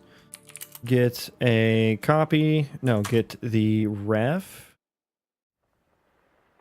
at should be just the last index again. Set ref. Maybe we should put that into a variable. If you put it into a variable, is it a ref still? I don't know.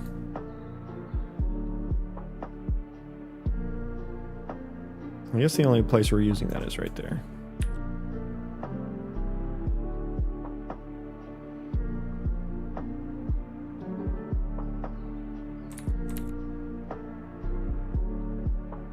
Oh, I hate this so much. Oh, I hate this. I hate that I'm doing this like in an array now.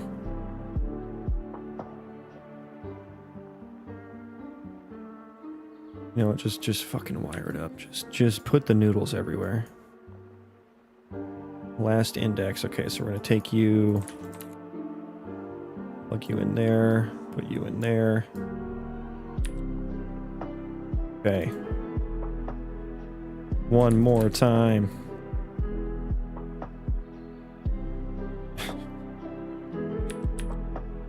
Okay, it's beautiful.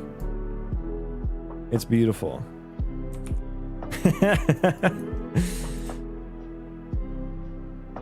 What are you doing now then? What am I doing now? I'm doing UI stuff, trying to fucking change how I do everything basically.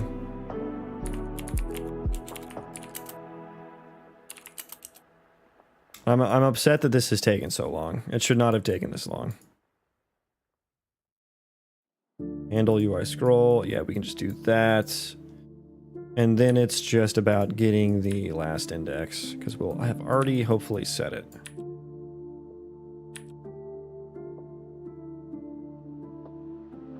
Okay, so do that, and then we'll need to remove that from there. Toggle child selected.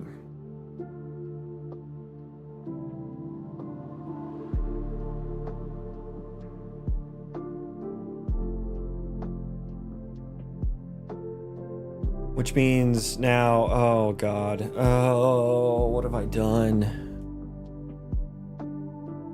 What have I done? I'm straight up having a bad time. Okay. Yeah, I need to iterate through all of them now.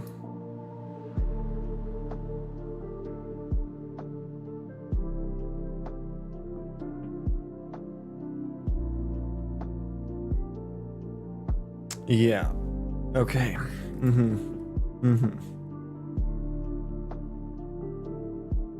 So this is now really going to change to like a select child or something. You're being moved to the UMG department permanently. No! No! Why, God, why? I love how I'm casting to this player controller and then doing nothing with it. Init interaction options, it really just turns into refresh options.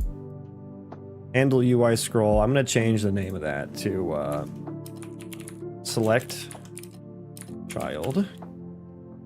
Or maybe just refresh.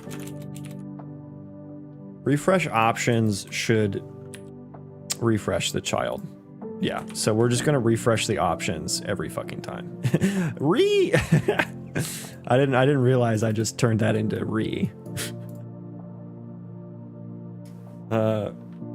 this is refresh options.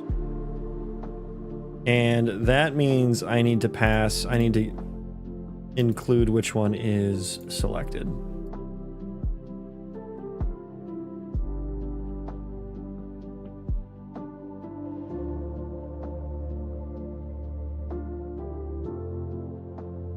Refresh options. There we are.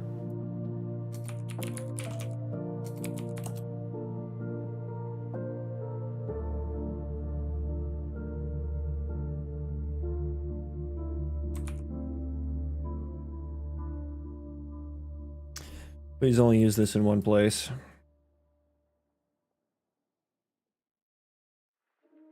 Well, when we construct it, that's actually fine. And these things are the same. Where do I use this anymore? I should just delete that. Can I please delete that? Yay.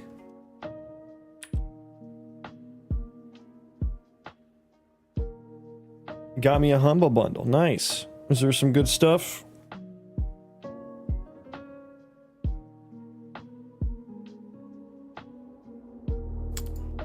Init interaction options. You are wrong. You are wrong.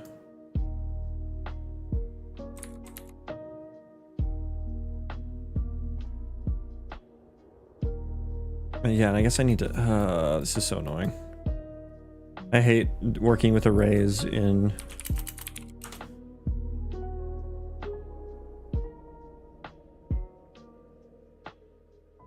blueprints. Refresh, we set the child, we refresh everything. Now is nothing, I think.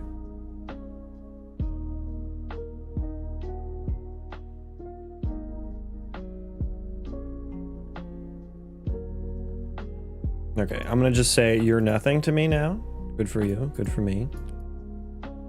Calculate new selected child index. That is dead as well. Okay, now this is drastically simplified. Okay, we just had to move everything from that class to the parent class to handle the nesting stuff, which is like super annoying. We can scroll, guys. We can scroll, and it doesn't reset when I pick one. Yay. The stage curtain was enough to get for 30 bucks. Yeah, it's nice when they got something in there that you're like, oh, hell yeah, that's perfect for me. And you get a bunch of extra shit, too. Okay, we can scroll. Interesting that didn't... But here we just need to refresh interaction.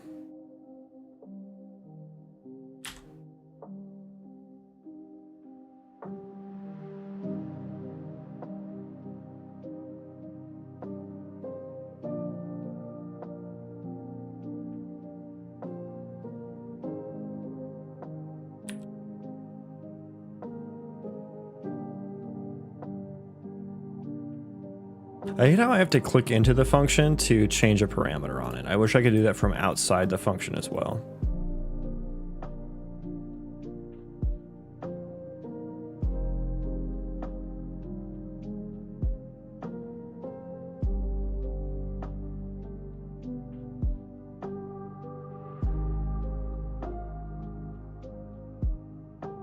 Yeah, I need to like set these actually on something. Set dialog data. Actually, I'm gonna change that back. Wait, can I? There we go. So yeah, we're actually going to set. What am I setting here?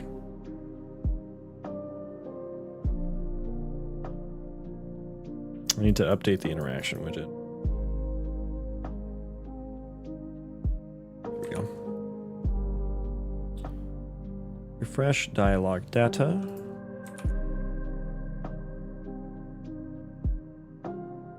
Oh boy, oh boy. Okay, let's wire back up the actual event handlers now.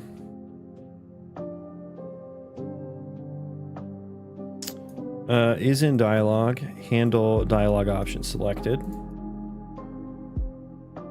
Event on inspect. Now,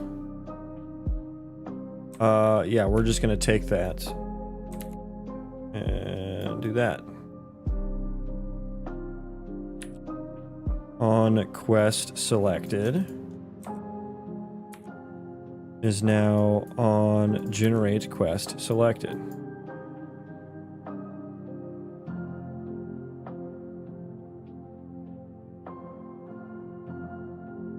Which, yeah, also does all that. So we'll need to do that as well.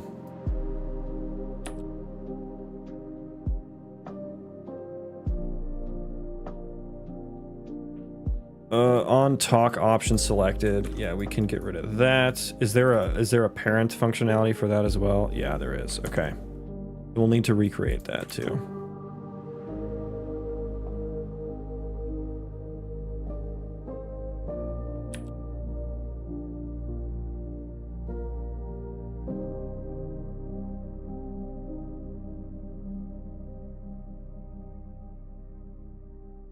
There are little dogs sniffing my toes right now.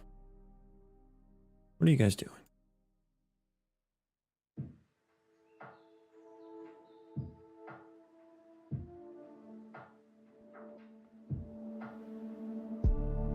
Okay, what about joint? So I need to re-implement some C++ functionality.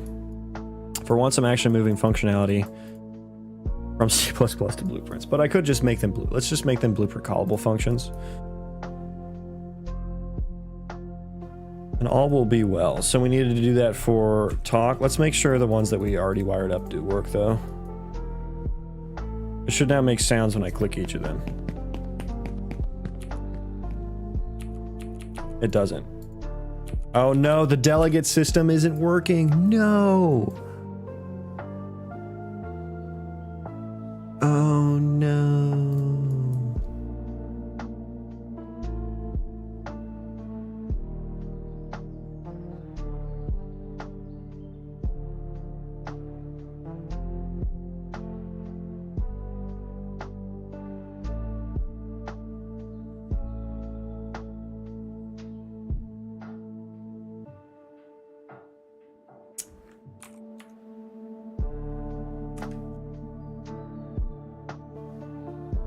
So how, if you copy a delegate, what happens?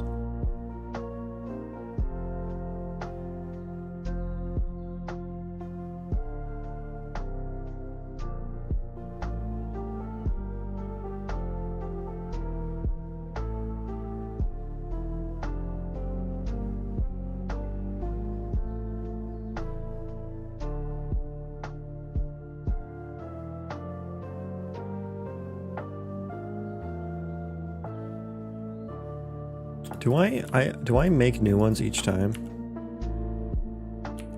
Yes. Okay, so we should prevent that from happening.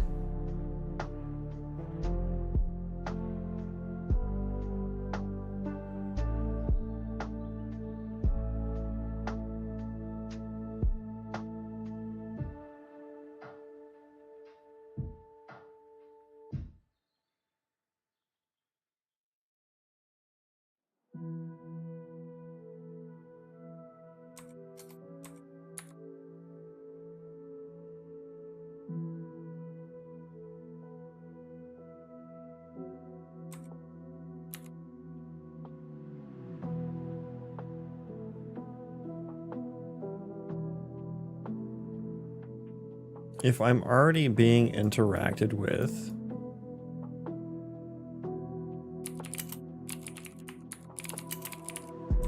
right? Isn't that what the parent does? Parent interact on NPC character.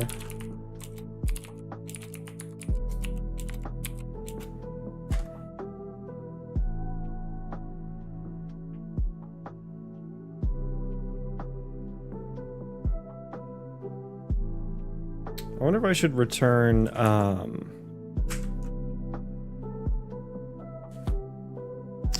like return false if it's not like a new interaction or something, because I basically want to block this from like recreating things when you hit select.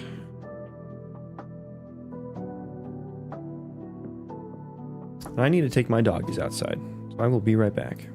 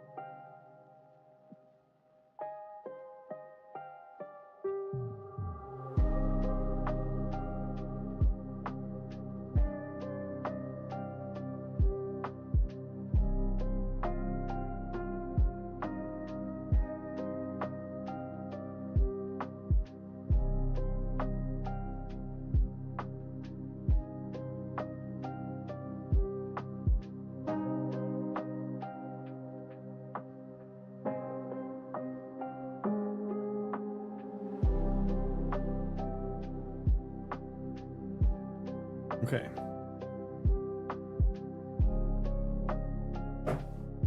Oh, now you've done it. I have. Now I have done it. Yeah, so I basically just want this to not get executed again if we're already interacting with the player. And when I end interaction, do I set that to null? I hope I do. Where is end interaction? Oh, it's in the fucking, the event graph shit doesn't show up over there. That's so annoying.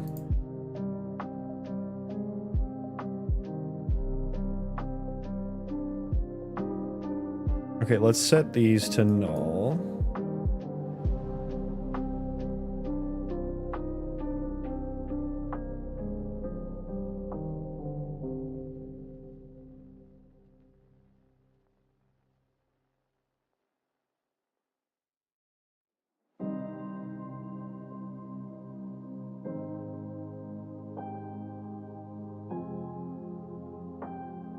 So set those to null. And then when we interact, if this is equal to the current interacting character, we do nothing. Or rather, this should be not equal then. Not equal, we do something.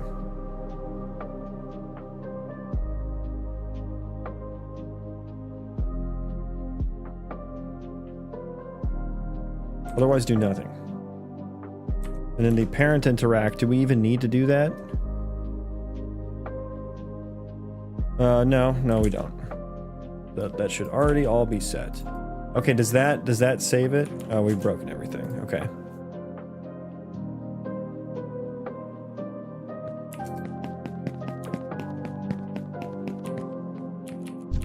Oh, now it doesn't work at all. Okay, so if it's null, it has to be valid as well. Okay, so if or boolean or this is null or this is null is valid. God, I hate conditional logic and blueprints too. Can I just make my own engine? I think I should.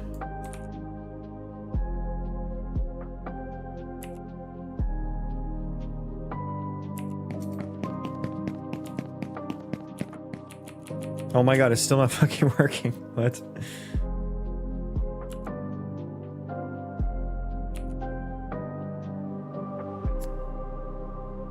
So yeah, not equal.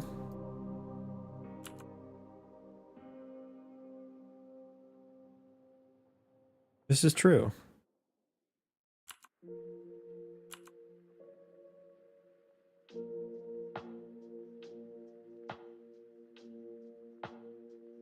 So why doesn't it show anymore? Am I dumb right now? Also, refresh interaction doesn't do anything. Okay, yeah, we didn't get there anymore.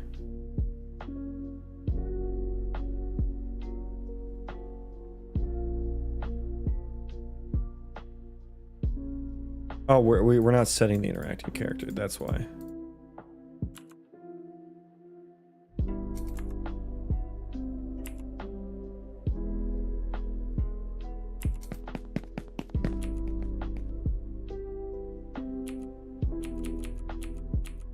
No, nothing happens. Let's just verify that, where is my, there it is. Let's verify that these are not getting hit. On inspect selected. So wait, I hit interact and nothing happens? Because I'm not calling it, duh. How do we not have a lot of people watching stream? It's pure beauty. It's pretty spiky. YouTube Shorts is kind of spiky. So we had like 62 at one point, 50, yeah. So it's not like, we got more over on Twitch. But hello.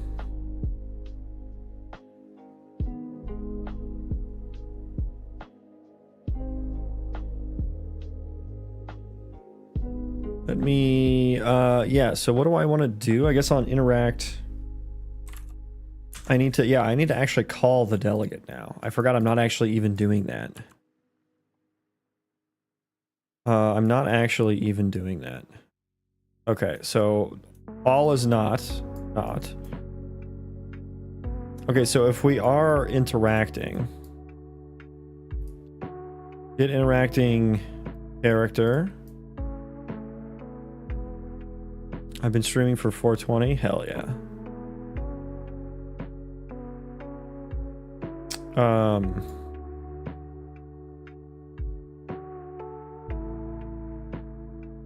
I need to forward this to the interaction widget.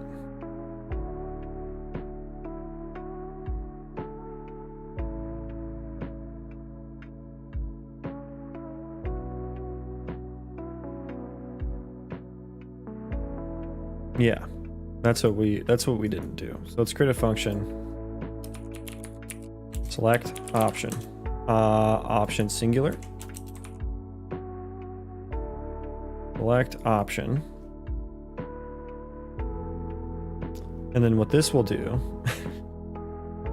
is this hacky ass last index. I don't know if copies or not, you know, does anything here. Split that.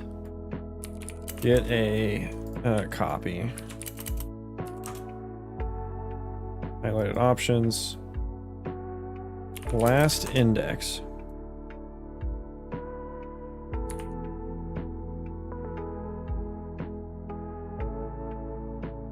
How do I call this delegate? Do I have to make it blueprint executable or whatever?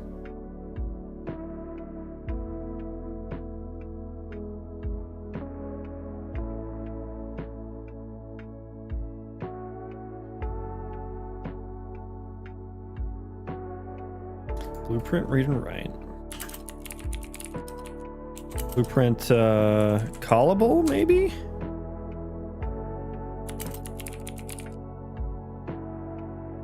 Assignable? I feel like blueprint callable is what I needed.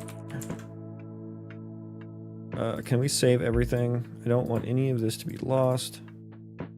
Use callable. Okay. It didn't look like there was any other options, so.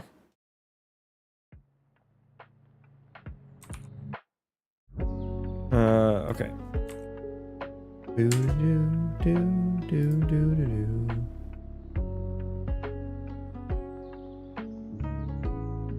Are you gonna? There we go. Okay.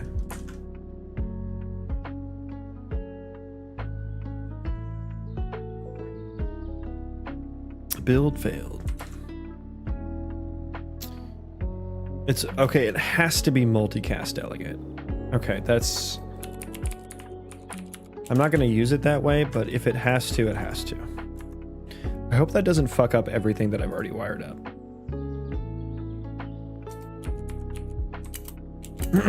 Broadcast.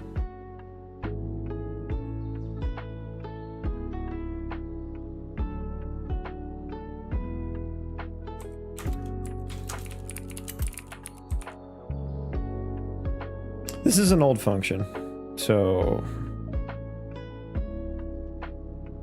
yeah, I mean, this literally doesn't matter. We're not binding to it here anyway.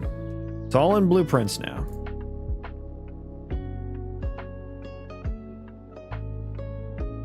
Yeah, is this where we rip it all out? I guess the interaction options are fine.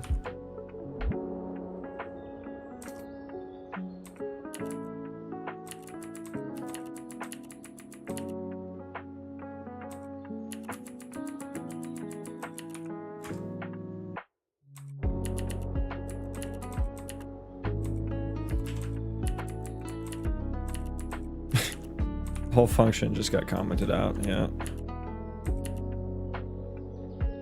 Okay, not that.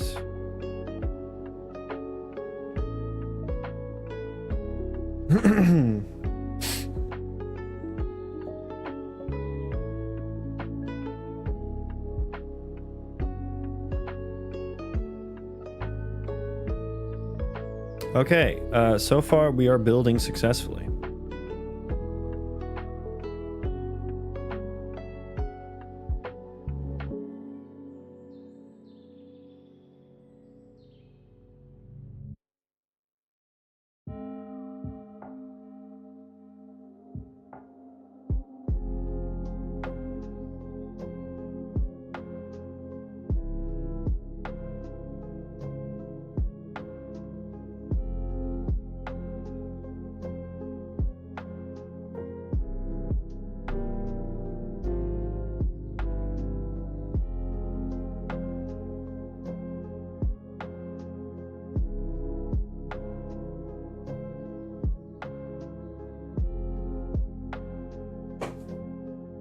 Best stream I've seen in a while. Well, thank you. There was a lot of dead air, but thank you. I was checking emails, sorry. Thank you. Keep it up. I appreciate that. Welcome in, Kier.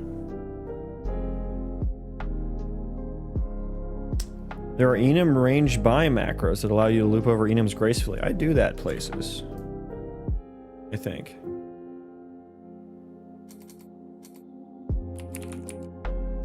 Request data.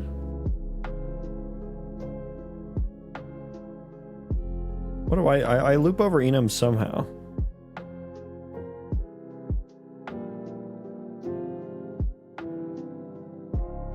This is what I do.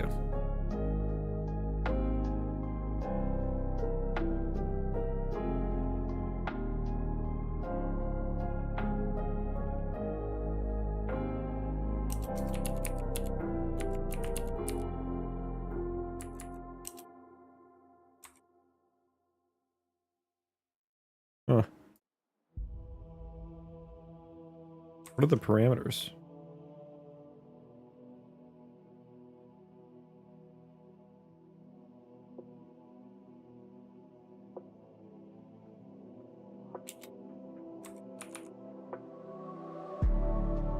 That's what I figured out. I don't know if that's the same or different or whatever. Okay, so we need to go back into the humanoid. Interactions option widget, select option. Put that there. Uh-oh. Oh no, all these are...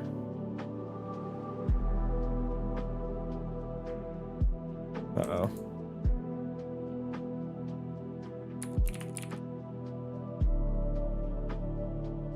Uh-oh.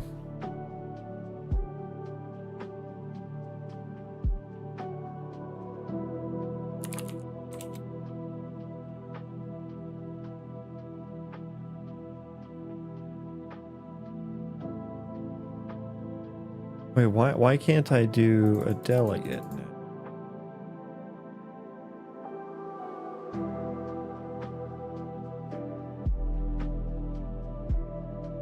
Uh-oh, SpaghettiOs.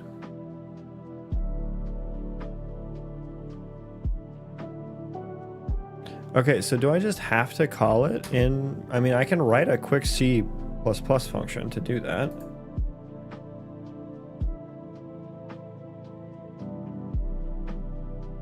I've never seen this color of a thing before.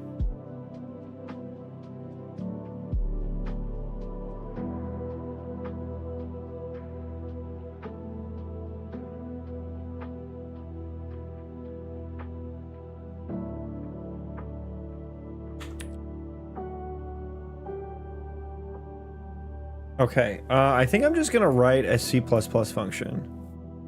It's a darker brown than the interface color, actually, though.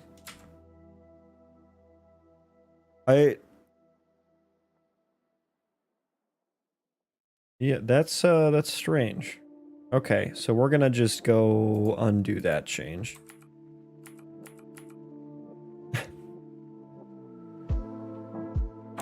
And we'll just write a utils function for it. Call it.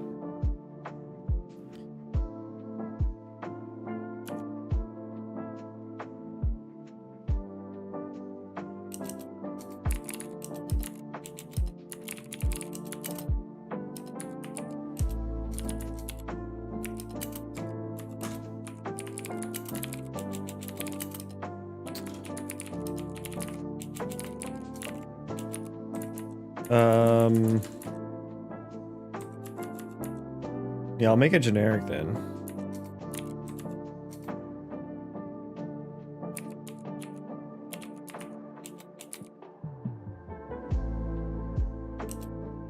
Is that it? Let's make this specific, just so I know it works. I don't feel like rebuilding. Execute. Interaction option delegate. We'll take in an F. Interaction option.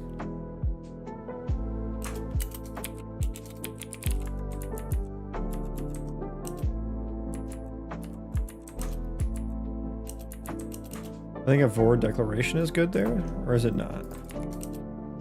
You didn't even add the forward declaration. There we go.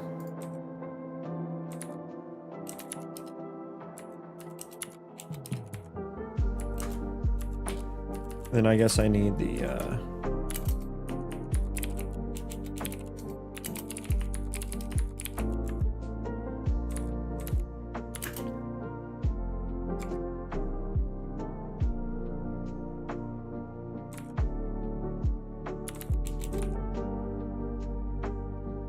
Would you say learning Java and Python helps with this?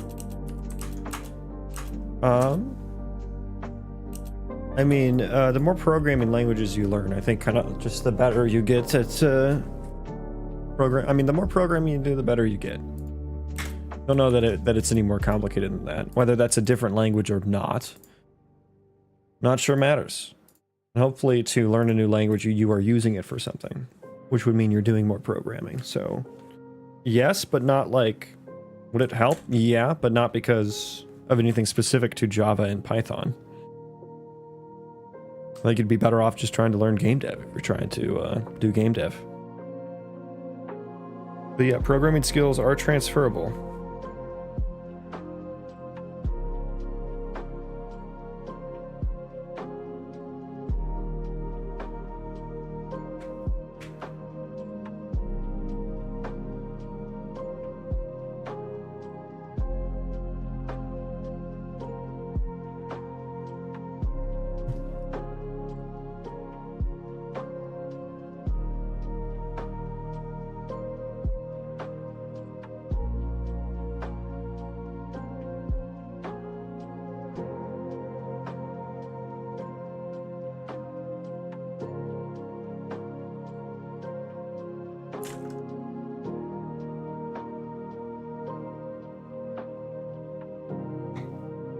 I just want to get this done.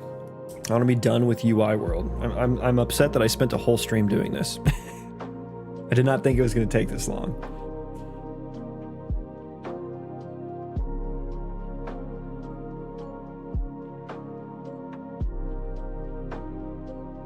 Okay, so in the container, executes.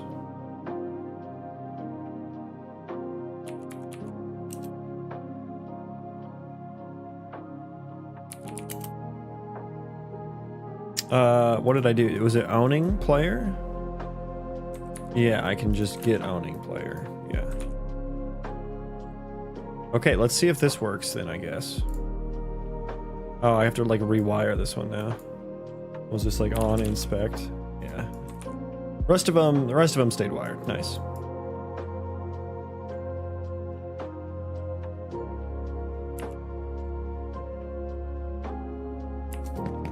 He was only 18% done. Don't you put that evil on me.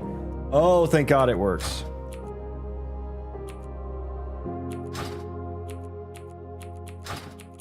Okay, I have to press it too many times, but it works. Okay, thank God. I was so worried that like those, because I'm copying the delegate container struct all over the place. I was so worried that it just wasn't going to work. Thank God it does. Thank goodness it does.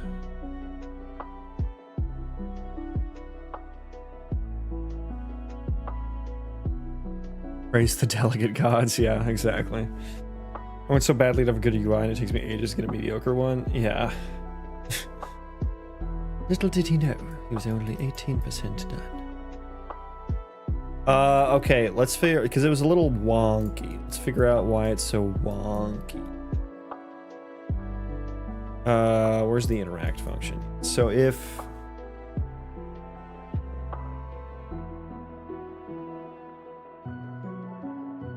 I hit it once and then we're talking basically and we are interacting, and then all of this happens.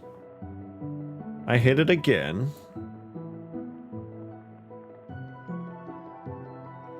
Interacting character.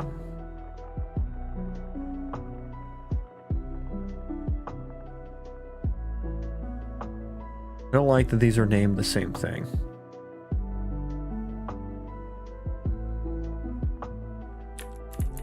Let's call this interacting with character.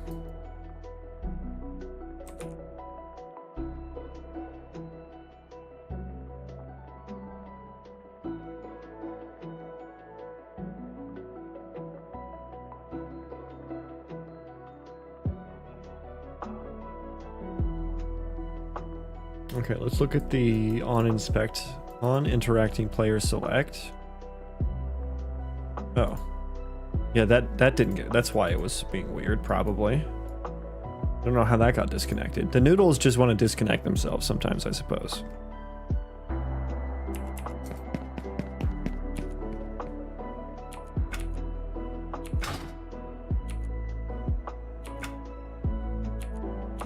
I have to press it twice.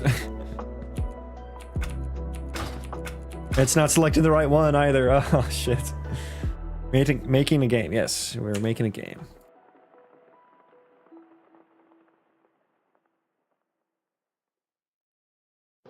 On interacting players. So now we got the sound, but that doesn't really toggle if it's displayed. Yeah, I'm gonna guess we just don't get there. It is not displayed, so it should be shown. I pressed it again, nothing happened. Okay, so yeah, that's because of this logic, right? Of this one. Of this one. So let's put that there. We're gonna hit it again, yeah, and that's gonna be false, so yeah, we're gonna do that, yes, that. We hit it again, this is true. Okay, it was true. And it shouldn't have been.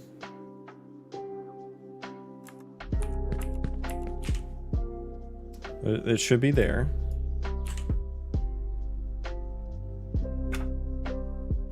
Oh god, we're all out of sync now. Okay, restart.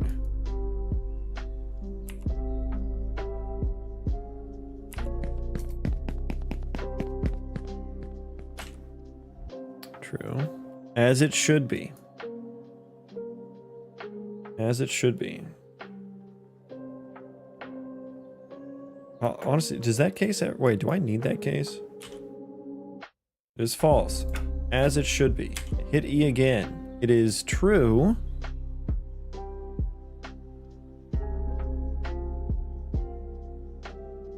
The interacting with character is the controller. Uh-oh. Where does it get set to the controller?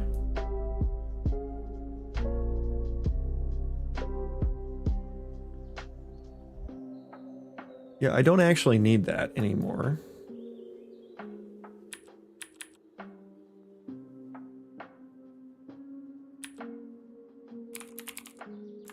Yeah, this doesn't actually... It doesn't actually matter.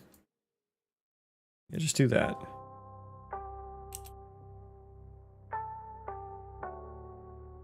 We're setting it here on end interaction. That is...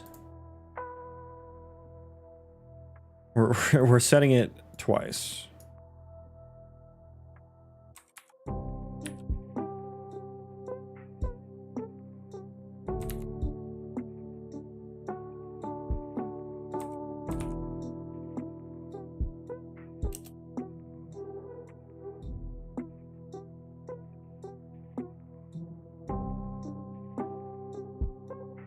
Yeah, I'm only... Wait, how does it get set to the fucking controller?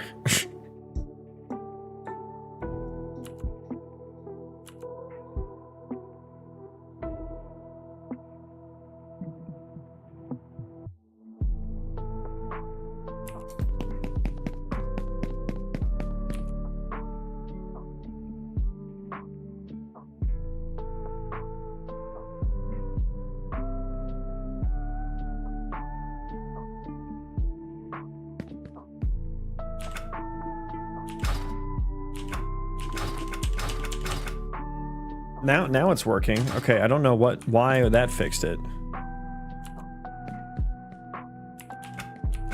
But now it also doesn't pop up again. Probably because we don't we should set it to null. Right? When we end interaction.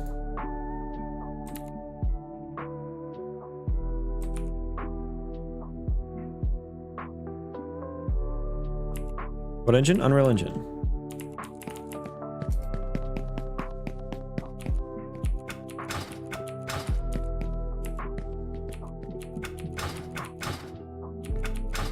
I also need it to not end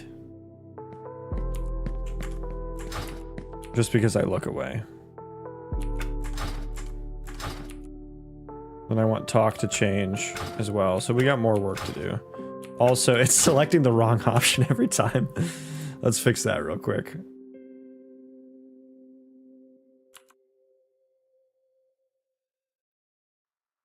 hopefully.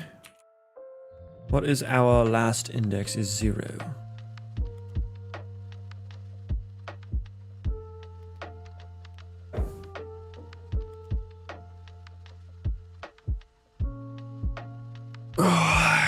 Okay. Why are you always 0? Art thou not getting set properly? I do. Yeah, I'm not doing it right.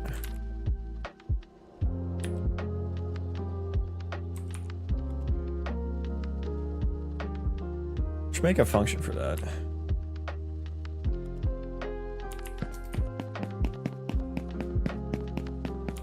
I should.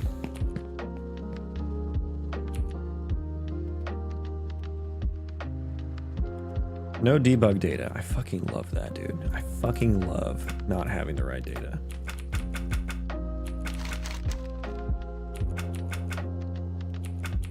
Okay, we are selecting the right one. I need to wire up. A lot of things are still broken now. God damn, I hate how long this takes, dude. If this was in C++, this would have been over already. Where's talk? Is talking to player. Where do I set is talking to player?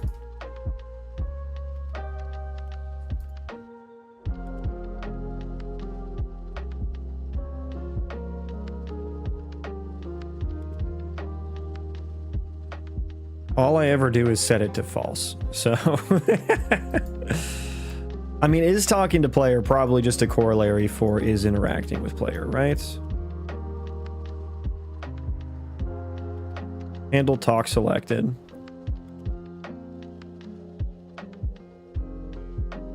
If talk is not selected, we just hide the dialog window.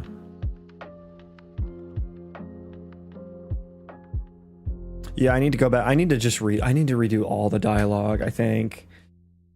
Oh, I just need to do all of it, but I have to go to work. I have to do work today. I don't have any meetings, but I do have to get shit done. No debug data in BPs on only some items, but getting it from others drives me nuts. Yeah, the debugging is not the best. Yeah, you gotta like print them and add variables and stuff. Well, I know in like, even in the Writer debugger and Visual Studio debugger, if you don't do debug game, if you only do development, it strips some of the debug symbols. Or like it optimizes some of the debug information out. So I imagine the editor does something like that. And so some of them just kind of get optimized out. Something along those lines.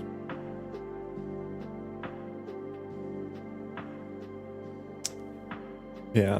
Let me just, I'm going to pontificate a little bit here. Allow me if I may.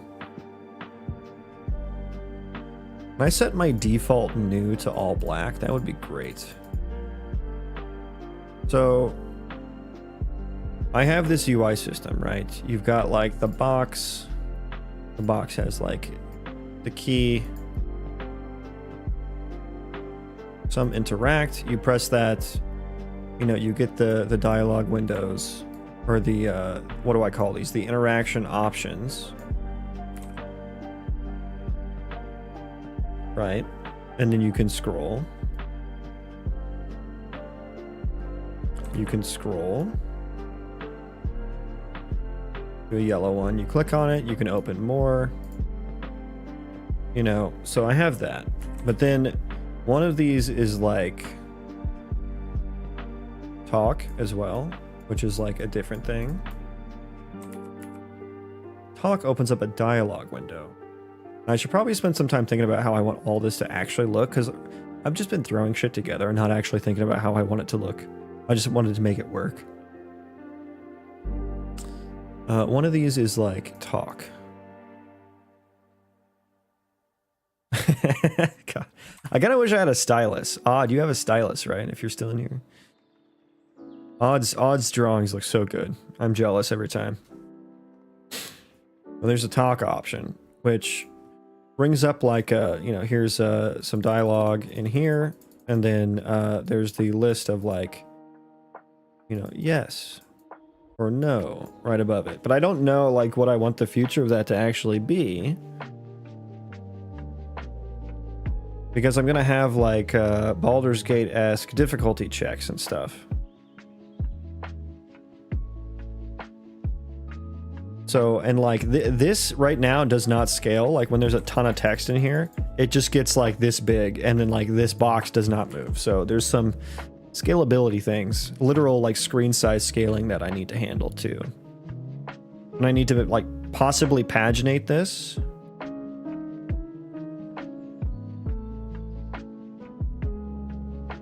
Possibly paginate that.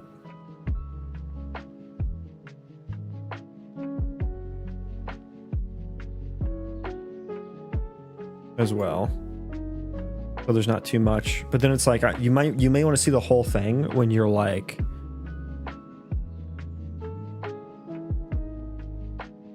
trying to make a decision. So I just don't know what I want this UI to look like, you know.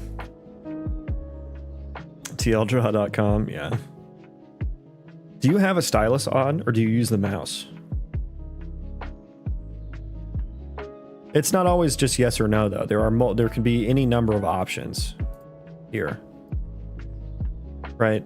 And also, like, you're looking at an over-the-shoulder view of the player, right? And he's talking to like some guy out in the distance right here. So you're like looking there, and it's like, I don't know. Do I want to do some like kind of like cinematic thing, or like, you know, you change the viewport to like something more on the guy that you're talking to?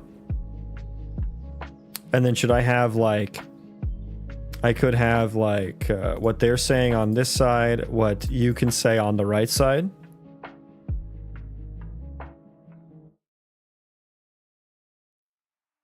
You do have a stylus, but a mouse for quick things. Yeah.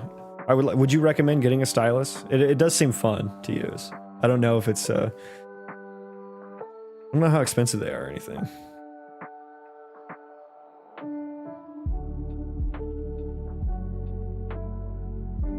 More efficient, because you gotta like pick it up and like use the stylus pad and shit. Keep it off to the side.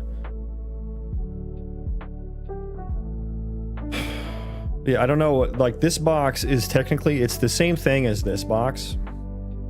It's just displayed in a different place.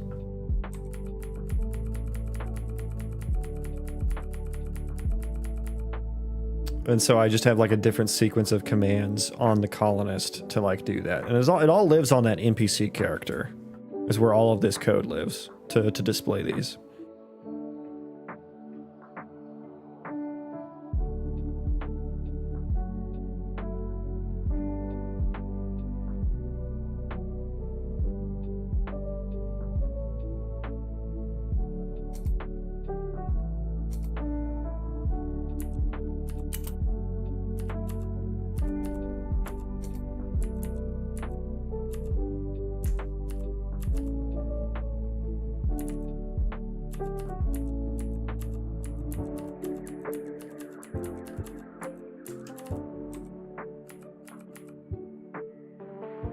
So I need to think about what I'm going to do here. It could be nice to have a kind of... let's get... I'm going to undo... I can't. Okay, we're going to do new file then. So we're going to do like... it would be cool to have like some sort of portrait too. Like what the player has in view is something like, you know, your guy is like right here, you're looking over the shoulder, and then he's talking to like some guy, whoops, some guy here, something like that. It would be cool if you could have like a portrait, you know, so it would be like, you know, cut it off here, have like a portrait of your guy, a portrait of that guy there. And you could put it into a more cinematic thing. I kind of hate it when the game takes control of the camera and stuff. I'm a little hesitant to do it. But like it would be really nice for like showing to the user who is actually talking, because then like some text could be here, and then maybe your options to respond are like right there or something. And then that's really good, like their text, their portrait, and then your text, your portrait. How New World did it felt good. I forget what New World did.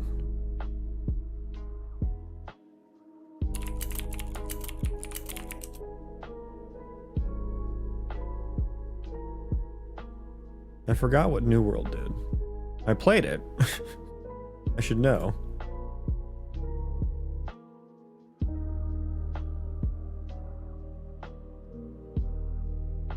Like the intro and shit. Go to where he like actually.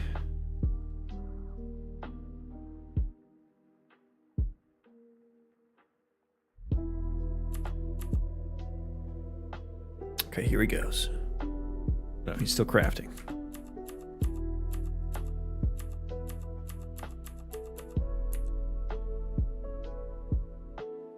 Okay, so a slight zoom in and then a modal on one side. Is that what we're talking about?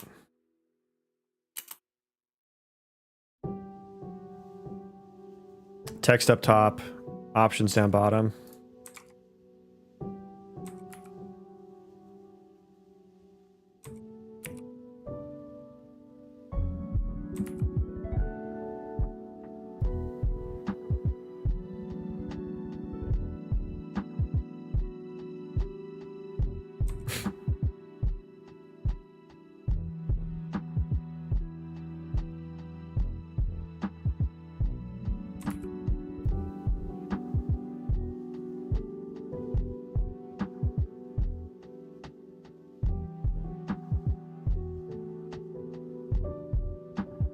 Something like that.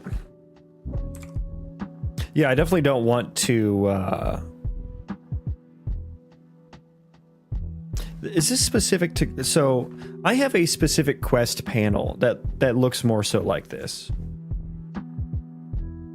But I guess it's the same thing as... It does the same thing for dialogue, too.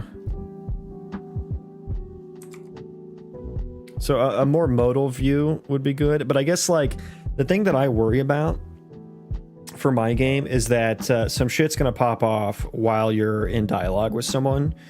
So I didn't want to like, because this like takes over the screen, right? This takes over the screen.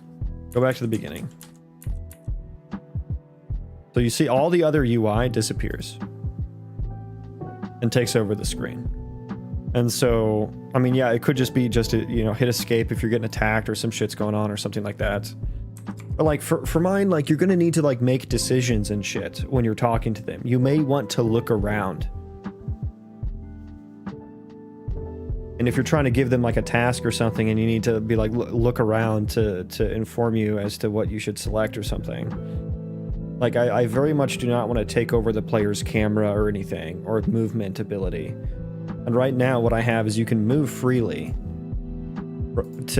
while you're still interacting with them. So I don't even hit E. I mean, it shouldn't disappear. It does, but it shouldn't. It shouldn't disappear.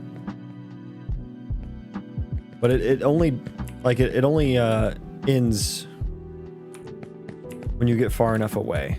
So I can still, like, look around and then just imagine this still being here, that still being there. And, like, a lot of times you're just going to want to go up to a colonist and look at them real quick.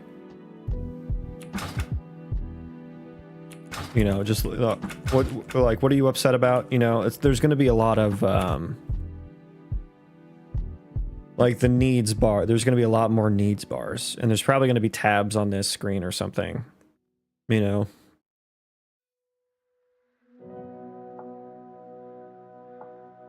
So there's going to be a lot of like just you need to quickly check. And one thing that New World does with their UIs look good, but they do too many like full screen things, and to me it's really jarring.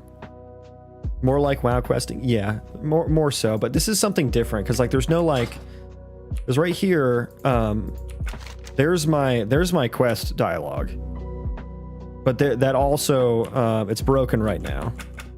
But my talk dialogue is different. It's at the bottom. We could probably look at it in a past stream. Maybe I can let's just turn that on real quick. Hang on. Yeah, just true. Okay. There you go. There's my like dialogue box, and then there's going to be there was options in the middle. So,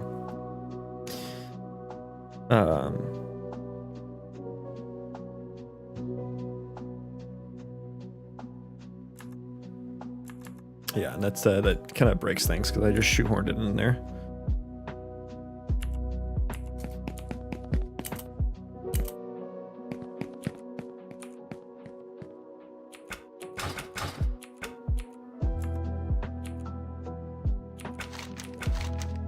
So I just wanted something a little bit more free form that you can just check real quick, because I think the inspect, like, you're going to want to look at like when the colonists are like upset or something, or you need to see like, hey, what are you doing right now? You know, like there needs to be just a really quick way to check that. And I don't want to like kick the player out into some like cinematic view, or, you know, where you move the camera or you pop some full screen menu open, because it's also really jarring too, I think, in games when they do the full screen menus.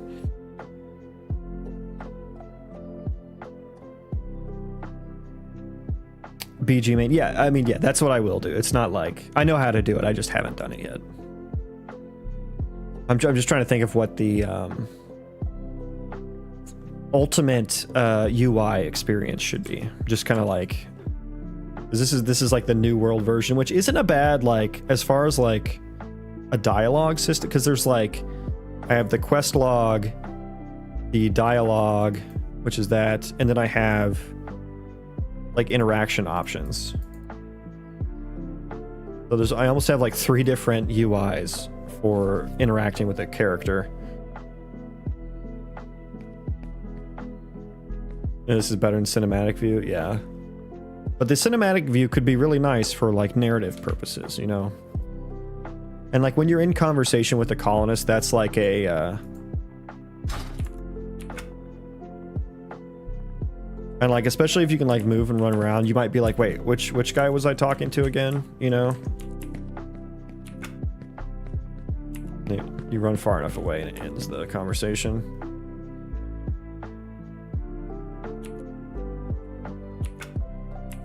So it could be like a really, you know, just kind of like, I'm thinking like zoom into maybe like right here or something. Something like that, you know, or maybe even, you know, maybe even like, you know, like a Witcher, almost like Witcher 3, how they did their stuff. But also if you zoom closer in, like you need higher fidelity, like facial reactions, and like, because if they're talking to each other and neither of them are moving, it's like really weird, you know? So they need those little like talking gestures or whatever, you know? You have 125 camera states. Oh my god, that sounds like hell.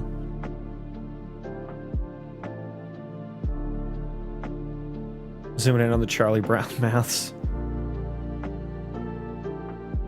Yeah, it's definitely like a down the road thing. But like, I'm just thinking about the ultimate, like, what's the final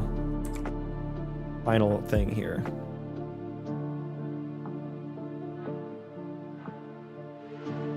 I don't know, maybe should I even be thinking about that right now? I just want to think about the UI components that I want to eventually...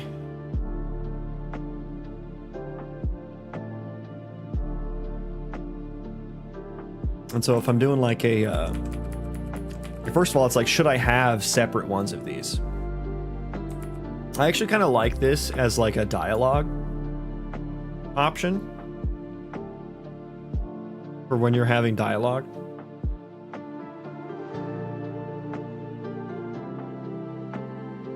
Because this right now, it doesn't, like I said, doesn't scale very well. The options don't stay in frame. Right now it's covering my hotbar, which I don't like.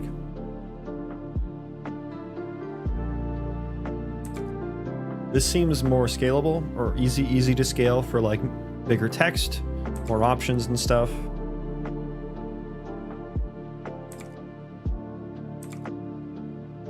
Yeah, I'll have to spend some design thought on it.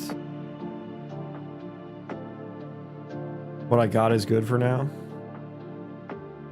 As far as just UI, I mean, for camera, I know, yeah, it's good for now. But for the UI, I definitely need to fix this bottom one to a certain extent, because it's like the more text that goes into it, it just starts overlapping. I can't even read it. So, and everything overlaps on the screen.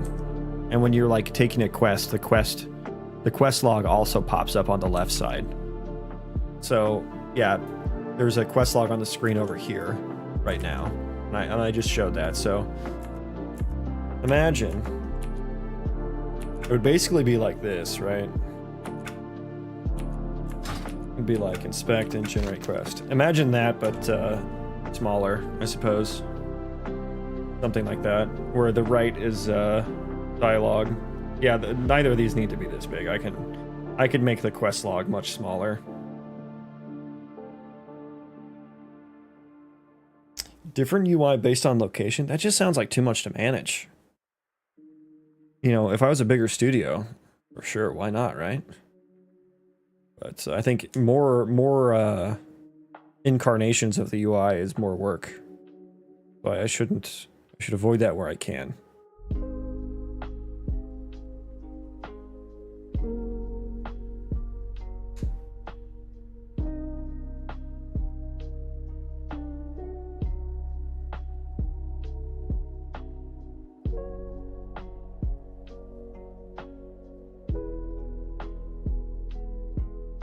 You can see the prompts I give to the AI to get it to fill this out.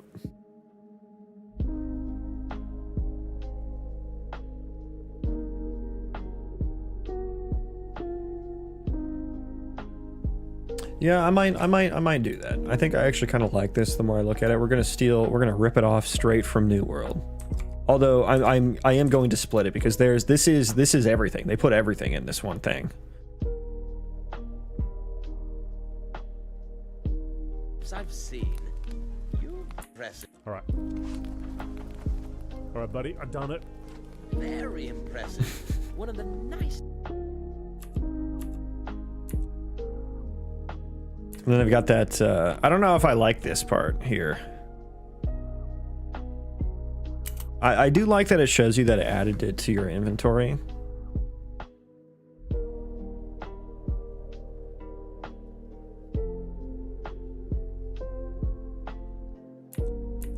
But it's almost like too slow, actually.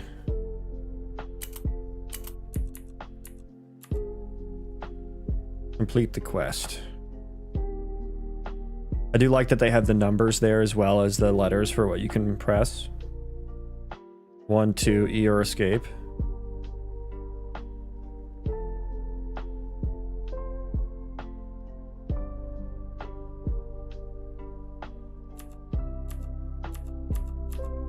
I feel like their UI is good, generally. I just don't like the full screen stuff. Visually, it looks good. Layout, though. I mean, I don't know. I feel like this part's fine. Like I said, I'm thinking about using it.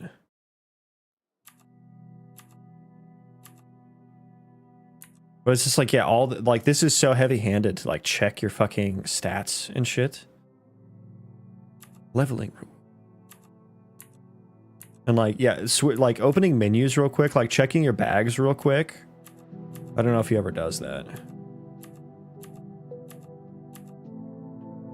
Yeah, you're checking your journal, like look at this whole full screen thing. Right? Like you could have made this, you could have cut this journal in half. Probably in a third, actually, and just displayed it on a section of the screen. So you can read your journal while you're running through the world. More people would probably read it if you did that. Because no one reads this shit.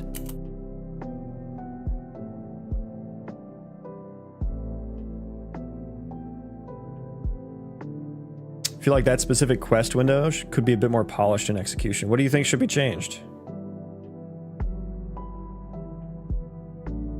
Why can't I stay organized? Because you're using blueprints. Switch to C++.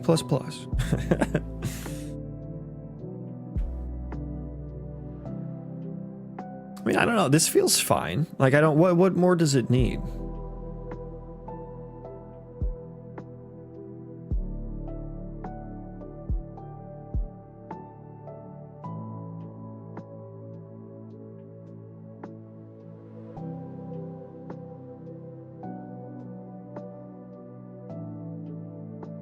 Oh, the buttons? They kit bashed some buttons on some art they had.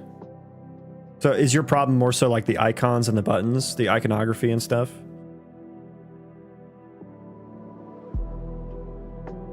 I do agree that the button icons don't match the rest of the icons, but I also think that makes it stand out a lot and is easy to pick out. Because like honestly, the 1 and 2 are afterthoughts for me when I look at this UI. The first thing I see is the escape, which that's like that's your call to action as a player as to what you can hit. So I actually like it for that reason. If it matched the UI, it would blend in too much. And these are the buttons they use for the entire. They use those icons for everything, right? Those are the same button icons for everything. So they are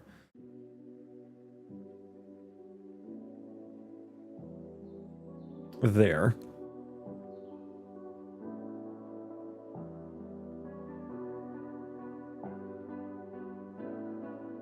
A graphic designer by trade, and the general layout barely passes the squint test.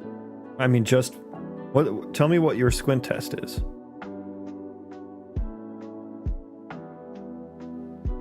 I mean, can you move while you're in this view? I feel like you can't move while you're here, or move. I don't feel like you can change the camera while you're here. Like I don't see him doing it. It's very static. I don't think you can actually move. Oh, look at his feet. The IK is. Look at that hand. I never noticed that before. His feet don't. They're not planted. Floaty feet is my. Yeah, you can't. It's locked. Yeah. Floaty feet is my pet peeve in games, though. Definitely want some good IK.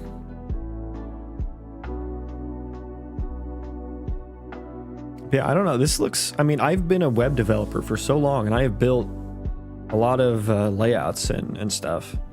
I don't work on like the visuals of it, but the layout to me, it's the job done. I think it completes its purpose. I think it is very easily understandable at a glance. Like I said, I like that the buttons actually stand out. I don't like the text. I don't like the font here. It's a little difficult to read.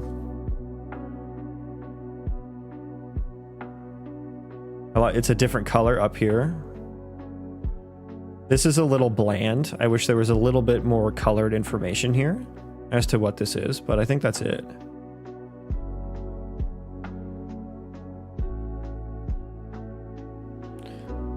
Text is noisy and hard to parse. What is a button versus flavor text? So you're talking about this section right here versus this section down here. It's difficult to tell if this is like a button or not.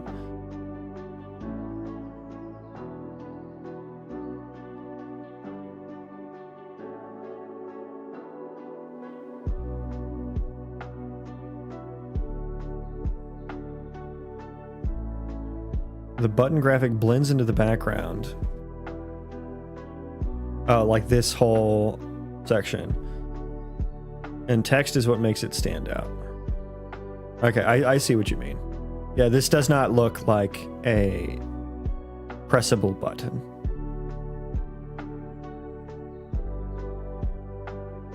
WoW's Quest UI is far better executed, even if dated and a bit clunky in navigation. Yeah, I mean, I do like their quest log.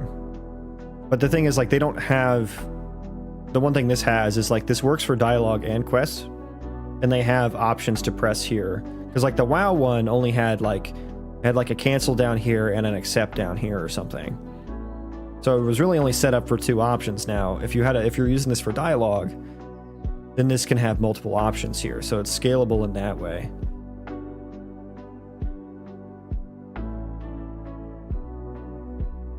You don't get any of the game's flavor from this UI? Even with like the kind of tattered edges here. Like, I'm not saying it's perfect, but like, I don't know. I don't know, just hating. Yeah, I mean, I'm trying to understand what you're talking about. I get your criticism of the buttons. That makes sense. Like, I live in the future, I have an iPad in my hand, and I'm walking around a fantasy sim world or something.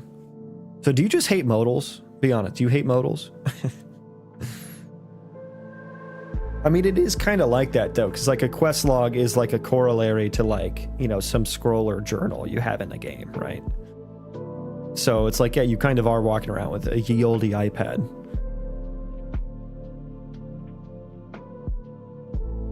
And of course, taking the common day layout patterns, design patterns of, you know, mobile apps would make it more accessible to use by people.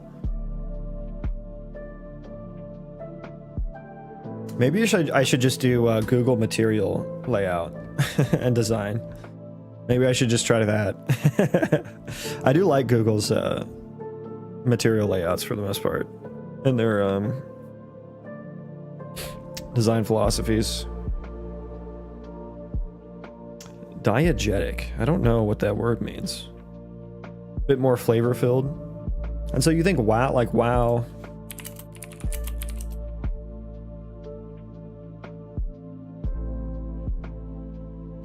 Well, this is like the new one, right? That's the new one. Here's the old one. Let me find an actual. Yeah, here's the old one. This is the new one. Let me get like a, just give me the singular, like talking to the person quest log. Wow, dialogue. Window.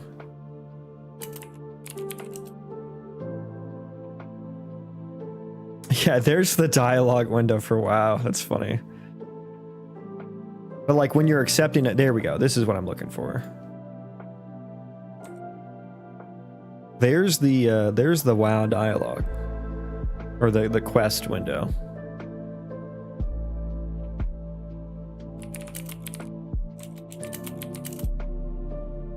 And then here's the old school quest log, and here's the newer school. This one is just like there's so much. This is an add-on called Classic Quest Log. What? Is there an even newer one? This is the one I'm the most used to.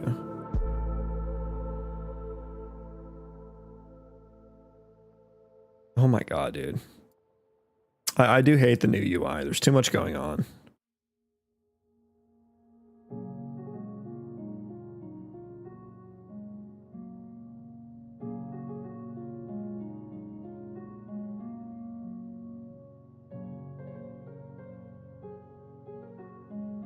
Flavor font, better contrast management is what I'd hope for. Okay, that's fair. That's fair to say. The Fargo Deep Mine. Ah, yes. But here's how you get the quest, and then when you look at your log, this is what you see. So it's like they have an iframe here, and it's like this is the same as what goes in here, and then they just have a different container for each one.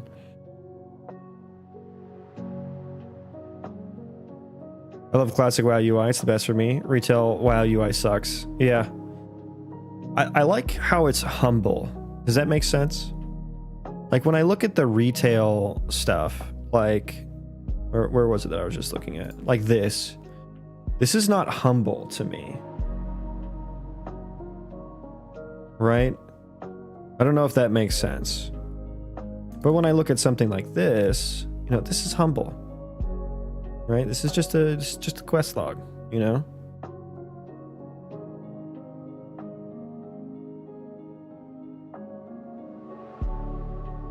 Dead Space UI.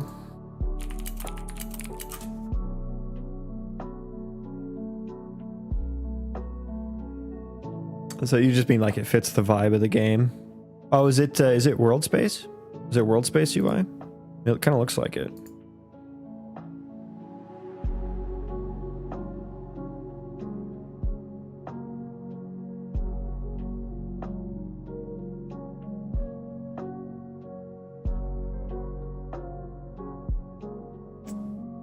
The new WoW, you can merge your bags so their contents displayed as one. Yeah, why leave the ability to collect separate bags? I mean, I guess the only reason is to increase your inventory space, but yeah, why couldn't it just be +1 inventory slot, you know? But that's kind of all of WoW's decisions do that kind of thing where it's like, it presents itself as like a quality of life thing. Because like a lot of players would just download an add-on like called Bagnon or something to do it all in one window, myself included. But then it's like, yeah, all those little bits of quality of life that they've done take away from the flavor of the game.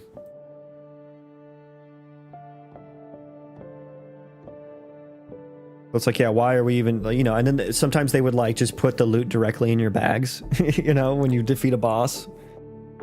Like what's, sometimes it's just like, what's the point even more? I can't even pick up the loot from the dead body. And it's like, they changed from like, you used to have to right click on everything that you killed to pick up the loot individually. If you killed a bunch at once, you had to pick it all up individually. Now you have AoE looting. So you can loot everything in the area. And it's like, dude, just put it into my bags immediately. You know what I mean? Like, why are we doing this anymore?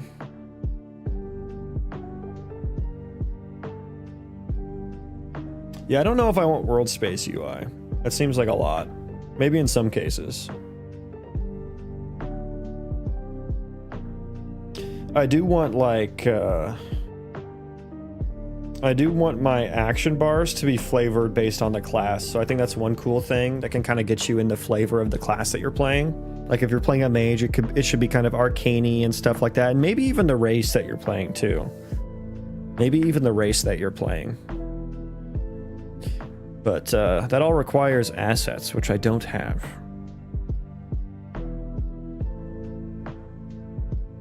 It's funny things, you don't even see the items and mini games on your character. What, like with like transmog and stuff like that?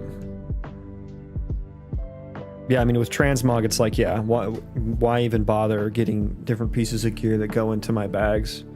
Like all these quality of life things add up to make it like, what's the point anymore? You need those bits of friction to create a game, an experience, you know?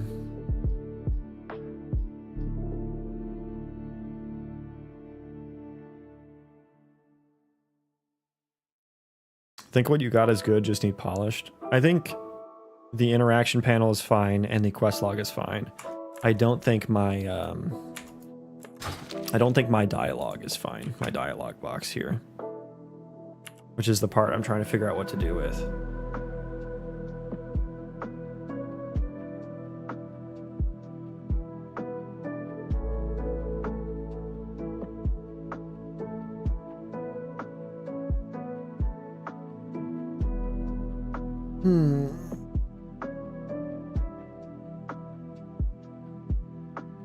Then I wanted their name to be right here as well, on the corner, so you know who you're talking to, even if you don't have them selected. But then it's weird because like when you target someone, it goes on the right side, and your portrait's on the left side. So I should probably stick with that convention. I'm on the left, target's on the right. You know, when I'm talking, I guess it would make sense to have dialogue up. Like the dialogue window could pop up over the guy's name. And maybe if you're in dialogue with him, you always have him selected. But what if you want to select something else to like check it out real quick? You know, like...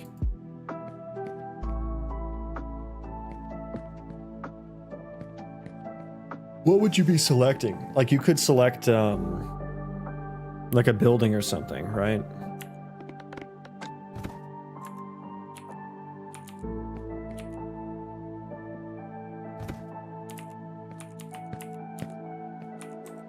Yeah, but you might just need to know the name of it, not like the, yeah, if you actually opened the inspect panel, yeah, it would cover it.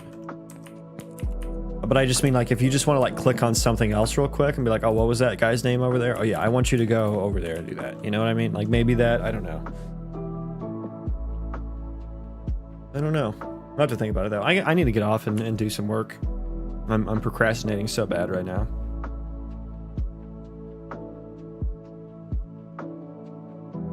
Who is doing game dev?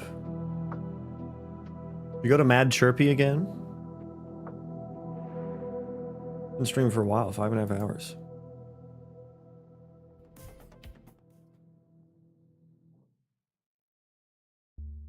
Who do we want to go to? No one doing Unreal Engine.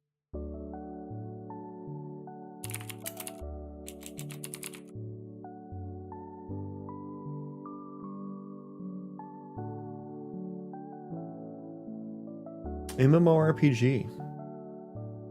You want to watch some MMO? Sigue siendo un número del 0 al 1. Are we speaking English here? Oh no, it's Espanol.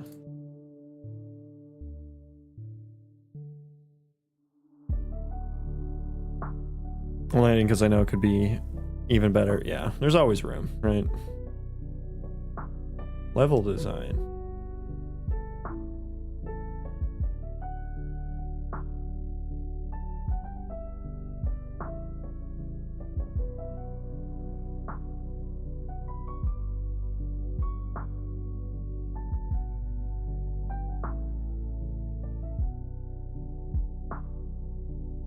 Hover your mouse over the NPC without clicking it would show the name. Yeah, I do think I want some hover box in like the bottom right corner of the screen.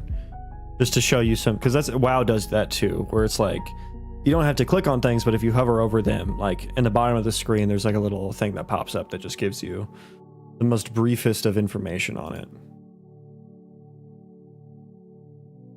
Oh, Shawnee B's playing Dark Souls. Or no, he's playing Bloodborne. Okay. We'll raid Shawnee B then. You guys can go watch some fucking Bloodborne. Yeah, so I'm starting to get the sense that the like upper, mid, and low areas are, oh fuck, dude, are kind of fixed. You guys didn't see it, but this ideas. big fat guy just came rolling out from around the corner and whacked his ass. That was funny.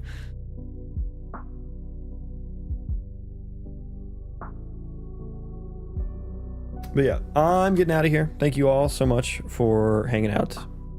I hope to see you all again tomorrow. I hope to. Moxie, say goodbye. Moxie says goodbye. Bye, everyone.